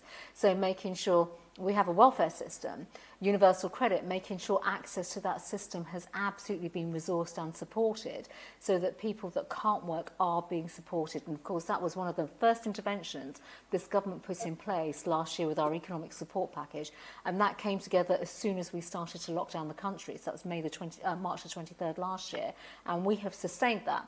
The furlough scheme was exactly the reason why we wanted to protect people from economic hardship, and putting those protections in place was a whole of government effort. Mina, I want to come back to you briefly. Vaccine hesitancy, I know, is an issue in Kenya. Can you briefly update us on how that is and the work that you've done with women, trust at the center of trust? I think it was a bigger issue before. I think we've done a lot of work as government to just sensitize everybody on the importance of getting vaccinated. And so we have many more people, you know, coming forward. You know, whenever we have vaccines, you'll see that there are queues of people waiting to be vaccinated. We actually have to, in some ways, being Minister of Sport now, and wanting to make sure that my sportsmen and women athletes who are going for the Olympics and for all these international events are actually vaccinated. You know, have been given, you know, my own quota of the vaccines. And so for the Olympic team, for instance, the Kenyan Olympic team, we've already, they've all had their 2 doses of vaccines before they leave, and they begin leaving very, very soon. You know, so there's much more acceptance, I think, of, you know, the vaccine than there was before. But it has taken a lot of work. I'm also in charge of culture, so we had to develop programs, we had to develop products, we had to encourage musicians to come up with different types of you know, songs to just incentivize you know, people to come forward. We had to prove that it wasn't dangerous to take this vaccine. You know, because there was a lot of misinformation that was going around, and I think, Preeti, you know that quite well. You know, in misinformation on what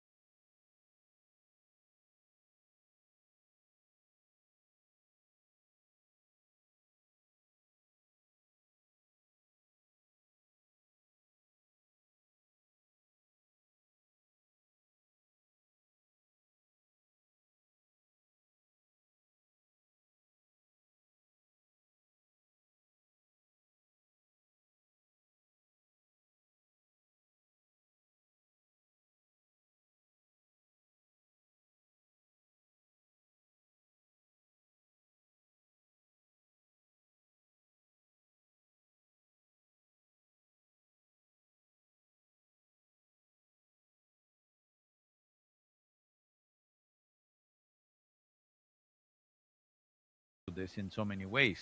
So, right now, we are bad at planning. No, it's not, that is not the problem. The problem is we are not conscious enough. We are still in unconscious, instinctive reaction to everything that happens around us. When I say we are not conscious enough, it is just this. It doesn't take some genius to understand that as we sit here, the very body that we carry is the soil that we walk on. It doesn't take any genius. But we don't want to know this because we've been brought up in a box. We can call this a home. Within the four walls, people have grown up, never being in touch with any other life around us. Like you told me, I was traveling this last nearly 50 days, largely alone by myself. And when you live outdoors, you have a different sense of life. Today, most people who live in cities have grown up without even stepping on bare soil, all right?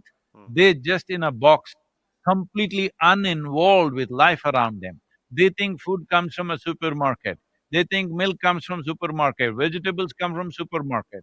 They don't know that there is nature, there is life, there is other life. Above all, there are also certain philosophical and scriptural blemishes which have caused this. One thing is, people have been told, a large percentage of people have been told, all other life here is here to serve human life.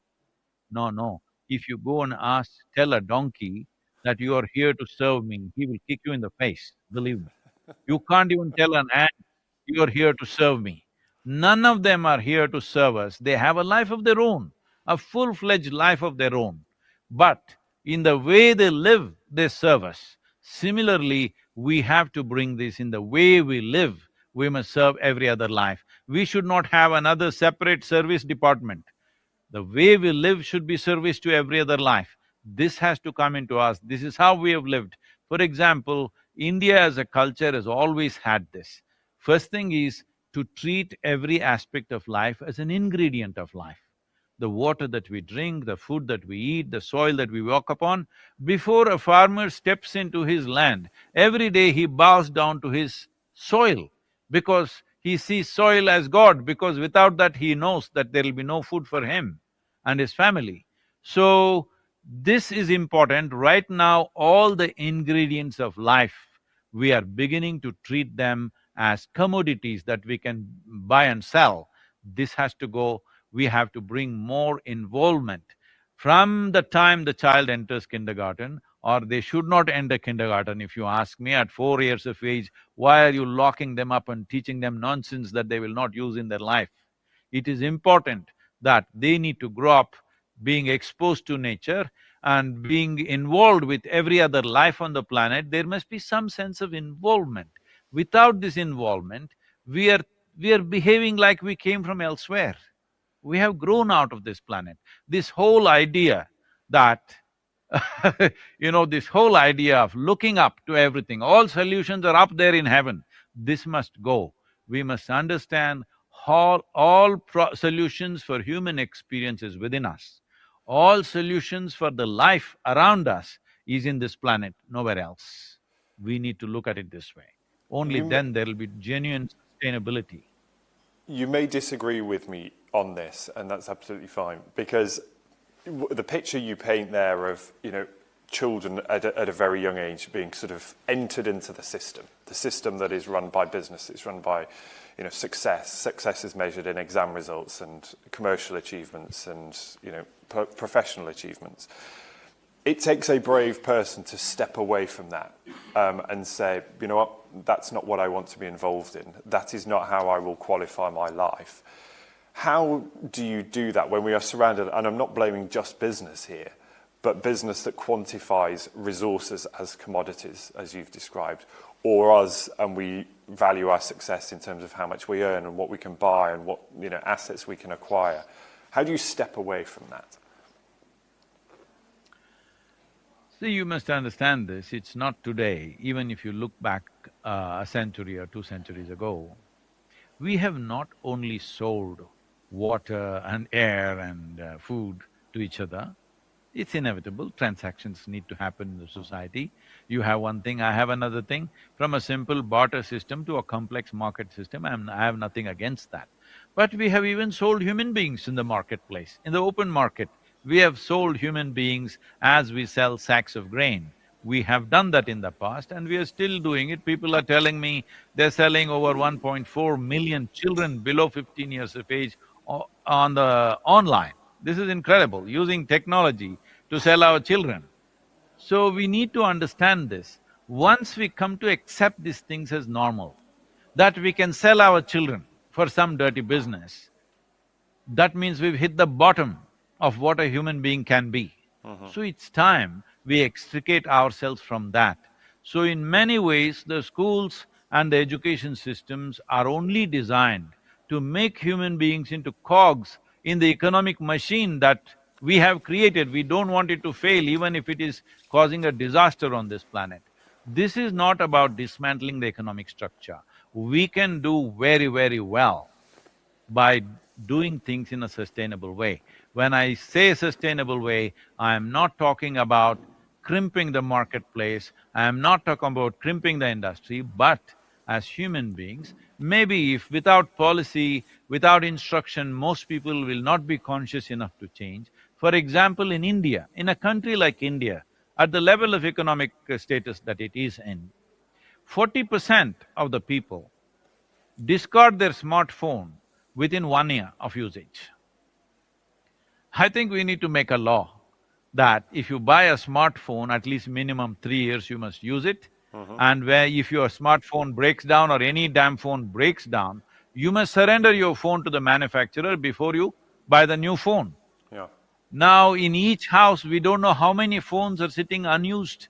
There are about 500 million phones which are not used and they have not come for recycling. They are somewhere in India. This is in India.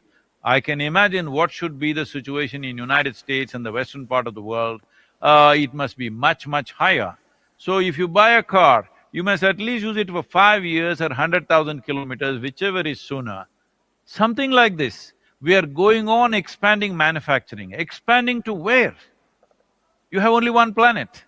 But the reason One it is important like that, thing. you may say, Sadhguru, is because business wants us to buy more and consume more and spend more, and that's why they make the models as they do. They constantly upgrade so that they get more money from us. So we need to understand, business was created for human well-being. Human beings were not created for the well-being of the business. Let's understand this. Commerce is here to serve us, serve humanity, not the other way around. Right now, whether it is the production of cars or phones or human beings, all this needs to be curtailed if we want to live sensibly on this planet. The day that they're predicting is going to be over 10 billion people on this planet by 2050. Well, I don't know if I want to be here with 10 billion people. I don't wish to be here on this planet with 10 billion people because I know nobody can live well on this planet with that many people. It is important, whether it's a human reproduction or car production or phone production or anything, needs to be brought to some sensible gauge. Maybe at one time in the last century we believed this planet is a limitless resource. At least now we clearly understand that this is not a limitless resource, this is a limited resource. Once we understand this, a certain amount of planning is very, very important. If we do not plan, and if you wait for astrologers and soothsayers to give you a prediction, then that means we are a disastrous human beings. We cannot avoid the disaster in this generation if we do not plan now. And how do you unite those conflicting interests, therefore, of business on one hand that says it relies on its fortunes on ever-increasing consumption, getting us to part with our cash and pay more and buy more, and yet that model that I think we would all probably agree with, that picture you paint of us thinking, you know what, I don't need the latest this, I don't need to consume this, I don't need to surround myself with all of these materialistic things. How do you unite that? Because we know that the success of our economies and the structure that we live in is based on the success of that system. See, a few years ago when I was at the Economic Forum, I saw that some people were very rankled by my presence because their question is, what is a mystic doing in the Economic Forum? So one of them came up to me and saying, "What are you doing here?" I said, "What do you do?" He said, "They manufacture computers, it's one of the large computer manufacturing units." See, I said, whether you manufacture a safety pin or a computer, you need to understand all these things started in pursuit of human well-being. Human well-being is a basic business. Safety pin, computer, spacecraft are just different expressions. I said, human well-being is my business all the time and it should be everybody's business. It has to be everybody's business and it is everybody's business. Only thing is the scale of approach. Are you thinking of just yourself or your family or your nation or the world? This is all there is. A time has come where technologies and our communications have brought us to a place we cannot think anymore in individualistic way. Individualistic, when I say, it's not just me. If my individuality congregates, it becomes a nation. And this congregation of individual nature has been disastrous. Our individuality is just a psychological reality. We are not a concrete block kind of individuals. We have to breathe. Breathing means we are breaching our individual nature every moment, otherwise we cannot exist. And it's not only in respiration, in every other way it's being breached. So individuality is a psychological reality, and this is the magnanimity of creation, that for a speck of a life that we are in this universe, we are given an individual experience. We can sit here and even wonder about the nature of the universe. This is not a small privilege. Do not misuse and misunderstand this privilege. Right now, that is all this is. Me versus the rest of the world. This is our economic module. No, this has to change. If we don't change, as I said, if we do not change this consciously, you watch it, you are a young man, you will live longer than me, you will see it, that in the next 50 years, nature will make these corrections in a very, very cruel way. I wish we have the sense, I hope we have the sense to make conscious corrections. As a part of this, right now, we are striving to move the world towards this by raising human consciousness and above all, by creating a movement called Conscious Planet, through which we want to make ecological issues election issues. There is no other way in a democratic country to make real change. We want to see at least the number 2 item on every political party's manifesto. Number 1 will be anyway economy. Number 2 item must always be ecology. Every political party has to come to this. For this, we must move at least 3 billion people. Why I'm saying 3 billion people is, 5.26 billion people have franchise on this world. That means they have the power to choose their governments. Out of this 5.26 billion people, at least 3 billion people become conscious. What are the simple things that should not happen in their country?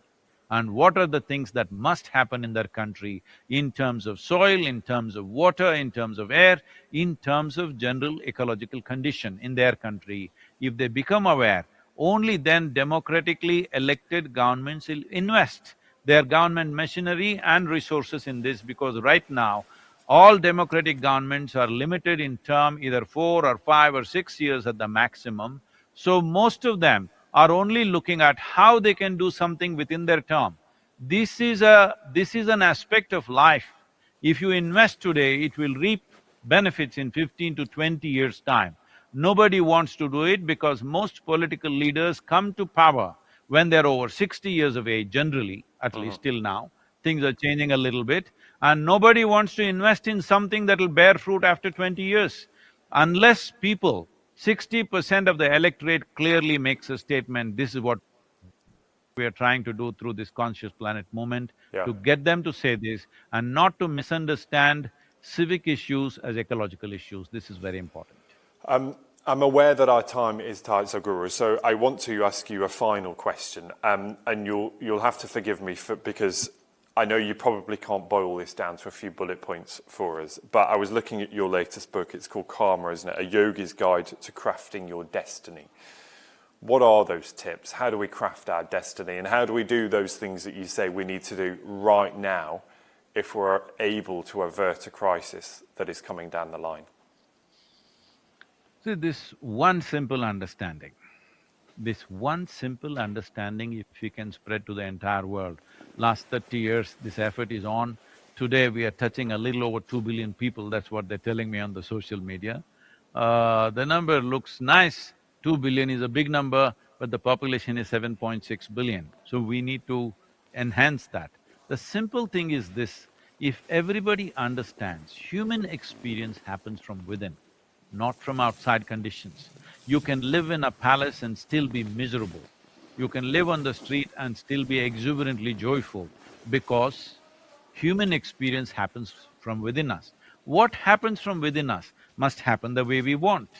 Right now, we are operating like this is the habit of being, in the evolutionary process of being other creatures, that still we are in compulsive, instinctive reactions to life. We have to move from compulsive reactions to conscious response in our life. That means, if we determine what's happening within us, our pursuit of happiness will come to an end. Our life will become an expression of joy. When you're joyful, when I'm asking you as a person and everybody around you, when you are joyful, have you seen how flexible and wonderful human being you are? And when you're not joyful, do you see how rigid and can be a nasty human being all of us can be? So this is most important. The biggest mistake we have made in this world is, we have been trying to create good people. People who believe they are good, they are the people who cause maximum damage on this planet with the best of intentions. It's important we create joyful and sensible human beings, because it is always people who believe they are good, who obliterate cultures, who cause genocides, who really cause maximum damage on this planet. So it's important, when you're joyful and sensible, when you're joyful, you're naturally sensible, that is a time it's easy to talk to a human being, to transform a human being, to limit his consumption. Just a simple thing I'm telling you. Let us say if all of us had a simple practice, 20 minutes a day, all of us closed our eyes, not at once, at different times. In 24 hours, 7.6 billion people close their eyes for 20 minutes. Do you know how much consumption will come down on the planet? I don't have figures for that, but believe me, it's going to be substantial. It is the most wonderful way to end, Sadhguru. I'm so grateful for your time. It's been fascinating to hear your journey and those thoughts. And I really hope that so much of it we can take away, especially after a day of business and consumerism and capitalism and regrowth and making money out of this crisis. It's really lovely to hear that different perspective. I'm so grateful. Thank you. Lovely to see you. Namaskaram. Thank you very much.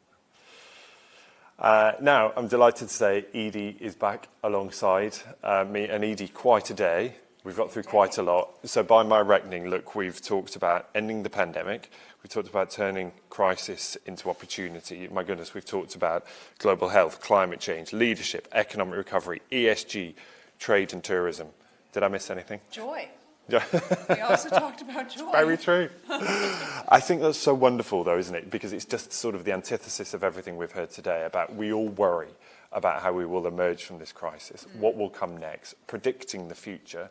And as actually Sadhguru said there, it's not about predicting the future, it's having a plan for how we deal with it. I think that's been so useful today, of seeing what are the challenges, recognising the challenges and dealing with them and growing out of that. And also, I think that what's come out of this is that we are still in the pandemic, right? 18 months or so in.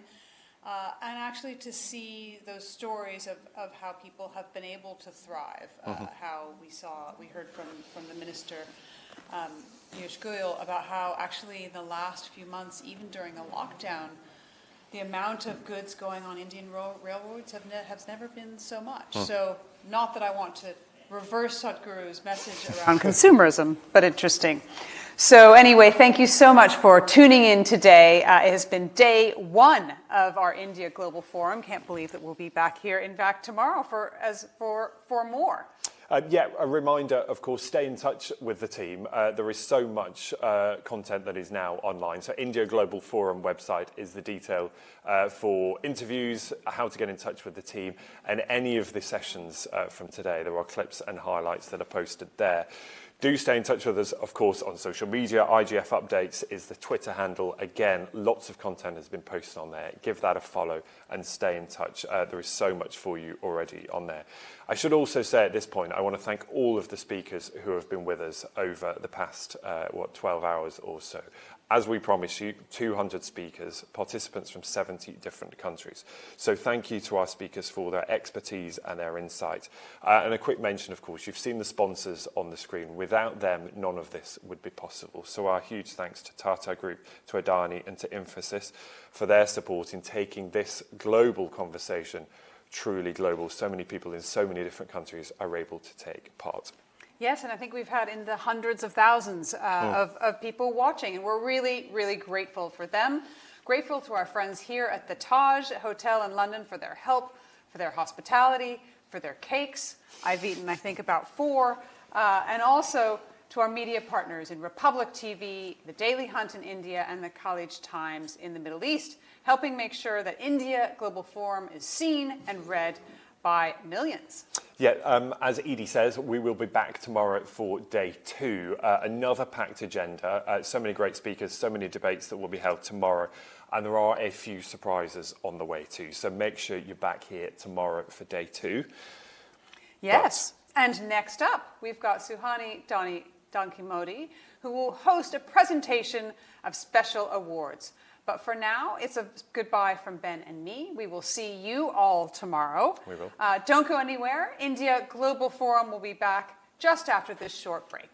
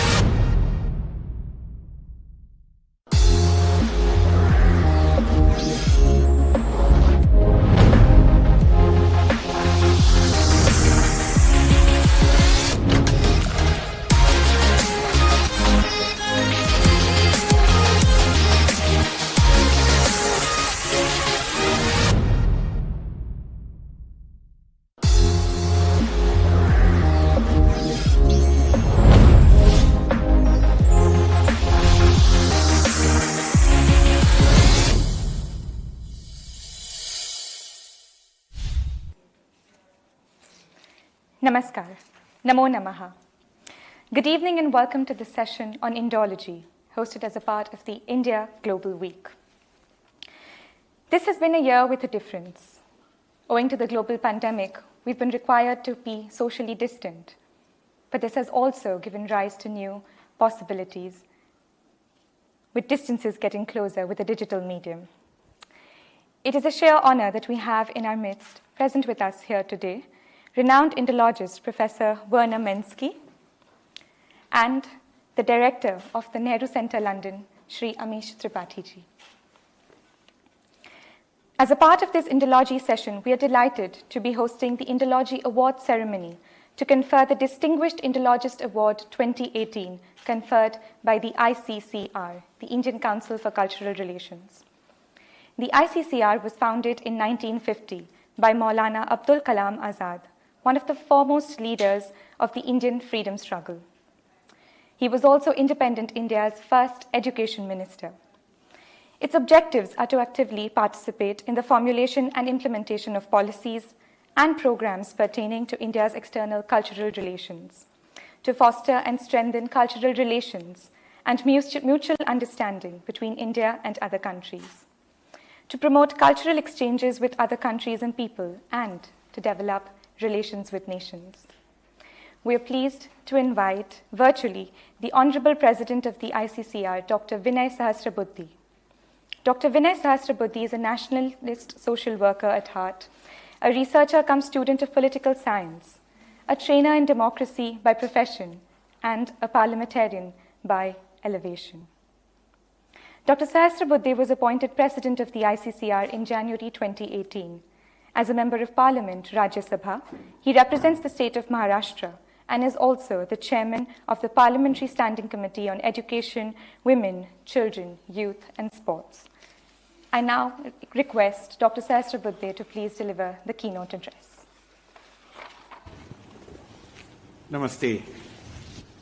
The awardee today whom we are going to felicitate, Professor Werner Menski, noted Indologist, Srimati Gayatri Issar Kumar, the High Commissioner of India to London, Shri Amish Tripathi, our Director at the Nehru Centre of the ICCR, Professor Dr. Srinand Bapat, other eminent personalities joining this virtual function, and friends.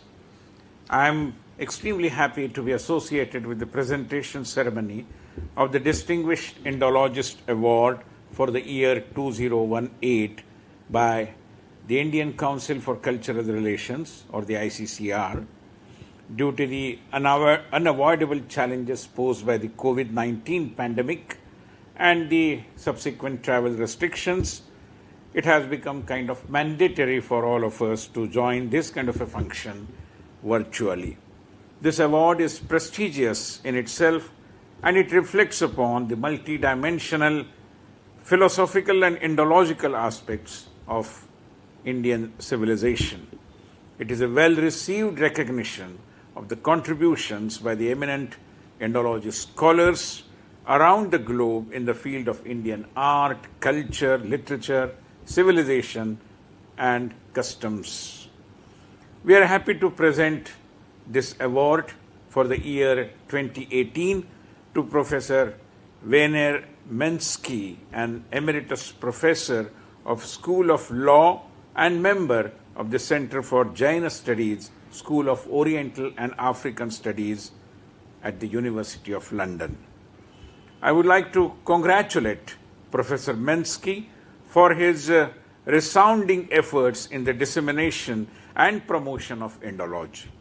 He has played an instrumental role and proved his intellectual might with his widespread research on Indology, having several publications like Hindu Law, Modern Indian Law, and several such other publications in his name.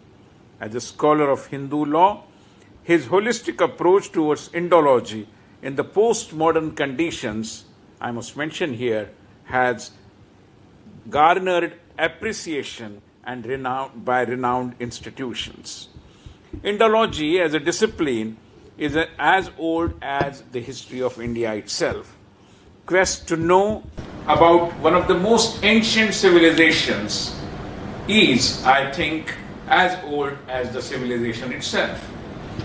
Lately, Indological studies have been recognized globally. We at the ICCR recognize and appreciate this development and continuously work for its promotion.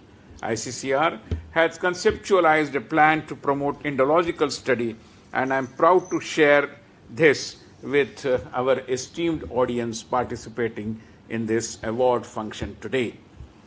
Our efforts to promote and popularize Indological studies aim at eradicating misunderstanding and disinformation about India, and in that way contribute towards enhancing the level of understanding about not only India, but the idea of India, Indian civilization, and Indian culture as well.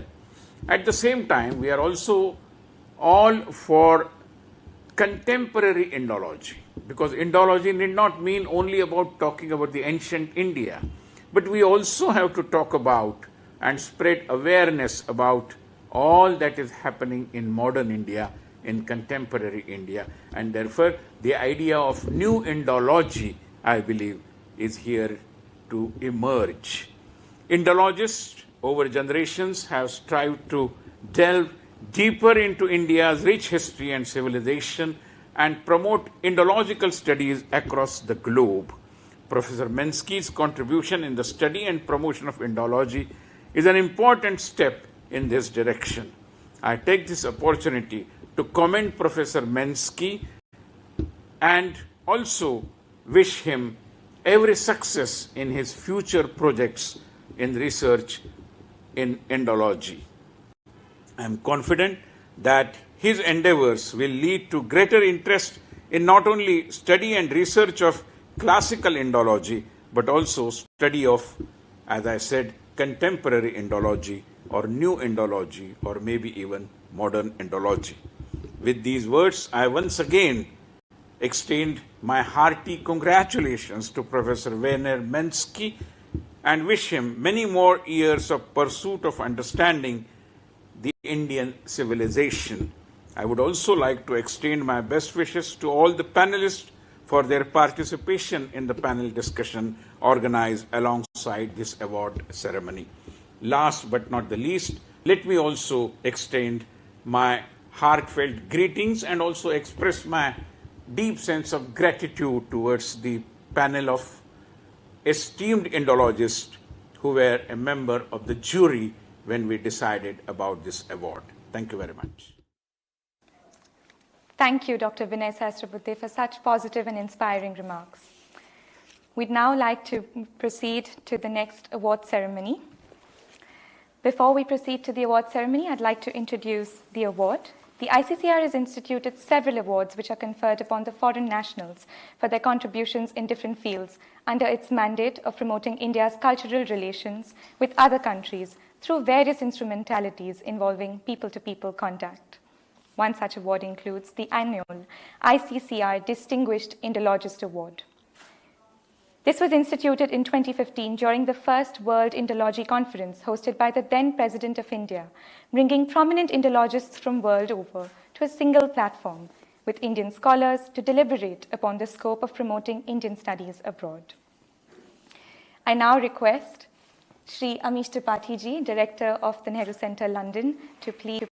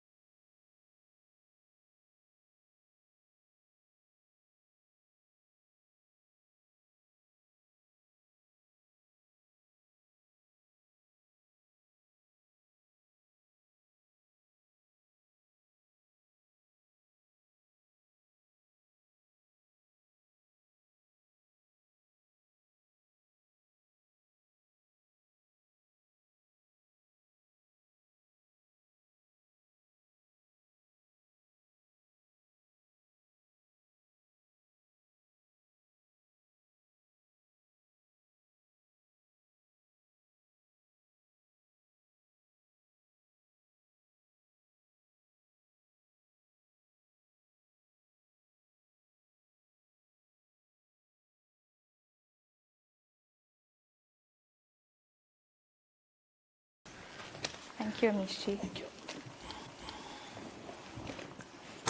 The award comprises a citation, a medallion, and a prize money by check. Before we proceed, I'd just like to give a brief introduction to Professor Mensky.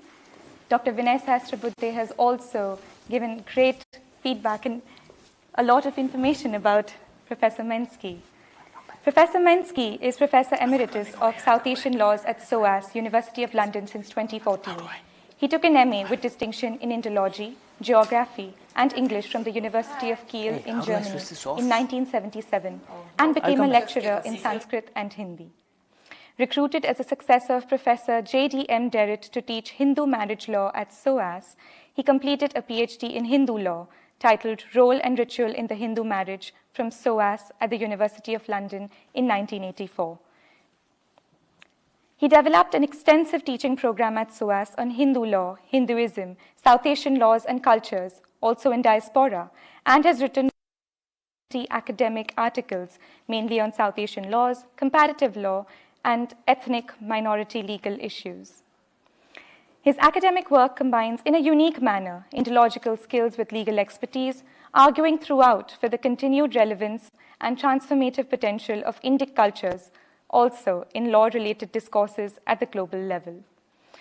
We'd now once again like to congratulate Professor Werner Mensky on receiving the prestigious Distinguished Indologist Award 2018. I now request Professor Mensky to kindly deliver his acceptance speech. Dear Suhani, Ambassador Amish Tripathi has left. Ladies and gentlemen, friends, former students all over the world, namaskar. I'm obviously honored and delighted to receive this ICCR award. And it took, as you heard, several attempts. So my motto for the speech is actually better late than never. And this is not criticism, but it's partly also a reflection of my own professional career as an Indologist. Because when I was 18, I didn't know Indology existed. I went for the safe route in Germany to study geography and English. I wanted to be a teacher. But 4 semesters into these studies, I suddenly applied at the last moment to teach German in England. I'd never been to the UK. And I ended up in Leicester in August 72. And in August 72, many people know, there were many refugees from Uganda. The city was crowded with Asians. On my first day of life in the UK, I learned that Gujarati, Punjabi, Bengali, Hindi, Urdu, all these languages are spoken in the UK. Well, better late than never. A few days later, quite soon, I began to learn Hindi from a wonderful couple, Subhash and Sharan Sachdev, our Bhaiya Babi, as we call them now. And they also taught me a lot about Indian culture. But my real training, solid training, occurred when I came back to Germany in 1973, because in Kiel, I didn't know there was a senior visiting professor, I think from the ICCR or some organization like that, who was teaching Hindi, Professor Jagdish Chandra Jain. And he and his daughter gave me a set of language tapes, which really are a unique method of drumming language skills into you. Main Hindi bolta hi rehta tha. So I learned to think in Hindi within days. Yeah? And it was just amazing. But again, better late than never. My Sanskrit guru, Professor Sprokov, he was an expert in Upanishads, and he realized very quickly that I would be a serious guy in Indology, and he allowed me to begin a PhD in Hindu law. You've already, not Hindu law really, Hindu customs, marriage customs, you've talked about it already. And so he empowered me in a sense to go down that route. And some people said, wow, to finish this kind of project, you know, you would need to probably marry an Indian. But I'd never been to India. But then one day I was introduced to a wonderful woman in Baroda, She's here now somewhere in the room. And now she is Nilima Devi, MBE. And we discovered very soon that we both shared a vision. We wanted to both teach about India. So we got married very quickly, and of course duly registered the marriage. And then a few days later she was in Germany. And again, better late than never. But then, in 1980, SOAS needed a young Indologist to teach Hindu law. And there weren't many people who could do this kind of job. So I was invited for interview, and Britain gained an Indologist who was now expected to become a lawyer. Now, some people have thought and said that I became neither, but this combination was actually very productive and evidently rewarding. Now, more than 40 years later, I look back at a career as an applied Indologist, a comparative lawyer with Sanskrit, integrating Indological knowledge into interdisciplinary legal studies. And this has really provided to thousands of students in SOAS and outside a unique educational experience, making them experience what it means to be a skilled cultural navigator. Now, as a legal pluralist with an Indological hat, I see that this India Global Forum talks a lot about environment and development. My most recent work actually links directly to this theme, discussing how, in the Anthropocene now, comparative environmental constitutionalism benefits from strong Indian voices, connecting past and present knowledge to devise future strategies. One realizes the relevance of ancient Indian perceptions of the environment. Now, the future of Indology is bright, in my view, not only because India is big and important, but also because Indians are nowadays all over the world and are everywhere. And even if they're not Indologists, I think the red threads of this amazingly plural subject and the knowledge base that continue to nurture real expertise on India and South Asia is really global now. So I thank the ICCR and Ambassador Tripathi and you, Suhani. And finally, friends, colleagues, and former students, it is never too late to begin to learn about India. Thank you very much, and keep well, everyone. Thank you, Professor Mensky. That is such a beautiful message. It is never too late. And thank you for also drawing such valuable insight on the topic at hand. And now we move to the next segment. We now have a panel discussion on Indology, future directions. Along with Professor Mensky, I'd now like to invite our esteemed panelists to join in. We have joining us virtually from India, the DG, ICCR, Shri Dinesh Patnaik ji. Shri Dinesh Patnaik ji is a career diplomat of the Indian Foreign Service with experience of over 25 years in a variety of interesting and challenging assignments, having served in varied Indian missions across the globe. Ambassador Patnaik holds a master's degree in business administration from the Indian Institute of Management, Kolkata, and master's degree in advanced international studies from the University of Vienna, and certificate in international studies from the Diplomatic Academy, Vienna. He has served as India's ambassador to Cambodia, the Kingdom of Morocco, Deputy High Commissioner of India to London, and Additional Secretary in the Ministry of External Affairs. We welcome you, sir. We also have in our midst erudite scholar, Professor Dr. Srinand L. Bapat, the Registrar and Curator of the Bhandarkar Oriental Research Institute, Pune. With an MA, PhD in Sanskrit, AIHC, and archaeology, Dr. Bapat has a specialization in manuscript and epigraphy. He heads the project on inscriptions of the Kadamba dynasty, teaches various topics of Indology at the Tilak Maharashtra Vidyapeeth. He is the managing editor, annals of the BORI, and guest lecturer in Tilak Maharashtra Vidyapeeth and Chanakya Mandal Parivar. He has 48 research papers, 8 edited books, and 2 written to his credit.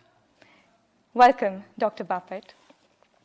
Before we begin the discussion, just a few words that Indian society retains its vitality, and just like every other civilization, India is keen to recollect, rediscover, and interpret her own intellectual traditions from the past, which is a repository of cultural heritage and history, something that nurtures her identity, that finds its anchors in time and space. The future of Indology is joined by Indology's past and present. But is Indology entirely the past, or is it constantly evolving? What are the strategies for the future of Indology and Indological research? What is the applicability of Indology in future sciences? These are questions that we will address in today's discussion. Before we begin the discussion, I'd like to address my first question to Professor Mensky here. Professor Mensky, over the years, Indology has evolved from the post-colonial period to, as Dr. Vinay Sahasrabuddhe mentioned, the contemporary Indology.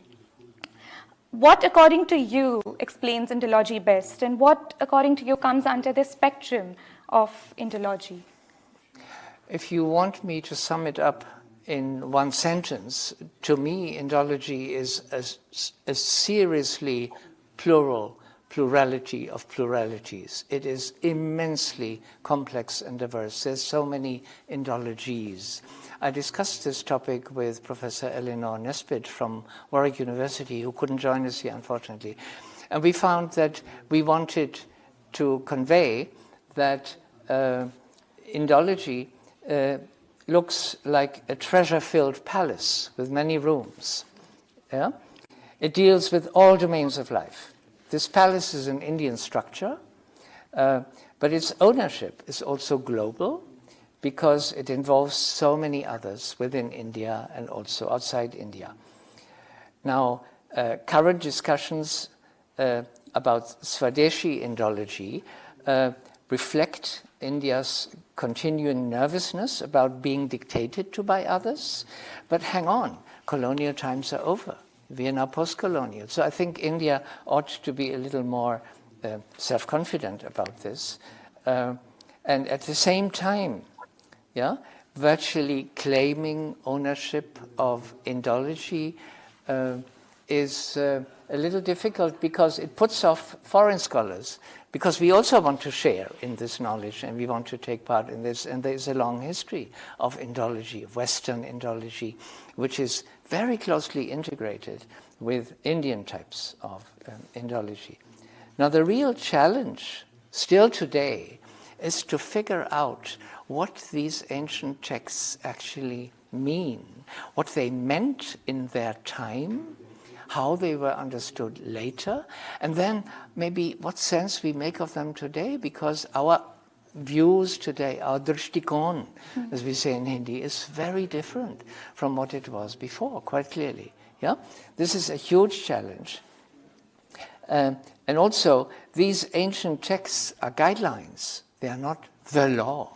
Yeah, so the underlying principles and basic values are what really counts, not some specific rules that apply completely out of context. Yeah? The Indologist challenge continues to be to figure out what all this means, wherever this Indologist may be.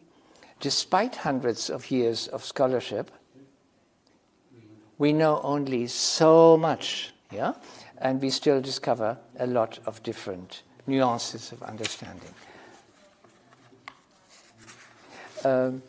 In my experience, various forms of applied Indology need to be cultivated.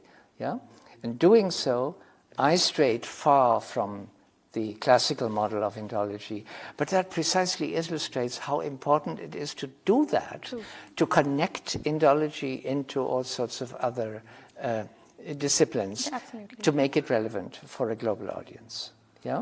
So I think this works both ways. But India, as the head of household virtually of this huge palace with its many riches, really has to speak the right language to the globe, to provide sophisticated global leadership in this field too. And this is going to be very hard work. And I actually look very much forward to what my co-panelists are going to tell us about this particular topic. Thank you very much. Thank you, Dr. Minsky. A lot of valuable points raised over there. I'd like to address my next question to Dr. Srinand L. Baparji. Based on what Professor Minsky spoke about, he spoke about Swadeshi Indology, he spoke about insiders, outsiders, the whole dispute that's arising. So to pave the way forward, what are your thoughts on Indian scholars who contribute to Indology, start a dialogue with their confreres in the global arena, in a manner which is true to the spirit and substance of India's rich, varied, and living cultural heritage and philosophy? So what are your thoughts on this East meets West? First thing that I would like to, in fact, do is to congratulate Professor Minsky for the award that he has been conferred on. I think that this particular stream of putting the East versus the West or the West versus the East is not proper in today's scenario, particularly when we are living as an independent country for about 75 years now.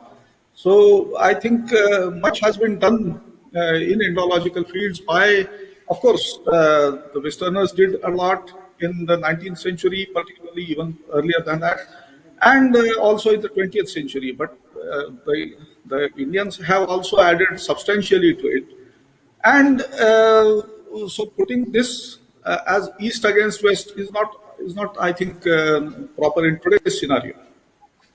Now, today, you see, particularly in the field of archaeology and all, it is the evidence that speaks. So anyone who goes out of the evidence and tries to do something else actually cannot do much. Actually, he is exposed very easily.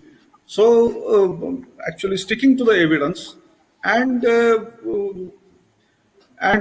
taking the material or studying the material completely, extensively, and also intensively is what is required, and for which I think the two methodologies, particularly the Indian methodology of learning things by heart, of preserving them orally and all, and the Western methodology of interpreting and translating, if both of them meet together, then I think a new horizon of Indology will open, and that is the need of the time.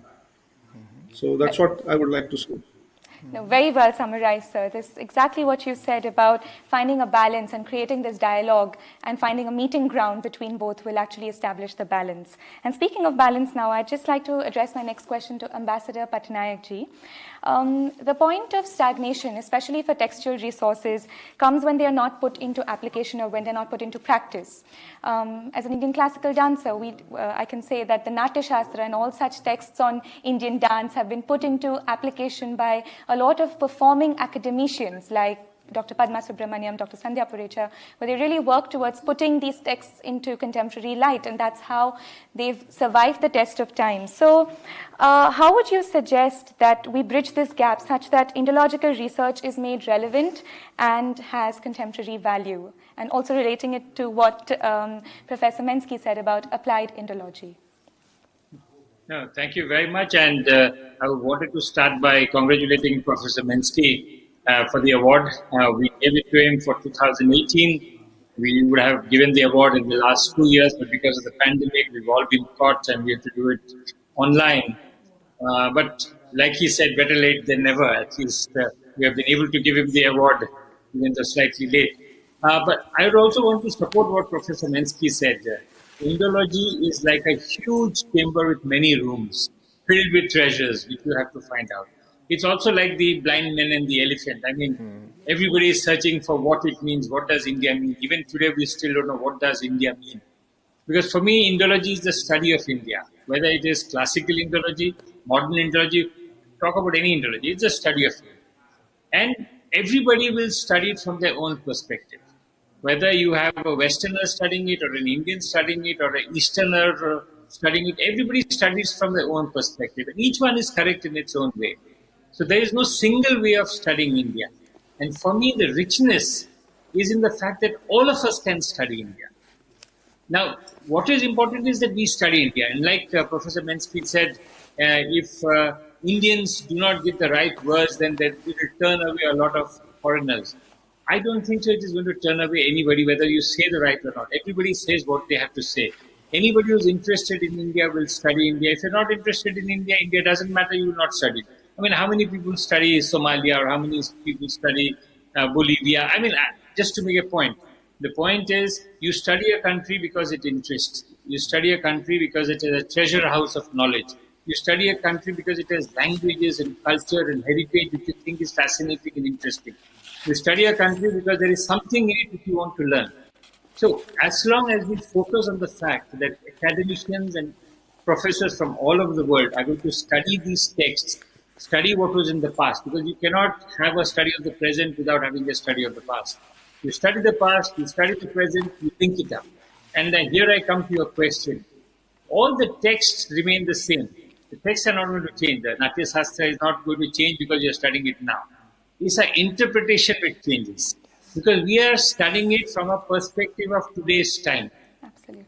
If you study it from a perspective of 50 years back, you would have looked at it differently. So that perspective will keep on changing. That's the reason we need people to constantly study the arts and the applications. Today, technology gives us the ability to apply a lot of the nuances, a lot of the instructions, a lot of the things that was there then, which can be studied now and applied to it. So for me, there is no contradiction in whether Western, Eastern, modern, old. Everything encompasses in one thing. Like Professor Mensky said, it's one large chamber with lots of small rooms. You study what you want, but the main thing is study India. That is Indology. Lovely, sir. Very, very beautifully and very positively put. Study India. Dr. Vinay Sahasraputty in his keynote address actually mentioned something about misrepresentations and misunderstandings and actually resolving those issues. I'd like to actually create a dialogue here between Dr. Bapat and Professor Mensky. My first question to Professor Mensky. So you've done so much work on Hinduism, on Hindu law, and on law in general. Of course, there must be a lot of difference in the way it is applied and the way it is interpreted in different, because law is, the spirit of law is in its interpretation. So would you like to address what Dr. Vinay Sahasraputty mentioned in the beginning about misrepresentation and misunderstanding and the problems that can create? Because to gauge the future of Indology, it's important to understand what the fundamental issues are. So would you like to throw some light on that? I think I would like to talk less about misrepresentations, but about the point that Ambassador Patnaik just made, namely the fact that we all interpret. We all come from different perspectives to these texts and to these sources, and so we're bound to make mistakes. We're bound to see things differently. Someone who's been trained as a Western lawyer will struggle to understand the nature of traditional Hindu law. Yeah? Someone who has been trained in a Shastric institution will have his own version of interpretation. And this is only normal. And I think to portray this as misinterpretation is probably not the right word. It's more, there are differences of perspectives, and we need to sit down and discuss this and iron it out in all these particular. And this is research. Let me give you an example. In my PhD thesis, I compared Rig Veda and Atharva Veda on marriage. And there is one verse where the little Sanskrit word is punaha. And in the same Atharva Vedic verse, that word is sanaha. It's not punaha. Now, that's not a mistake. You see, some German Indologists, schoolmasters, have said, oh, these Indians, they made mistakes. No way. This means a lot. But what does it mean? So if I check the existing books that we have, they tell us all sorts of stories. Now, I wouldn't call it misinterpretations, but they are, maybe deficient knowledge, maybe a perspective, that they haven't applied their mind widely enough, deeply enough. But there is an answer. So this is research, and this is the challenge that continues to be there for Indology. Thank you, Professor Mensky. Dr. Bapat, would you like to respond to that? Yeah, in fact, I would like to put the other side of the same thing that Professor Mensky told. Actually, I had a traditionally learned, teacher, Pandit Vaman Shastri Bhagwat, and who was actually very modern. So there was a problem about 4 or 5 sutras of Panini because there was some problem because of which the interpretation was not so clear. And there was an opinion of some scholars that these sutras, these aphorisms are not that of Panini. They pertain to somebody else or they are interpolated. And Bhagavad Gurji used to say that, see, Panini has composed something like 4,000 sutras, and if there is a problem in 4 of the sutras, what is the problem? Okay, Panini was a human being like you and me, and maybe there are some issues. We are not actually there is no ban on improving upon Panini. Let us do that if possible. But there is no question of saying that these aphorisms do not pertain to Panini. So this kind of reformation, and still he had a lot of respect for the tradition. He was a traditional man altogether for learning, and in other, in his life as such, he was a very modern man. So both these things can go together, and there are some certain illustrations of this kind.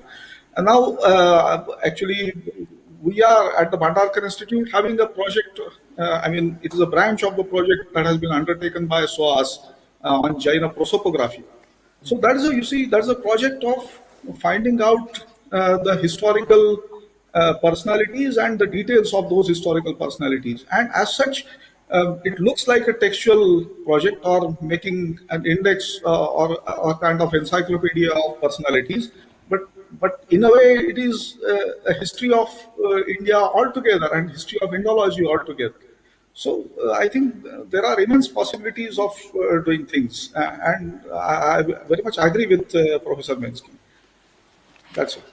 Thank you, Dr. Bapat. And yes, speaking of possibilities, I'd now like to address my next question to Ambassador Patnaik-ji. So you've traveled widely, you've been to so many countries, you've served as ambassador in so many countries. What do you think is the way forward, and what do you think is the scope of Indology in all the various countries? And just looking at the whole spectrum, where do you see Indology heading? Let me be very clear about one thing. Indology depends on India. If India is headed in the right direction, Indology will be headed in the right direction. As India grows, India becomes bigger, India becomes important, India takes its rightful place in the community of the world. It's the largest population, one of the largest economies in the world. It is doing very well, whether in IP or space or science and technology, or its culture is diverse, it's varied. As India grows, the interest in India will also keep on. So I have no fear of the future. Future of Indology is there. There may be youngsters who are not now interested in classical Indology. They will move to modern Indology. They will see systems in India. They will read about India differently. But neither does classical Indology go, nor does modern Indology go. People stopped learning Latin, but nobody stopped learning about classical Europe or classical. It still continues. People study this because these are important. We need to study it constantly. And I wanted to come back to what both Professor Bapat and Professor Minsky said about misinterpretation. And I agree with both of them. Because for me, at the end of the day, who is the audience? Who is going to decide whether it is interpreted correctly or misinterpreted? Whom are we trying to convince? Is it we are trying to convince academicians or non-academicians? Because, you see, from a political perspective, I can say, okay, that is misinterpreted because I have to convince my people that what they are saying is wrong. But from an academic, there is no misinterpretation. Everything is an interpretation. That interpretation can be right or wrong, but for the person who is reading it has to judge from reading others. So the best way to avoid any misinterpretation is to have the maximum number of interpretations. If you have 20 scholars reading it with 20 different interpretations, the reader then can make a decision on whether he thinks which is the right interpretation. And if there is a text which can have 20 interpretations, imagine how wonderful that text is. You see, this is something people don't understand. If you have a single text which has a single meaning, it is so boring. But if you can have a text which can have 20 interpretations, it shows the depth of that text, depth of that language. So for me, I'm very, very confident Indology will go. Youngsters, like always, classical music is losing out, pop music is coming, classical Indology will go, pop Indology will come in. People will read more about study Saruk Khan in Germany than they will study Sanskrit. So this will keep on happening. But the whole point is India being studied or not? And what can we do to make the study of India easier? And one of the first things I always say is if you have to get others to study you, you have to study it yourself first. Beautiful. You cannot ask others to study something unless you are studying it yourself. And when you study and create a large amount, you see, one of the weaknesses, but again, Professor Bapat said, and I completely agree, we are good at oral traditions, but the Europeans and others who have studied are very good at documentation. I saw it in Angkor Wat, I have seen it in EFO. Their documentation is brilliant. In fact, the only institute I have seen where the documentation is as brilliant as in the West is Bhandarkar, who have done a wonderful job, the Bhandarkar Institute of documenting things. It's wonderful. But we are not a traditionally documenting society. You look at our bureaucracy also. Half the time we can't find our own files where they are. But that's a different matter. I'm just digressing. But the whole idea is we need to learn from each other and do things together. Absolutely. And that is the future of it. Thank you, sir. That's very positive, very hopeful. Now, we're coming to the end of the session, so can I request Dr. Bapat to please give his concluding remarks, and then I'll give a minute to Professor Mensky to wrap up this discussion. Thank you. See, there are one more point I would just like to add to Dr. Patnaik. See, we are going digital in everything. So going digital is very good and very important, and it also helps one study very quickly or understand things quickly. But still, an effort should be there that the oral tradition and the way of actually studying the ancient Shastras should be retained. And just like you mentioned about our work in documentation and all, the Bhandarkar Institute has started an initiative, a very small initiative, and we are actually in the process of reviving the Shastric learning that was prevalent or was being done in the Vasudev Shastri Abhyankar Pathshala in Pune.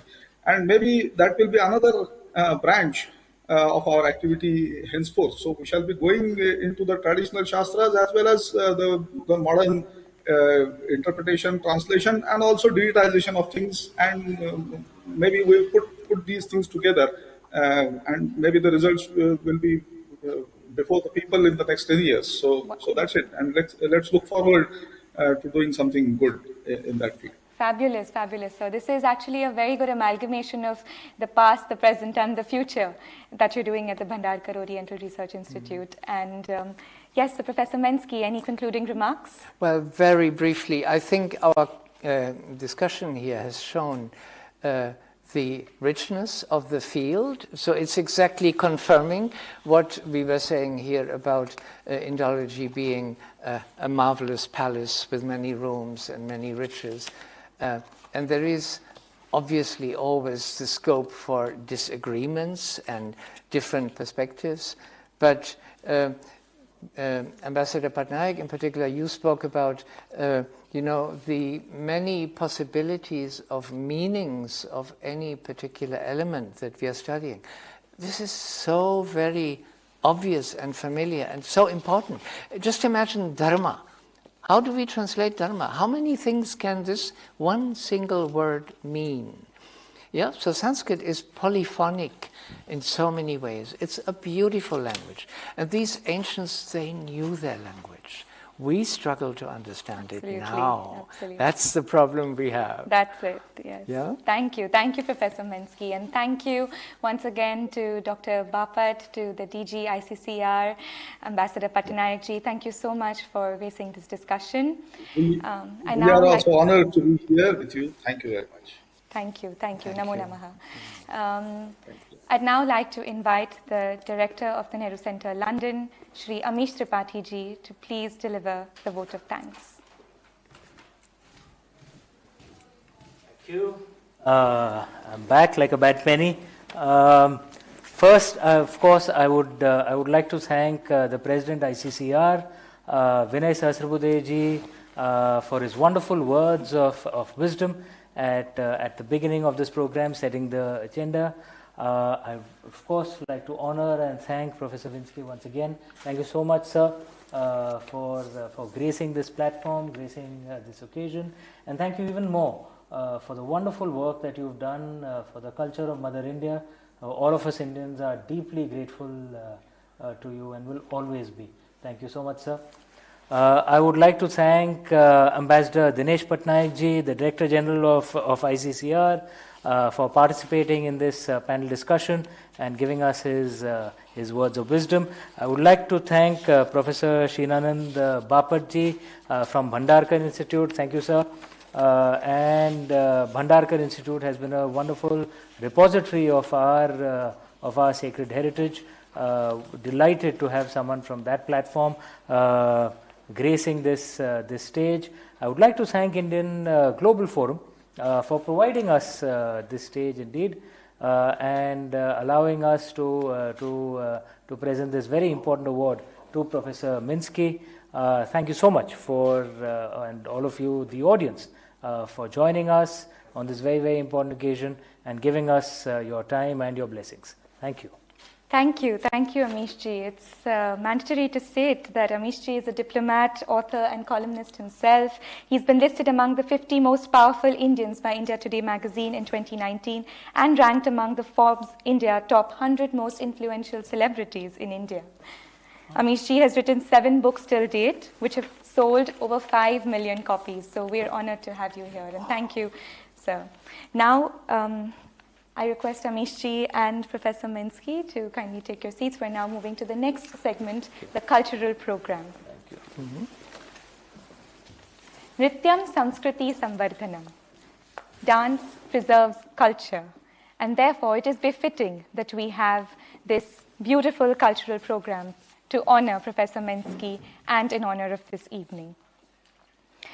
Our first presentation is by Maitreyi Pahari and her team. Maitreyi's fascination for the arts, especially the traditional forms of music and dance, took her to the deep interiors of rural Bengal, Bihar, and Orissa in search of her objective, the preservation, promotion, and propagation of the traditional culture of rural India. Choreography was her ultimate ambition, and for a better understanding of this, she found it necessary to learn a classical form of dance. She joined Kathak Kendra in Delhi under the tutelage of Pandit Birju Maharaj ji as a recipient of the National Scholarship. She is also a graduate of Rabindra Bharati University, Kolkata, majoring in Manipuri dance, for which she was awarded a gold medal. Maitreyi was presented the Exceptional Women of Excellence Award by the Women Economic Forum in 2019. We will now view Maya. A brief note on Maya. Under the influence of the 3 gunas, the soul is misled by matter and subsequently entangled and entrapped. This tendency is termed as Maya, or illusion. The production envisages a very elaborate technique to incorporate Kathak with its crisp linear movements, lightning pirouettes, and fast footwork based on elaborate rhythmic patterns and Mayurbhanj Chhau, with its subtle swivel of hips and delicate deflection of legs and shoulders. The Mayurbhanj Chhau of Orissa is famous for its emphasis on leaps and jumps, leg extensions, and upper body inflexions. This is a very vigorous dance form.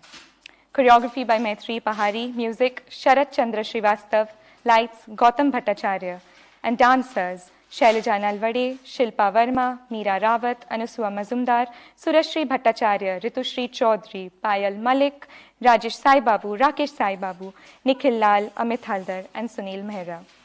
This will be followed by a dance presentation in Odissi by Devaki Thomas and Shrena Patnaik, who have danced together for the last 8 years as Odissi students of Urbi Basu, a disciple of Guru Kelucharan Mahapatra and Guru Srimati Paushali Mukherjee ji. They have performed across the UK at Alchemy South Bank, Divine Dancing at Watford Palace Theatre, Raja Festival, and many more. They have a synergy and chemistry when working together and greatly enjoy collaborating with choreography. Devki is a multidisciplinary artist performing internationally for over 40 years, and Shrena is an accomplished dancer and an A-level student. They will be presenting Manmohini, Odissi Dance Explorations. They've created these two dances for the Nehru Center called Mahishasura Mardini Stotram and Step Drum Rhythm, exploring rhythms of the dance with Devki on the Spanish cajon and Shrena dancing. We now witness a scintillating two-part cultural program. Thank you.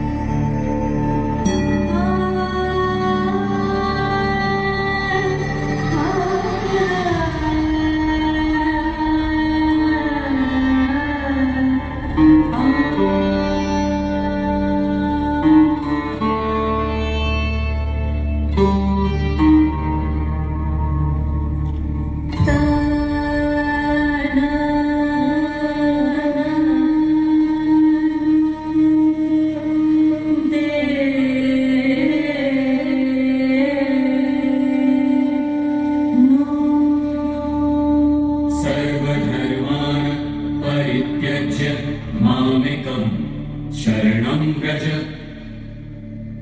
शरणं Vraj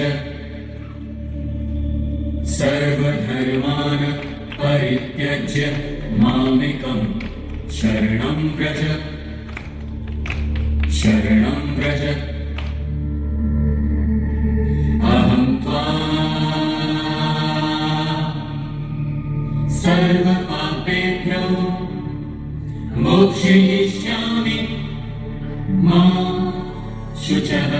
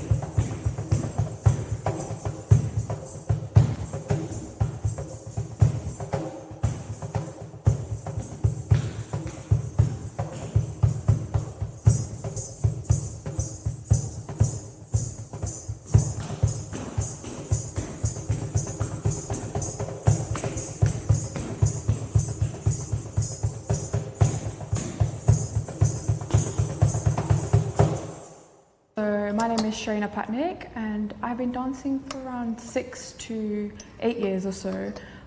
So I originally started in India, in New Delhi, learning as a really young child, but as I used to learn Kathak as well, which is another classical Indian dance, which is quite similar. However, in Odissi you see a lot more postures that are sitting down, whereas Kathak is standing up and higher beats. So it was quite confusing, confusing between the two styles. So when I moved here in, I think, 2014, I learned, and I was introduced to Bharatiya Vidya Bhavan, and I learned under Srimati Urbi Basu, and that's when I got really deep into Odissi and about the style of dancing. And I myself, as an Oriya, that's kind of my hometown dance. So it was natural for me to go into this dance field, and that's also where I met Devaki Thomas, my dancing partner. In fact, I regard her as more of my dance mother because we've been dancing for about eight years now. But I think it's a style, especially here in London, that is not as recognized as other classical dances. And the reason that we're doing this dance in here, the Nehru Centre, is to promote it, and for not just its beautiful, graceful and slower movements, but also, like in one of our pieces, the Step from Rhythm piece, as a much more faster and modernized dance rather than the traditional expressions and emotions. So Odissi is one of the 8 classical dances of India, and it rooted from Eastern India, so in Orissa, where originally it was a temple dance.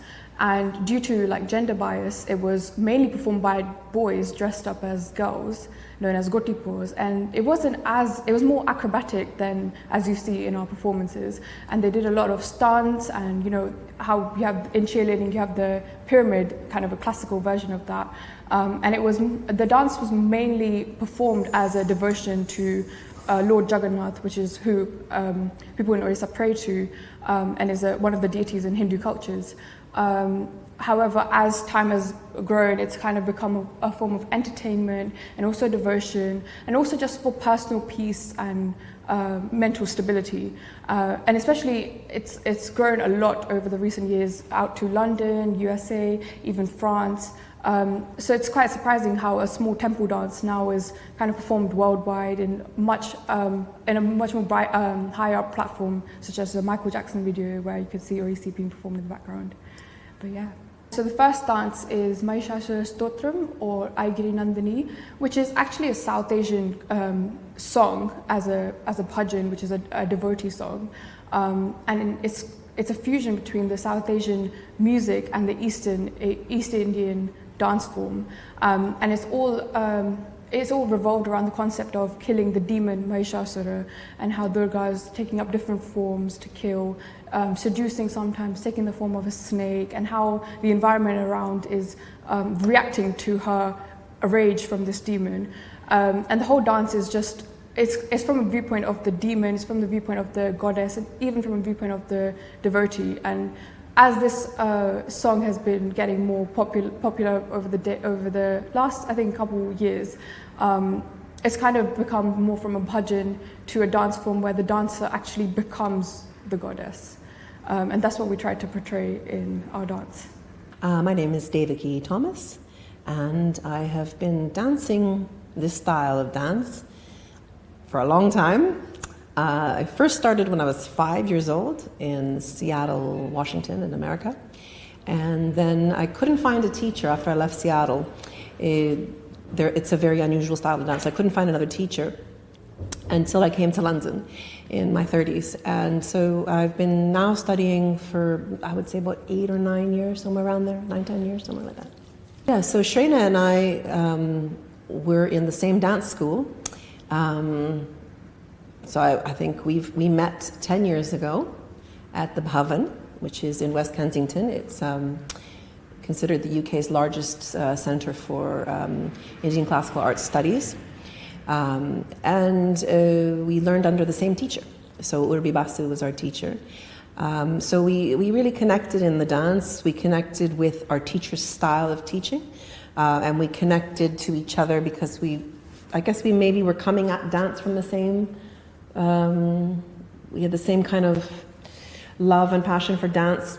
We're both really into rhythm, the rhythm part of the dance. and both really into expression. So those two, sometimes those are very opposite parts of the dance. And the fact that we both liked those particular parts, I think made us kind of drawn towards each other. Before our teacher went back to India a few years ago, she asked us to do a show together. So she really saw that we would work well together, and we've tried here and there to do it. And this particular dance that we did today, Archana here from the Nehru Center has asked, a couple of months ago, asked if we could do this fusion piece that she'd seen us do here before for a festival. And it was bringing the drums and the dance together. So, and that also kind of really augments the whole rhythm of the dance, bringing in those two. So that's pretty much, yeah. So the first dance is Mahisashura Mardani Stotram, is the name of the song. And this song, about 2 years ago, I think, started getting really popular around the world for putting classical dance to, because technically it's not a song that you would do classical dance to. So it's been done in rock, in metal, it's been done in all these different styles of music. This particular version of the song, we really loved it, and both Shreya and I really connected to it. It's got a very soothing sound to it, it's got nice rhythm, it's got space in the music for the dance. So that's why we chose this. And the meaning of the dance the meaning of the song is in praise of the goddess Durga. And the story talks about her killing this demon. So you see a lot of very angry kind of, killing and chopping. But then we also try to express the mother side of her, the gentle side of her as well. So yeah, that was the dance, yeah. So the second dance that we did for this Nehru Center Live program is called Step Drum Rhythm. And it was conceived by myself and my dance teacher, Urbi Basu, about maybe 4 years ago. We were doing some dance rehearsals, and her and I just really connected in the rhythm of the dance. I think I explained before that the rhythm in Odissi isn't seen as forefront. So other dance styles like Bharatanatyam and Kathak are really seen as the rhythm-heavy dances. So and we feel that Odissi has a very secret rhythm to it that's very catchy but understated. So I think there is something about her dance movement. She's very rhythmic. And me being a drummer, so I've been a drummer for 20 years. I play a drum kit. Any percussion instrument you can throw in front of me, I'll play it. And I've played in many bands, and so everybody knew that about me. So it was kind of like I got so inspired by seeing her dance movements that I said, well, I want to try this. So in the studios that we were in, I would start drumming on anything I could literally find, the wall, the floor, to interact with her rhythm. And it was just like this magic click happened. So we created this piece, Step Drum Rhythm, and we performed it at South Bank Centre. We performed it all over the place in different incarnations. And Shrena and I have a special relationship in this dance. So even though it was created with me and my teacher, her and I have kind of developed a little click about it, and we've performed it a few times now for the Alchemy Festival, here at the Nehru Center for an Odissi Festival, a couple other times, and it just gets you, it's that idea of the drummer being one with the dancer and the dancer being one with the drummer, and that's what we're trying to get. We're trying to feel one with each other. This is like a communion that happens,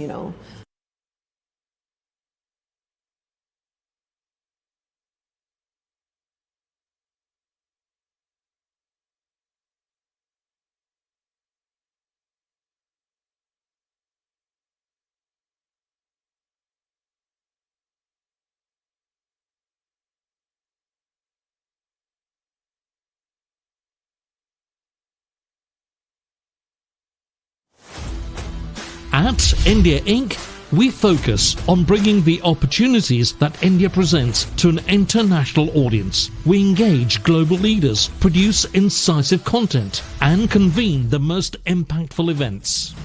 We focus to building the most influential business networks.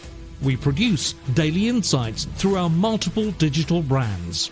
and host the most pioneering events like India Global Forum and the India Global Business Boardrooms, where senior business leaders and policymakers can meet, talk and act with trust and confidence. There is no other platform that does it like us or says it like us. So visit www.indiaincgroup.com and join our network today.